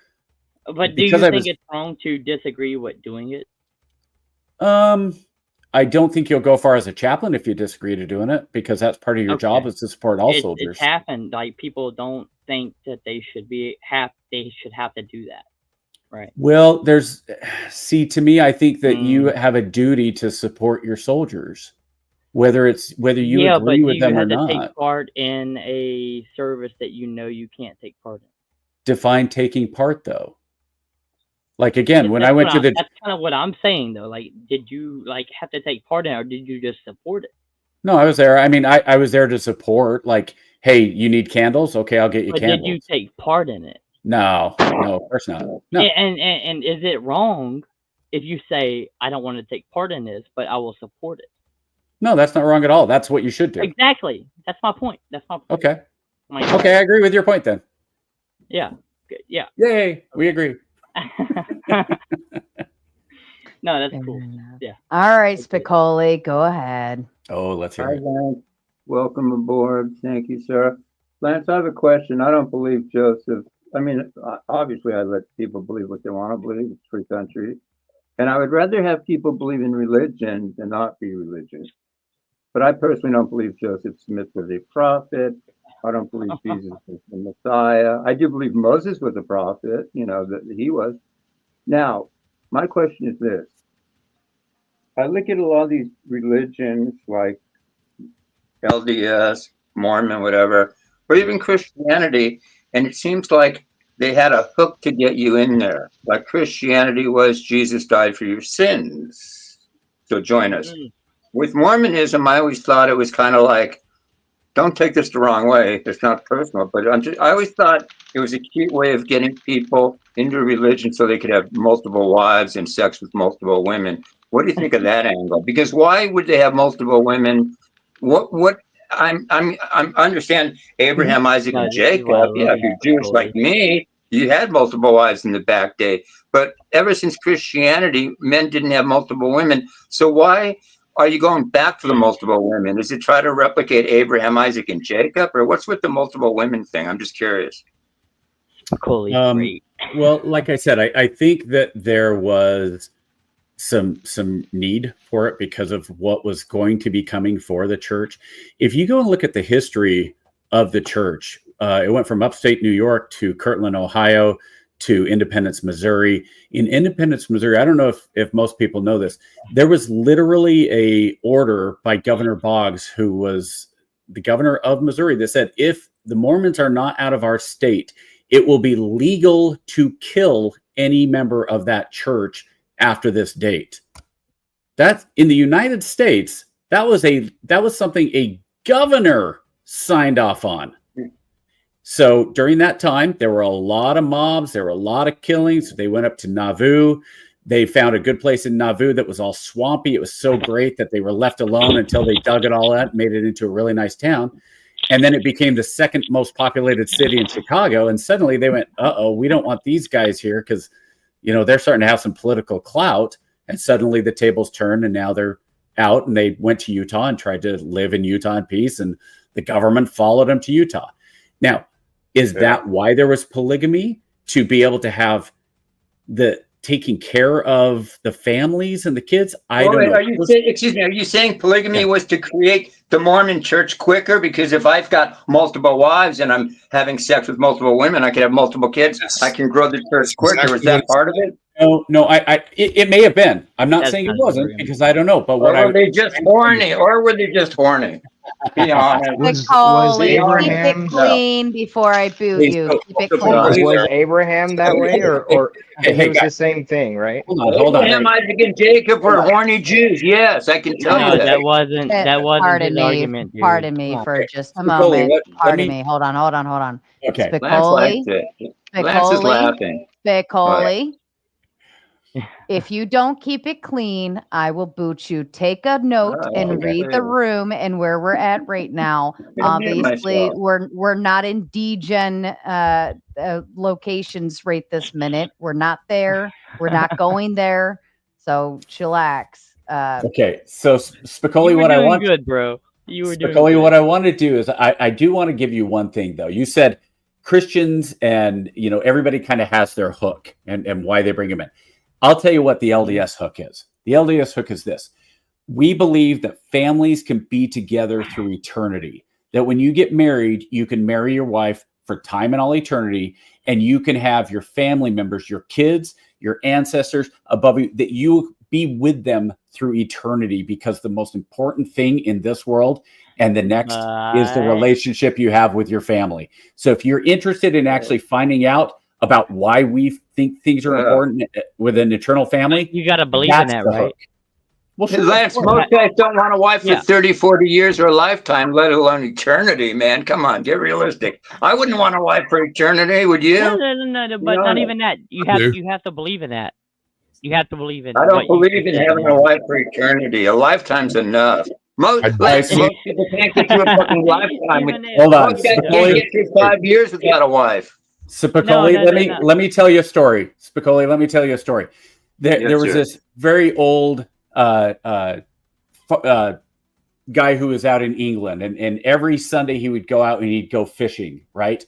And one day he sees this funeral procession go by, and they go up the shore and they do the service at the little church, and afterwards, the priest comes out and he calls the fisherman and he said, "I saw that you stood up in your boat as the funeral procession went by, and I just thought that was so touching, and I just want to come out and say thank you." And the guy said, "Well, that's the least I could do. I was married to her for 50 years.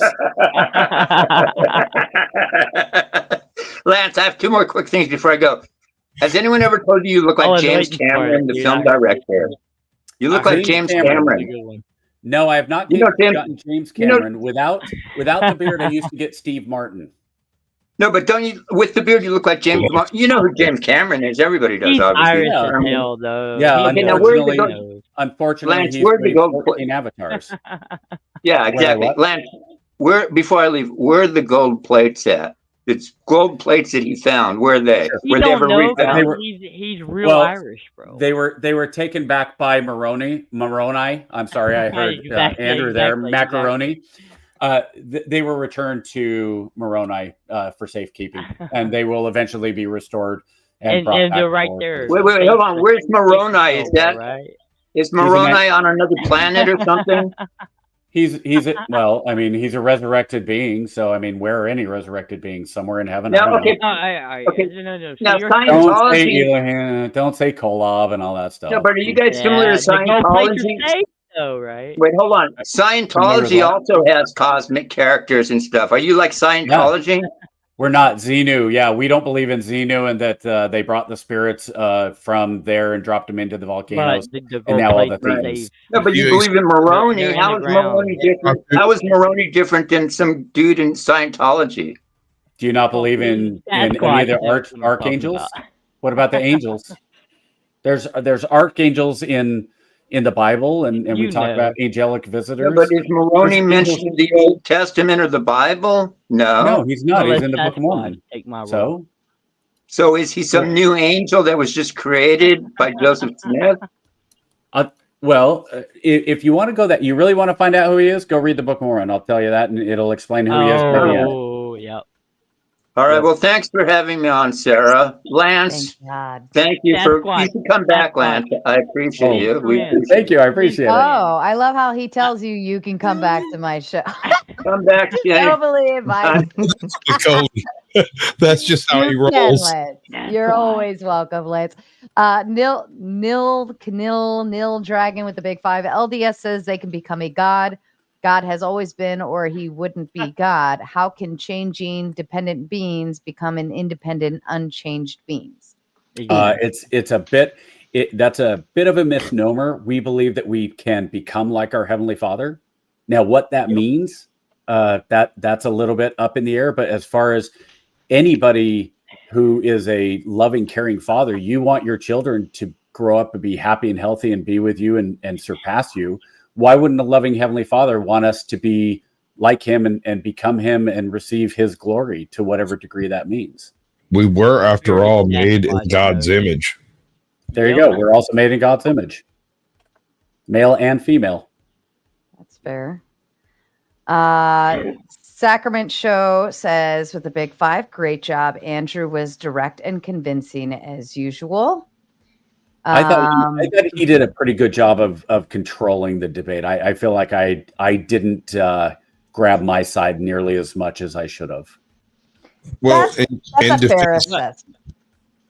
In your defense, Andrew's very experienced and he's quite good at it. So yeah, he's pivoting from an orthodox secular point of view, you're pivoting from a central LDS point of view. You don't have as much free range to like wander linguistically as he does. Well, that's all. But again, I mean, I give Andrew a lot of credit because he's been doing this for a while. Oh, he's good. And that's fine. I mean, I didn't want to come in and one of the first things, and Sarah can tell you this, I tried to reach out and say, hey, can we come up with a definition of what a prophet is beforehand? And we didn't, and that's fine. But ultimately, I think that some of the things that we talked about, like, again, I wasn't able to go on the affirmative of why I believe Joseph Smith is a prophet. And Andrew, look, if I give him a list of 15, 16 things or healings or whatever, he's going to go, yeah. But I'll dismiss those. It's like, okay, fine. But why wouldn't we dismiss the miracles that happened in the Old Testament? Well, because they're what I believe. I get it. We all have our own personal point of view. You haven't convinced a single Orthodox, but okay, I understand. You think a lot of the Mormon perspective. Do you think anybody that's LDS that listen to this is going to be converted to Orthodox? Absolutely not. YouTube's not. No. Yeah, this isn't the issue. Is a lot of debates. You're going for the people in between. There aren't a lot of people on the fence between LDS and Orthodox. Is like the two choices. Therefore, I was going to say it would be the people that are looking and asking the questions and want to know what they should be doing. Agnostics who are looking at multiple sides, they watch this and they're like, let me ask you guys something. This is what I want. Yeah. I want an opinion on this then. Who is more effective between Andrew and I in inviting people to investigate their beliefs? I haven't heard a single LDS argument that is more effective on this channel at all. No, that's not what he asked. One. He asked who is more effective in inviting follow-up and researching and looking into. So you were the only one who did do that, but Andrew was also much more effective at doing the inverse. Going back to his showing question, an issue with the other person's belief or making the other person. Yeah, but go on to his question. Undermined more so. I would say Andrew's role that he plays very well is to shut down everybody else's arguments, and therefore his is the only one standing that has logical background behind it, right? He also has an excellent sharp voice. Going to his specific yeah, I gotta start smoking so I can get a cool voice too. Is that all it is? The cool voice? Debating Andrew. No, I mean, I would say there are some people out there that take the more welcoming approach. Come have a sit and talk to me. We'll talk through, any questions you have or discussion, so on and so forth. There's nothing wrong with that stance. I think it's a very welcoming and humbling stance to take, right? Oh God, please be careful with your shit. You're making noise, dude. I'm so sorry I did that. And then best case is to mute when you're not talking, especially if you're on a phone. Yep. So there's other people. Now, oh my God. There's other people. There's other people, however, who are a more proactive stance that go out and create the results that they want to see. That would be what I would say Andrew's position in all of his debates usually is I'm going to come destroy your worldview. And therefore, when people watch this, they may not necessarily take your side in that moment, but at least it has them wondering why the logic isn't sound. There's a tidbit more to the way Andrew functions, and it's something I don't even think he's aware that he does. He does exactly what you said, but he also, at the same time, while he's doing that, takes pot shots at the foundational points of whatever it is that you're standing on. If you've got a square, he's looking for the very critical foundational points beneath the argument you've already made to take out the basis of the argument before he actually has to take on the actual discussion. And to be able to think that way, and I think unusually myself, but that method of thought is something I have not been able to cater to. I can't make it happen in my head. And I see it happening and other people are like, that's genius. Why can't I do that? Well, right. So basically what he's saying is that Andrew, or not Andrew, most people like to argue on the surface level. Why is this bad? Because of this. Why do we do this? Because of that.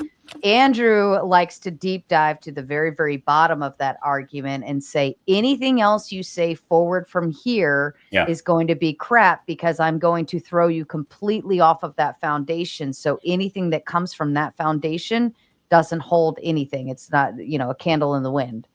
Well, and even that, though, is a fallacy, a logical fallacy, because just because one thing is wrong doesn't necessarily mean everything else is wrong. But if it's all derived from it, it is. Sure. I mean, it's not wrongs. It's just like poorly reasoned at that point. And he's giving your position's just not on good foundation. That's the argument he's trying to make there. He's not making the argument, well, you're false. Well, the entire problem with any time, like, okay, the last one, whether you argue, what was it? The God is evil or God is good or God exists or whatever. Whenever you're talking about religion, though, you're always going to have a level of faith. You have to, because otherwise you're an atheist or you're a scientist and believe that science is the religion and there's nothing beyond it. You haven't met anyone who runs tag, have you? Anyone who what? You've never met someone who runs the transcendental argument, have you? They don't have faith. Every other view is just impossible. And again, if that's what they want to go through, so be it. I personally, I don't think it's possible to prove that Joseph Smith is a prophet any more than you can prove Jesus Christ is the Savior for anybody else. Those are things you have to come to an understanding for yourself. But I also don't say, hey, just trust me. You guys should be listening to me. What did I just say to the last guy? I said, go read the Book of Mormon. You want to find out? Go read it. That's always been the argument of the LDS community, is you shouldn't be taking this stuff because anybody else said it. It is an interesting read. Yeah. There is the issue when you focused a lot on just like trying to draw people in. When Andrew's trying to kick at, well, your position seems very unlikely. You have to suspend disbelief in terms of, like, I forget the argument. It was the scroll, the past one, things like that. He's undermining that part. And if you're not reaching back over and undermining his at that moment as well, he's just setting the upper hand there. You're not playing the lore. And he's really good at making whatever he concedes as minimally, like, it looks minimal as possible, even right. And that's where a few times. And that's where with the papyrus, I tried to say, look, how do we know that here's the chain of custody? And he said, we do. Well, how? Because we do. Well, and I tried to, because I don't want to come back and be like, dude, why do you keep That's not kind of how I am. I'm like, but this is what the witnesses, your witnesses are unreliable. Why are my witnesses unreliable, but yours aren't? No, you got really close with that one, especially. There's a phrase that we use where people who argue against the Church of Jesus Christ of Latter-day Saints and our beliefs, especially Christians, they argue like atheists. Because when atheists tell us that Christ isn't real because of the resurrection, blah, blah, blah, or Christ couldn't have made water into wine, whatever, their faith becomes limited. The Christian argument becomes limited, and faith becomes limited and logical and based in evidence and physical touch and all these other things. The moment you introduce Joseph Smith and the golden plates and the angel Moroni, even Spicoli was his name. Like, Moses was a prophet, but Jesus wasn't. It becomes an argument of an atheist because it's limited No to one has said any of that. What? Yeah, and that wasn't addressed, and I think that's where it could have been advantageous for you, but I know that's not your debate style, and that's not necessarily what you're striving. Hey, Corinth, did you get your point across? You were asking for. No, I haven't had a chance to yet. Give it a shot, bro. Okay, I want to run funny argument against Lance right now because he brought up a funny argument. Yeah, you brought up Pascal's wager, so I'm gonna run Pascal's mugging on you. Okay. Okay, Pascal's mugging. Okay. Have you ever heard of it? No. Okay, so I'm an interdimensional space-time traveler. Have you seen Naruto? I know. I thought it was Naruto, but Naruto. Sure. I have access to Itachi's Sharingan. I can put you in the Infinite Sakome. I knew the title. That was it. I'm gonna put Sarah in a torture machine for 1 divided by whatever percentage you think that I could be a time traveler that has this possibility. She hates you now. Times 1,000 years. So you're expecting on your belief it would always average out to expecting 1,000 years of torture for Sarah, and I'm going to do that to her if you don't drop an F-bomb for us right now on stream. It doubles. Always the lesser of two evils. Me saying fuck to save Sarah from being tortured. Yeah, makes but it all the doubles sense in the every world. time you don't do That's it. all It I wanted to doubles get. every time. Okay. Good night, buddy. And Jimbolicious, who is on panel, says with a big 5, I didn't want to be offensive, but also macaroni. I was laughing pretty hard. No, for I that. wasn't offended by it. I just thought it was funny that he was of the position. Oh, I don't want to be mean, but macaroni. All right, I mean, I've got a question. When you Hold get on, let me into get the chats. through. Yeah, just a few more. Evan Lord says a question from Mr. ONeil. Have you heard of the Zoroastrians? Thank you. Holy texts that were recorded in gold plates. Some were rediscovered in Persepolis in Iran. Yeah, there's actually lots of recorded history throughout the world of things kind of repeating itself. You also have lots of stories from pagan stories of virgin births. You have things of resurrected beings. So when you're talking about, the truth, as we were saying, Squatch, It just so happens to help Mormonism, though. Well, whether it helps or not, there's things that happen through history that repeat themselves. And so, look at what just happened in Peru. They found some metal ball that had some weird things on it. And they were going, where's this metalworking come from? Did I see that and go, oh my gosh, my faith in Joseph Smith and the golden plates just went up because they have this metal that shouldn't have been. No, it doesn't. None of that really matters. But you were making an argument. Which argument was I making? Just now, literally just now when I mentioned it. No. That's not what I was saying about Zoroastrianism, though. I was saying that throughout the history of the world, there's been crossover. So people do things, and if the Zoroastrians were writing on tablets, that doesn't mean to me that that makes the golden plates any more valuable or any less valuable. It means the Zoroastrians also used a writing form that was pretty well done. Right? It helps. I don't. Well, no, maybe I think I don't think it matters. Here, I think the point here is it possible that the Zoroastrian golden tablets and the Joseph golden tablets might have a throughput of relationship? Not so much that they were just similar things. I don't think so. I wouldn't think if that's the implication. I don't know. I doubt it. I would say no, simply because there wouldn't have been any real interaction between Lehi and his family with Zoroastrians before they left Jerusalem before the destruction, and then headed to. Ties into my question. All right, the Latter-day Saints concept and the idea that after the resurrection, Jesus went on to lay further ministries. Does this discount him possibly of laid other ministries in other nations? No, he said I have other sheep of other folds. So right. If he went and he was in the Americas, and then he went personal belief, I think he went wherever the 12 lost tribes were too, or the 10 lost tribes. I don't know where the 10 tribes are though, but that also mean we have more scripture from them. There is a weird tinfoil hat theory out there. Oh, the hat comes on. I've seen that hat. That Christ was Confucius and Buddha and Christ.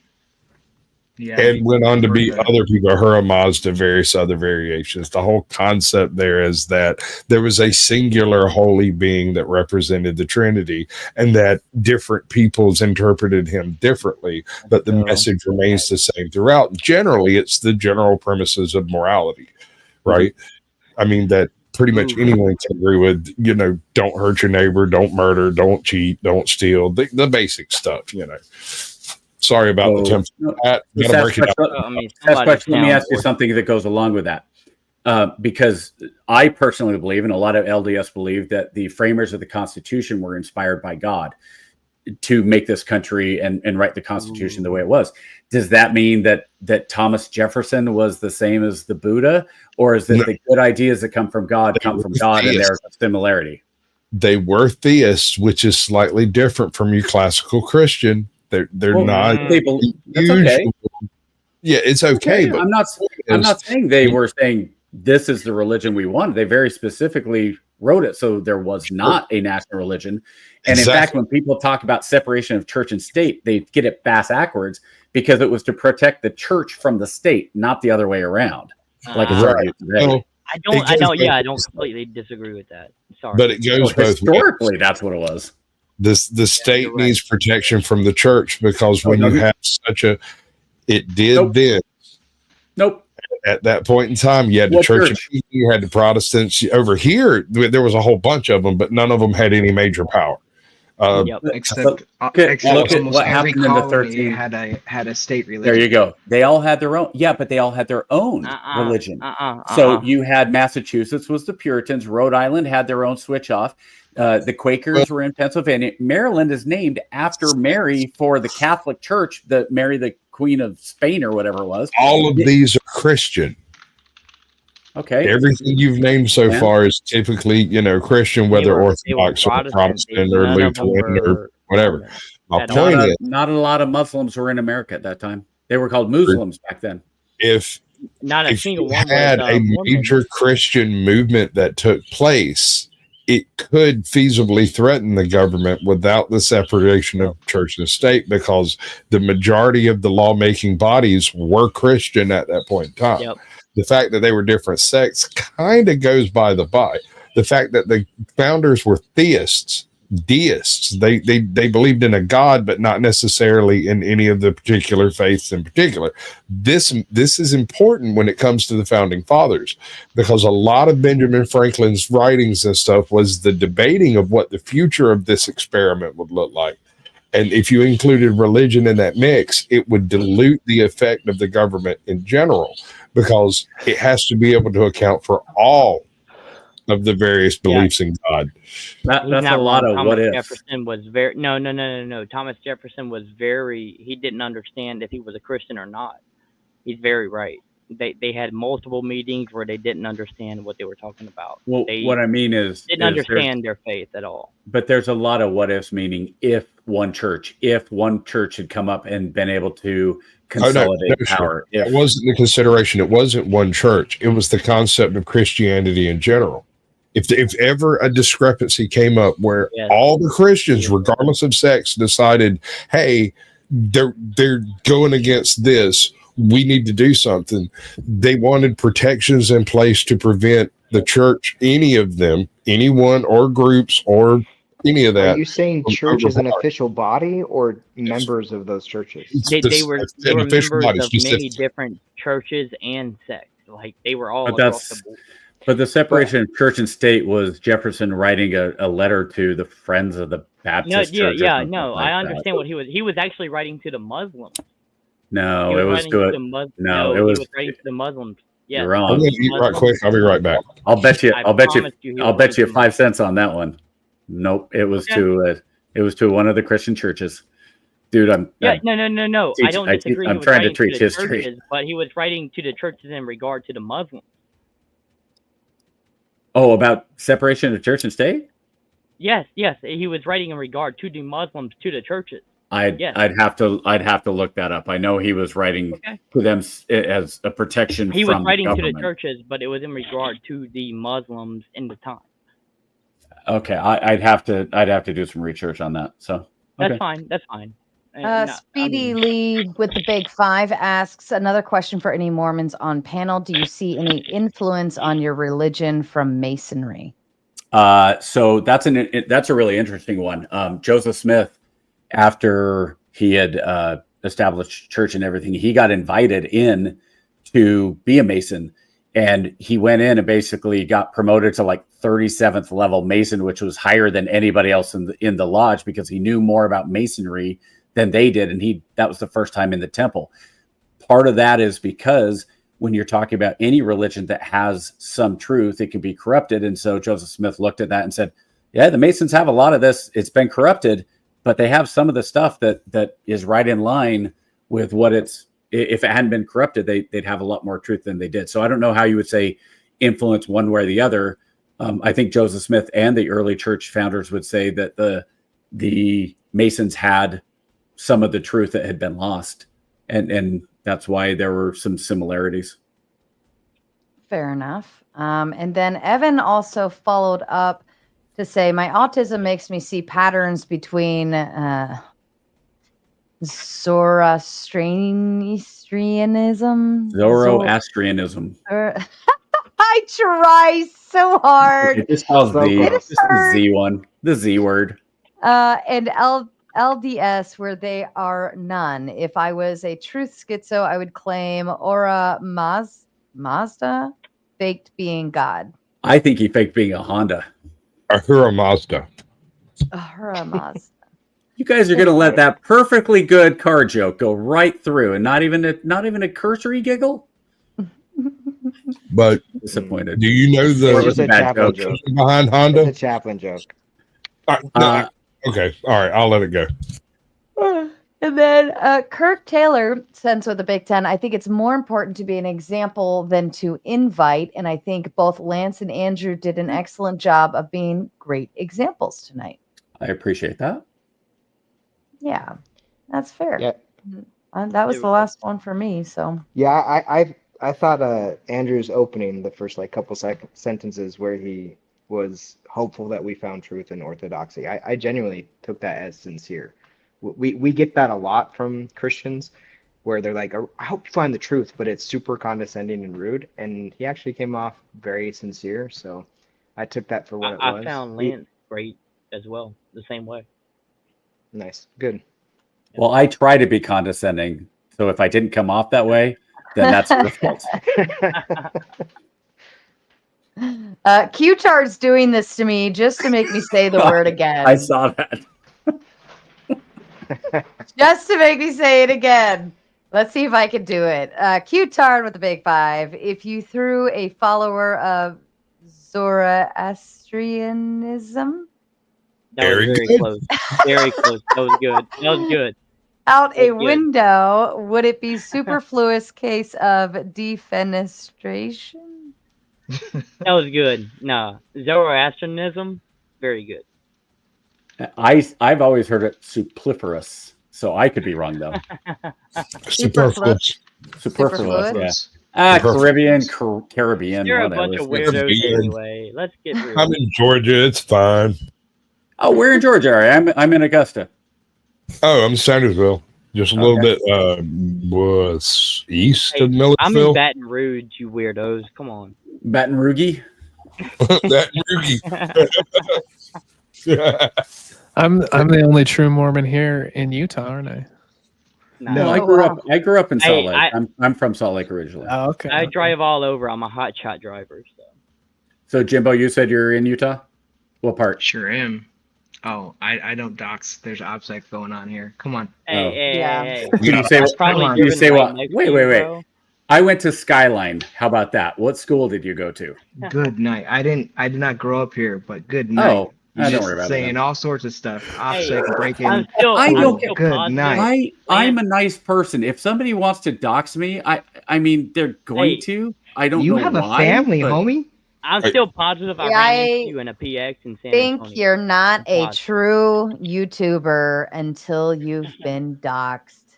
Amen, sister.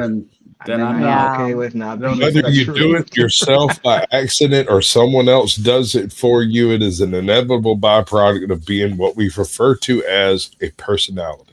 And there's a lot of dude said he was MI, but some OPSEC issues. Well, yeah, but I'm not telling you how many how many troops we're sending into Iran next week. Good night. Why not? Yeah, dude, I know I met you, dude. I know I met you, bro. I know it. And PX San Antonio, I'm positive. It might have been. I'm giving you guys 15 more minutes, and then we're going to bed. Oh, we don't need 15. Let's pull the. You're tired. I'm tired. Let's go like 5 at most. Who stole my lighter? Well, did anyone else have any other questions for Lance? Comments? I got one, and I'll bow out completely after My this. question never got answered, but I'll wait. Go ahead. No, go ahead. No, you go ahead.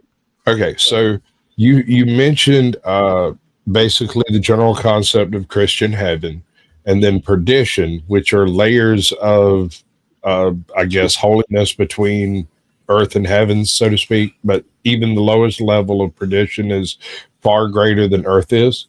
That was the celestial, terrestrial, and telestial world, not paradise and perdition. I'm speaking from a completely Southern Baptist reason here. Okay, so everyone gets an opportunity to hear all the gospels when they reach whatever level of what'd you call it? Before that, when they're in paradise or perdition, that's when they're going to have the chance to hear the full gospel. And then depending on what they accept and where they're comfortable, that's where they'll go one of the 3.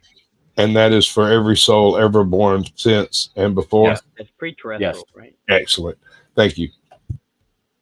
No, that was easy. I like I was comparing this to other conversations I've had very similar to this with LDS, so sure.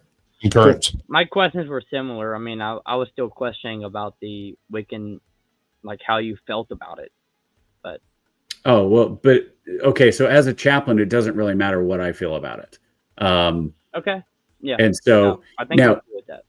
Well, I will say this though, even Wiccan has some truth in it. Like there are some things that I'm sure have some real. One of the things people misunderstand about Wiccan is that it's mostly nature. Like the whole thing is about. No, I've been there Earth, for right? many of the ceremonies within the military. Yeah. Yeah. So like I look at that and go, look, if what you're teaching is we're supposed to be good stewards of the planet, I can dig that. I'm down with that. But I guess my question, like as a Christian, like, do you feel it's okay, like, to officiate any of it? Well, you're separating me as a chaplain versus a Christian. I wouldn't do it on my own time, but I'm getting paid by the Army. Yeah, no, I don't disagree, but he's also not officiating. He's not allowed to officiate outside of what we call non-denominational or evangelical and LDS services. So you can't officiate at all. Yeah, so he might be there. He might. You're just giving counsel to people. You're just giving counsel. I'm giving support. Yeah. So like I would never go in and run a Catholic mass, and I wouldn't want a Catholic priest ever running an LDS church. But has that happened? Because I think it had. No. You're very restricted. Which part? Not in a mass in the way you're saying it. Like we're not authorized to do I guarantee you right now, any LDS chaplain who tried to run a Catholic mass would lose their endorsement, and any Catholic that on post that let that happen would be in serious trouble. Like command teams would lose. Garrison chaplain command teams would be losing their positions. Is this Army exclusive or no? This is military service. This is military. Yeah. Would it matter in foxholes? Like undecided foxholes. I've seen weird stuff in the military, and I'm in the military. Sasquatch makes a good question though. So if I'm doing a field service, and because I'm not LDS service, what I'm doing is a Christian service, then I'm doing a Christian service, and I'm inviting everybody in, and I'm trying to be respectful of other people. So I'm probably not going to be, because I'm Christian. That's the thing. If people say, well, you're LDS, you're not Christian, I disagree with you. So can I do a non-denominational Christian service? Absolutely. But I can't do a denominational. Like you're on the field. Like it's happening. Yeah. Yeah. I've done plenty of field services. Sure. Sure. So hey, Pastor, I need to talk to you, but not forgive me, Father, for I have sinned. Right. Okay. We don't use the word. I see what both of you were saying. Okay. I get it. Yeah. Okay, good. Yeah. Sorry. I'm not trying to speak for Lance over there. I'm also in the Corps, and so that's why I'm answering. No, I was in the Navy, and I get it. The Chaplain Corps. I was in a whorehouse. Chaplain Corps. James, you were in the Chaplain Corps? I am currently a candidate. Oh, good for you. National Guard? Awesome. Yep. That's awesome. National Guard right now? Yep. Oh, awesome. Good for you. I'd give you an endorsement, but it wouldn't give any support because I'm just I already got the one I needed, but I appreciate it, man. No, that's cool, dude. That's cool. That's awesome. Yeah. Chaplain Corps saved me personally. Good. So, yeah. Chaplain Corps is All wrecking right. me. Well- Sarah's super bored. Let's I'm trying to see how long Grid was going to go. I want to raid you guys over there, and they might be going for another 20 minutes, but I'm sure he will push his raid on even further. So we'll What just does that play. mean? What does raid mean? I That seriously means- do not know any of this stuff. That means I'm setting my channel up to where when I close mine out, it will automatically send my people straight to another channel's live stream. You need a Sasquatch, sir. Meaning losers like me. Yeah, we have about almost 600 people watching, and I gotta send them No, we somewhere. There's 560 600 people watching this? Six If I don't now. have people follow me on Twitter at Chaplain ONeil, then you all fail, and this is worthless because I've made zero money off of this. It is YouTube. No, and again, Tupog Save the World on Sunday nights. Hey, I hope whoever's watching this, come check it. We do politics. We are arrogant enough to realize that we are just two random dudes, but we try to. I'm we try to following you have fun. because you're a chaplain in the army that's pissed off. 100% got my vote, dude. Yeah, So- Q-Tard has a good point here. Actually, we were probably, I think, between everything, we were probably closer to 6,000 watching all day. Well, actually, Really? because Wow. Andrew's Rumble would have probably gone, so there's probably another 2,000 over there. So yeah, you probably had like seven or more thousand people I was watching. even closer to 8, but I'm just guessing. Yeah, me over, bro. yeah. I feel Actually, I so didn't even special. include. I didn't even include the Twitter either. So I know that one was running. The Instagram was running. Like all of the. I mean, right now we're at 558 live viewers just here. I believe Also, almost 2 in the morning. So yeah, Andrew had shut down his stream a little while back, and so some of the Crucible crew came back over here to continue watching. So whoever ex anonymous, I wouldn't follow you, you I'm one of heretic. them. You've lost your mind to think I would. Okay, dude, don't. That's fine. That's a Right? hilarious comment, though. Hate harder, bro. That's all I can tell you. You're just gonna complain about it on the internet. You made me No, laugh. no, I it's appreciate true, it. You made me laugh, so that's good. let's do closing statements from everyone. Jim Belicious, would you like to give brief final thoughts? Sure, yeah. I think the definition of a prophet that Andrew gave was pretty good with the preparing the way for Christ. And we definitely believe that's true, and we agree. And that's why we look at the fruits. And if you ever do look at the Book of Mormon, you take some minutes outside of Moroni 10, 3 through 5, and reading that, read Moroni 7, because it talks about following Christ, and that's how you know if something's good or not. And so preparing the way for Christ is exactly what Joseph Smith did. He wants all of us to follow Christ because that's how we're redeemed. So yeah, give it a shot, and be sincere, because if you're not, you're gonna find what you're looking for. Thank you. Thank you. Culpercast, to you. I'm sorry for the camera and audio incidents.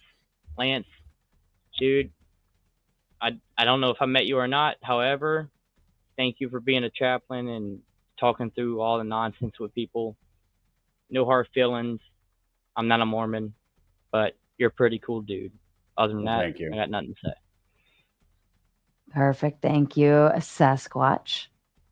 I'm Caucasian Sasquatch on YouTube. I interview individuals on YouTube, about their channel. I don't go anywhere outside of it. You can bring your own links if you want to. We generally sit around and have a pretty good time afterwards. Whether I decide to shoot shots or not is totally debatable. Yeah, I do shows for other creators. I'm working with Captain Curmudgeon tomorrow, Ajot when she's available on Tuesdays, Samuel the Infamous on Saturdays, later today, as a matter of fact. Almost all of these take place around 8 p.m. Eastern, and you can catch me on my channel and everyone else's, because I am everywhere. He really is. He really is. And he has the keys to most streamers, StreamYards too. And Lance, to you. Well, I think somebody's poking in to get the dog, so I don't need to worry about the dog going to the bathroom. Hey, I just appreciate you guys all. I know that LDS is something that it's not right for everybody, and that's fine. I would never judge anybody, but I would say this: if you're looking for something in your life and you need something to stabilize, I hope you find it. I hope you find that you're able to stabilize and find some people that are able to build you up and lift you up. And if you ever, I don't mean this out of just saying it. I have had random people that I've reached out to. I have a very close friend who's going through some real medical stuff.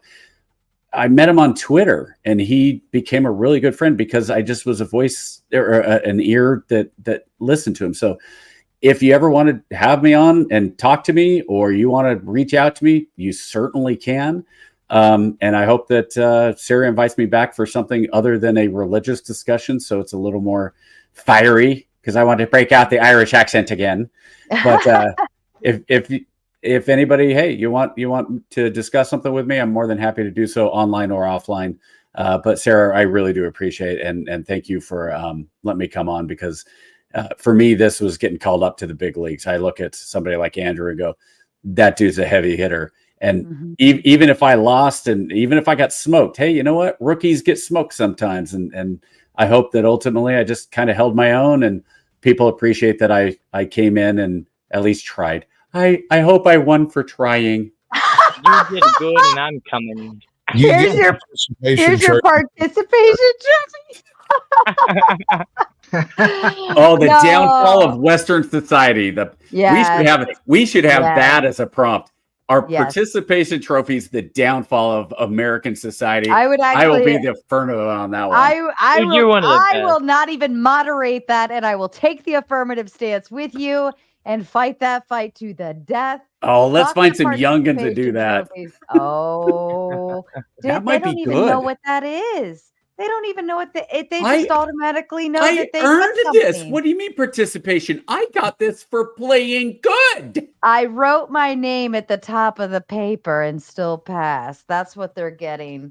All right, all of you maters out there in Mater Nation, thank you so kindly for joining us this evening. I know this was a long-awaited debate, and I believe there's some more that are still on the list. The question is just trying to get the freaking scheduling down. That's always the issue. It's always in the way.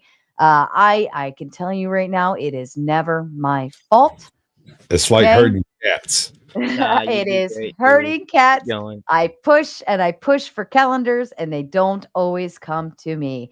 So it's usually me sitting there waiting like this, twiddling my thumbs, saying, can I have the calendar, please? Thank you. So, but thank you so much for all of your patience, especially to you, Lance, and all of the other fellow debaters on the LDS side of things. I know a lot of them are just waiting as well. Please feel free to like, subscribe, share, no matter which side you're watching from or what you believe in, so on and so forth. We're all still here to support each other. And tomorrow, or Sunday night, we have a Mod Monday on a Sunday evening. I'm taking Monday off. We're going to do Mod Monday Sunday night. It worked out for everybody's calendars. And so that's what we're going to do. And that is the existence of God knowable. Also, we will have the open panel dumpster fire post that event. So you guys know the drill. Outside of that, go say hi to Grid. I'm raiding over to an unreasonable man. Send tomatoes. Lots of tomatoes. Let them know you're freaking coming. Outside of that, guys, I love you. Fuck off.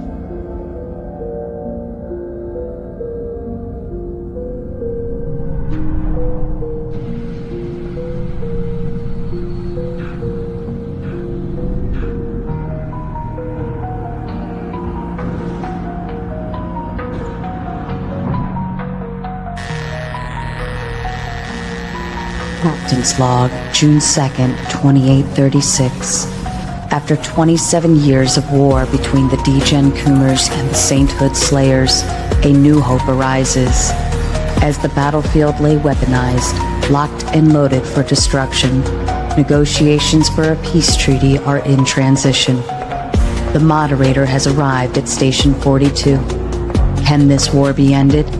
Will the Coomers and Slayers find a middle ground? Abort mission. I repeat, abort mission. Negotiation failure. Abort mission.